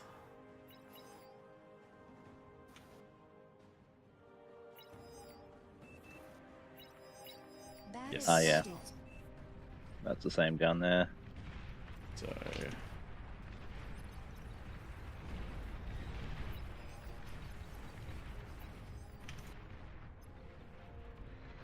yes, it is. Again, this is just a very hard thing to deal with. Yeah. The spider's finally being dealt with on the top of the screen by some welders now. Yeah. So they've done Keeping them away. a great job of getting damage done. You can really see the pressure that's put on just by having those extra peasants around now. Each of these hills are well defended, not just the ramps that you usually see at the previous games. Have we got eco expanding in the Arbiters middle? on these ones a fair game, weren't they? Yeah, the Arbiter's a Yes, fair they game. are. Just the structures. On the throne, we take away the use of arbiters and ambassadors because we find it's just way too easy on throne to hit the eco. You can just guess where an APHIS is and you're probably going to hit it. Yep. Battle paused. We got more happening. Battle started. Oh boy. Yes, this is one of the problems. There is a language barrier here, which makes things very difficult. And unfortunate, but that's alright. It's people are doing their best, and with so many in here, it's very, very difficult for full quality control. And again, my dream is to make a map where it is impossible for something like this to happen, where the range of a rattlesnake is outside of the area it can be built in. There you go, It just like looks magic, like they've they're all gone. being cleared. Really good amount of fiends pushing through here. We do have a bucket load of beamers though, and And spiders. when they blow up, they do a bit of damage. I would love to have seen some Sheldons behind this. Yes, but we Sheldon's are gonna see behind a this run would by. be very, very good. And yes, they've broke. Oh, great D gun by the com though, taking entire swathes of them out. We're But gonna get a fusion they are down. they are in there. They are getting the nice. fusion. So that is well and truly worth it for the Kings. Investment in metal for the Kings to get that much damage done to a peasant, 100% worth it. Looking around the rest of the map, even though the welders did go up to defend those recluse, they have most certainly gone up and done even more damage, keeping everyone in that top section on their toes. Spiders at both ends of the map doing some work.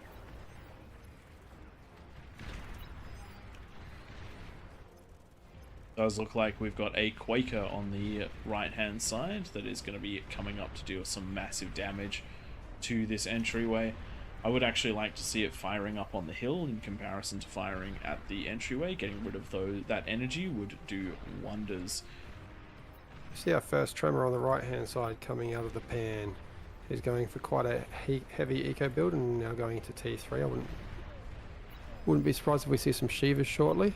And those tremors gonna keep those ramps quite clear. Tremors are good both offensively and defensively. Their range is just crazy. I do like what the extra two players in the middle are going to be able to do, and that is to focus on a couple different lanes. Spread where they need to go, and that's what Red's doing at the moment. Looks like we've got a solid push that's about to come up this left-hand side. Are we going Yes, down the yes, right we end? do. So, Lots of mazes this time around. I really like it. Like, I really do. Yeah. It's a bit of tower defense. It's great to see. Some balloon TD is mentioned in the chat. Feels very much like that. And like, one of the other things that I really like about this game mode, it is PvP, but it's not. It does not feel like PvP, which to me is very important, because I'm not the most competitive player, and yes, we do a series about competitive, but that's because Twig forced me. I like This feels feeling. much more chill than... Yeah.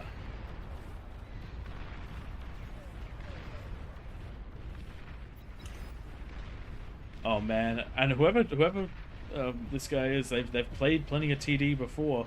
These grunts have been absolutely massacred trying to break their way Yep. through over here, even with the tiger Those- tanks. Yeah, the vehicles can go through walls, but even so, the amount of defense that there in the wreckages. Oh yeah, and like the arbiters, the negotiators have been getting damage in, but now they're being stopped by the tremors and having to move out of the way. Do have some ticks coming down in the top of the map, and it does look like some of this has been blunted by getting some units on the high ground, but we do have another ramp well under siege on the right side. This time it's arbiters that are backing up some fiends, but the snipers have done their work, and we are getting mines. I love seeing mines down for these defenses. Such a cheap and good investment against T2 units. I did not realize they had T3 in that bottom right corner already. Oh yeah, these players have worked together. They've got double APHIS up here. They've got and between them they've got We got 10 Kargis. fusions up here. So Kargi's on the south side. They might be breaching shortly. He's just waiting for a couple to get there. There's going to be a few spiders to go ahead of them. They're averaging 2 APHIS per corner at the moment. that's pretty strong by 18 minutes. Yeah. Got 50% One of eco them's got length. 1, one of them's got 3. And The rest the have got 2. middle of the map is looking like about the Couple same. of APHIS each. Yes. Yeah. They're not scaling as hard as the team did in the previous one, which could turn into quite a problem, especially considering They that have none been of doing the a lot of peasants- fighting. Yes, they have. They've done a good job with with fighting, but they haven't won anywhere yet. Just to give you an Yeah. idea, with 951 actions per minute from the peasants versus the 316 from the kings, so they are being stretched very thin with how many players they're against. And here come those Kargis with the termites over the hill. There's no commander, so I think we'll see all these winds and energy storages go down pretty quickly. I do like that the energy storages were built in front as a bit of a barrier, but yes, the wind is down, the Kargis are in. Yeah, And comm other is not than- being microed, so we're going to see the fusions go down too. Yes. One comm coming in to try and deal with this, but there are a couple of termites in front to try and deal with visibility. And with all 3 of the Kargis nicely spread, the only real counter is these snipers on the green side, but I reckon they're going to get up and take out the blue player above at the same time. One Kargi goes down. Real nice combined attack by both the Pan and Tiny Terror going in at the same time. Well, we have pulled the Kargi back though. I wouldn't have pulled the Kargi back.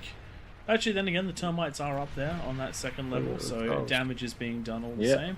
And it doesn't Never look like the really a Kargi's going to fan of a escape. termite. Some peasants Never really- pushing in on the right-hand side. Yeah, they are getting Couple free. of Termites, a lot of HP. They take a lot to They kill. do. That's They- why they have an advantage. They are quite the tanky. I do Does the look like that has DPS been group, halted, but look on the left-hand side, the bottom left. This is a big push in by the peasants. We've got welders in front. We've got T1 spam coming through. We've got grave robbers that are grabbing all the reclaim, and then the Sheldons that are coming in. I And don't what see a is reaction. Wanted is not going to be able to stop this, I don't reckon. He And needs remember, help from people, the rest of if his the king team, and falls, it is usually coming. all the kings fall. Yeah. When you get in this position, you just keep on pushing. Come on, Wanted. Ping your team. Ping your team. There's the ping. But it's There's a the bit late. base. No, he might save it. No, there's 8 snipers here. Yeah. Oh no.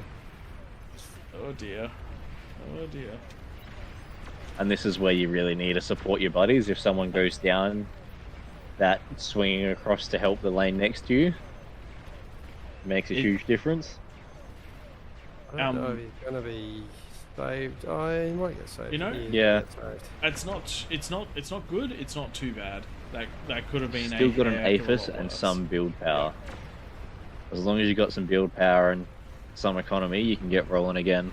And yellow's there to pick up some of the slack. So this side just needs to get a little bit defensive and assist, because the bottom side is the side that's being pushed pretty hard. Actually, I think all the Being sides pushed are at the getting top pushed pretty right. hard, Yeah. Yeah, Bunch they're of getting Sheldons- pushed Unsupported Sheldons. consistently.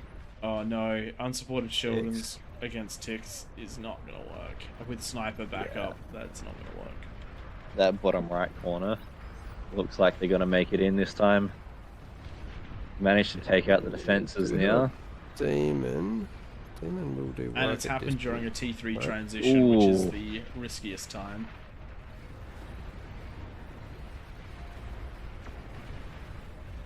Yeah, if there was a bit of spam coming down from the blue team with this, I reckon it definitely pushed through.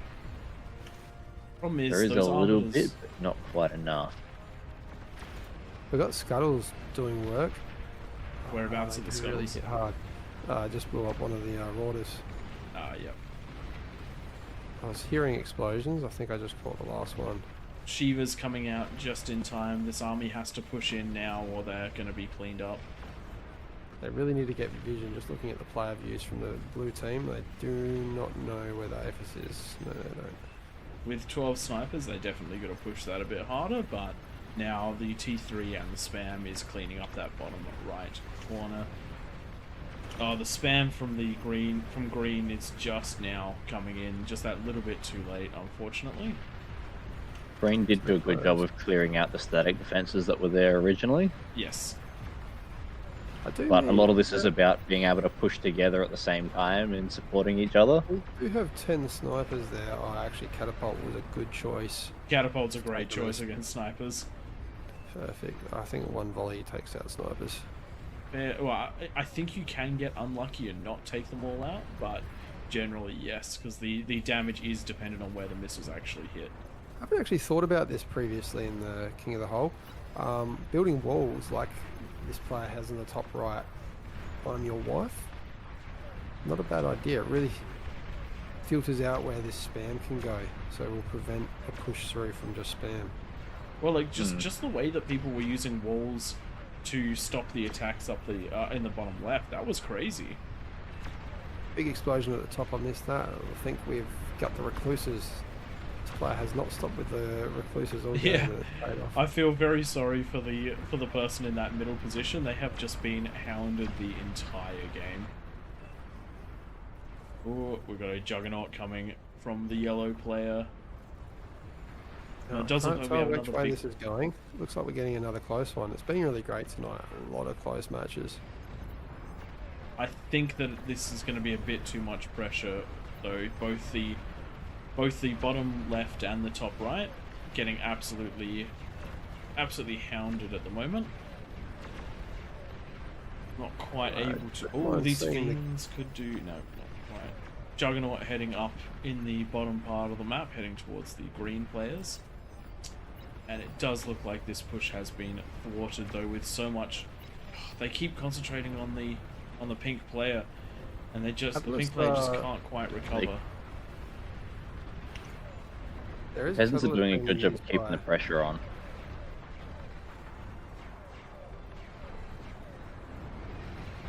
But yes, pink definitely needs to concentrate on getting some static Oh. defense, because losing this build power, they just keep getting set back and back and back, and they can never quite recover, which is going to keep turning into a bigger and bigger problem, because we're getting more and more units pushing down in that And- direction, and the players that were coming to help are getting pressed by their own lanes now. Big I think in push. these games, with the static defense that we're talking about on the bottom left there, even just the LLTs do so much work in the late game. You saw in the last game that we just scraped That's what I was through. going to say. I was just spamming LLTs everywhere with my commander, or resed commanders. It's often because not the they big stop the units that'll text. kill you.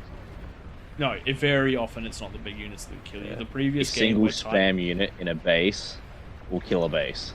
Even Prey, you were saying, looks like your APHIS is going to go down twig with just a single tick. I could not even see the tick. I was Yep. like, where is it?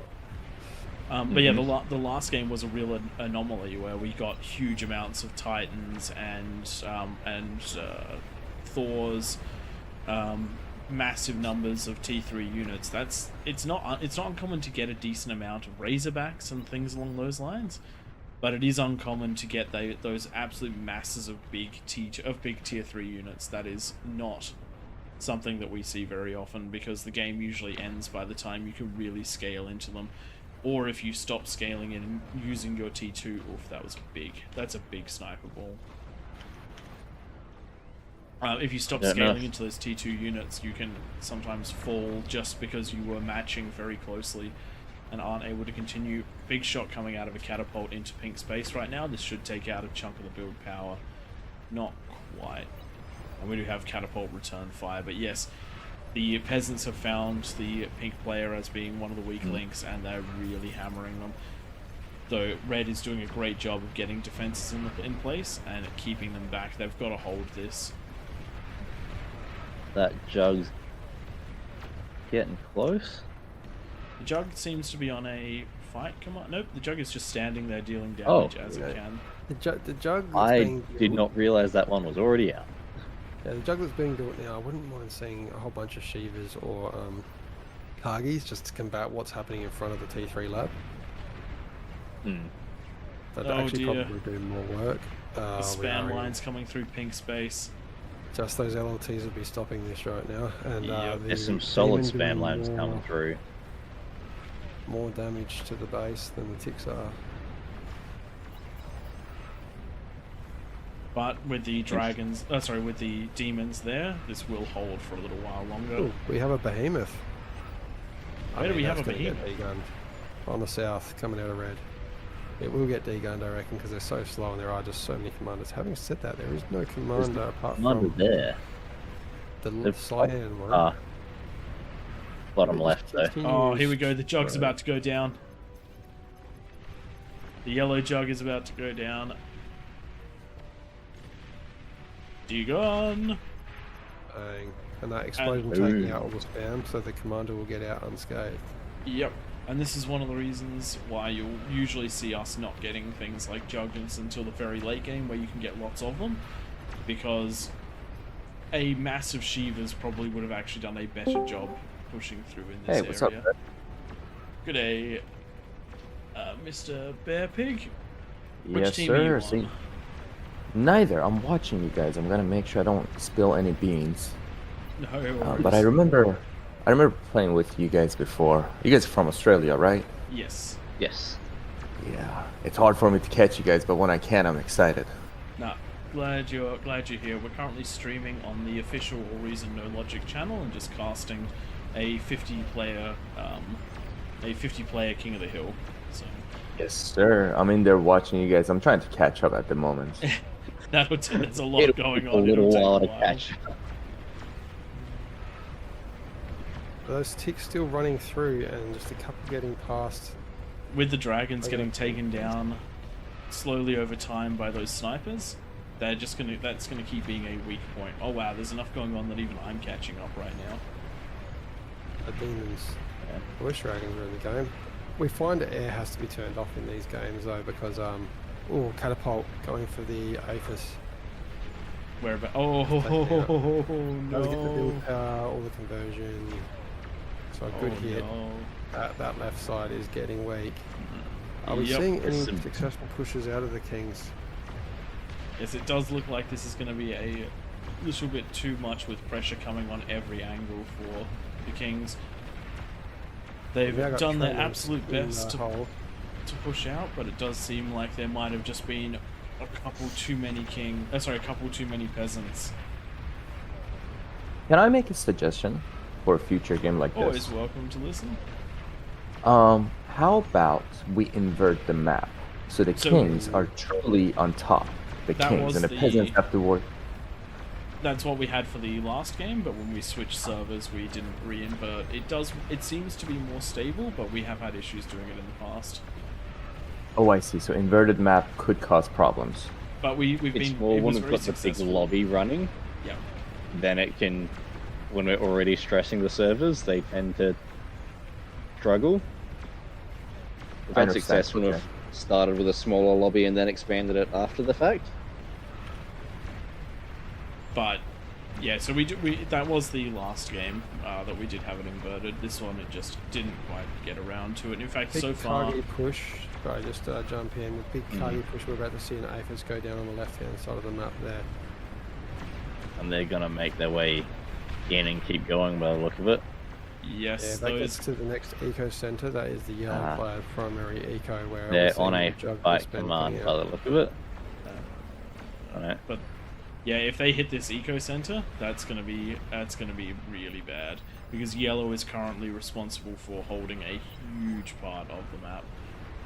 And this And is I- classic, by the way. One of the more experienced players in the game is going to see those AFS and just target them. Once Oh, be yeah. surprised at the build power and the converters, which go down and pop real quickly. And then straight Last up to the game, AFS. Last game, we managed to carry Classic on our backs to a victory. He played very well, but it was definitely us that. Oh, the chain reaction! Mm-hmm. Oh, that's Oh juicy. dear. Yeah, Oh, wow. that's Great balls of fire. I would say that is all she wrote for the Kings. They've just dropped to 4% of the peasants' eco.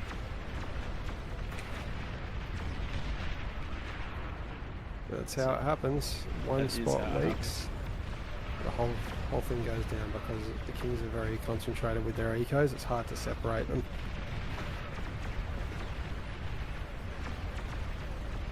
This was very well played by the Kings. They were at a bit more of a disadvantage this time. There were just a couple more Kings, and that allowed for stronger holds, more D-guns, and more time for the peasants to mass together and attack. Alright, that's a wrap. Our final Kings lose to the peasants, who stand victorious up on their hill. And we'll have a quick look at these statistics before wrapping up for the night. Or the day, depending where you are. We're definitely the minority of it being night at the moment. Or just based on the flags, there's only one Australian left in the game itself. Everybody's sleeping. Some real strong peasant eco damages there. Sorry, I'm looking I at the know, damage right? there. Yeah, real good aggression out of a few of those players. Nicely played. And thanks everyone for joining tonight. It's been absolute pleasure to be given control of the bar, Twitch and YouTube. We've had a good time on the stream tonight, and thanks for Praetor doing 90% of the talking. I definitely can't keep up with you, and everyone involved with setting up the streams. Now, if you do want to partake in these King of the Hills, we are on every Sunday. If you jump on the YouTube, AllReasonNoLogic, one word, there is a link in every description to the Discord where the teammates for the Kings and the Peasants can jump on into their respective teams and discuss what they're doing, do their communism ecos and work together. Good game. Yeah, very good game. Big thanks to all of you guys that have been on our Discord during this and playing through all of it. We hope it was a good bit of fun. Yeah.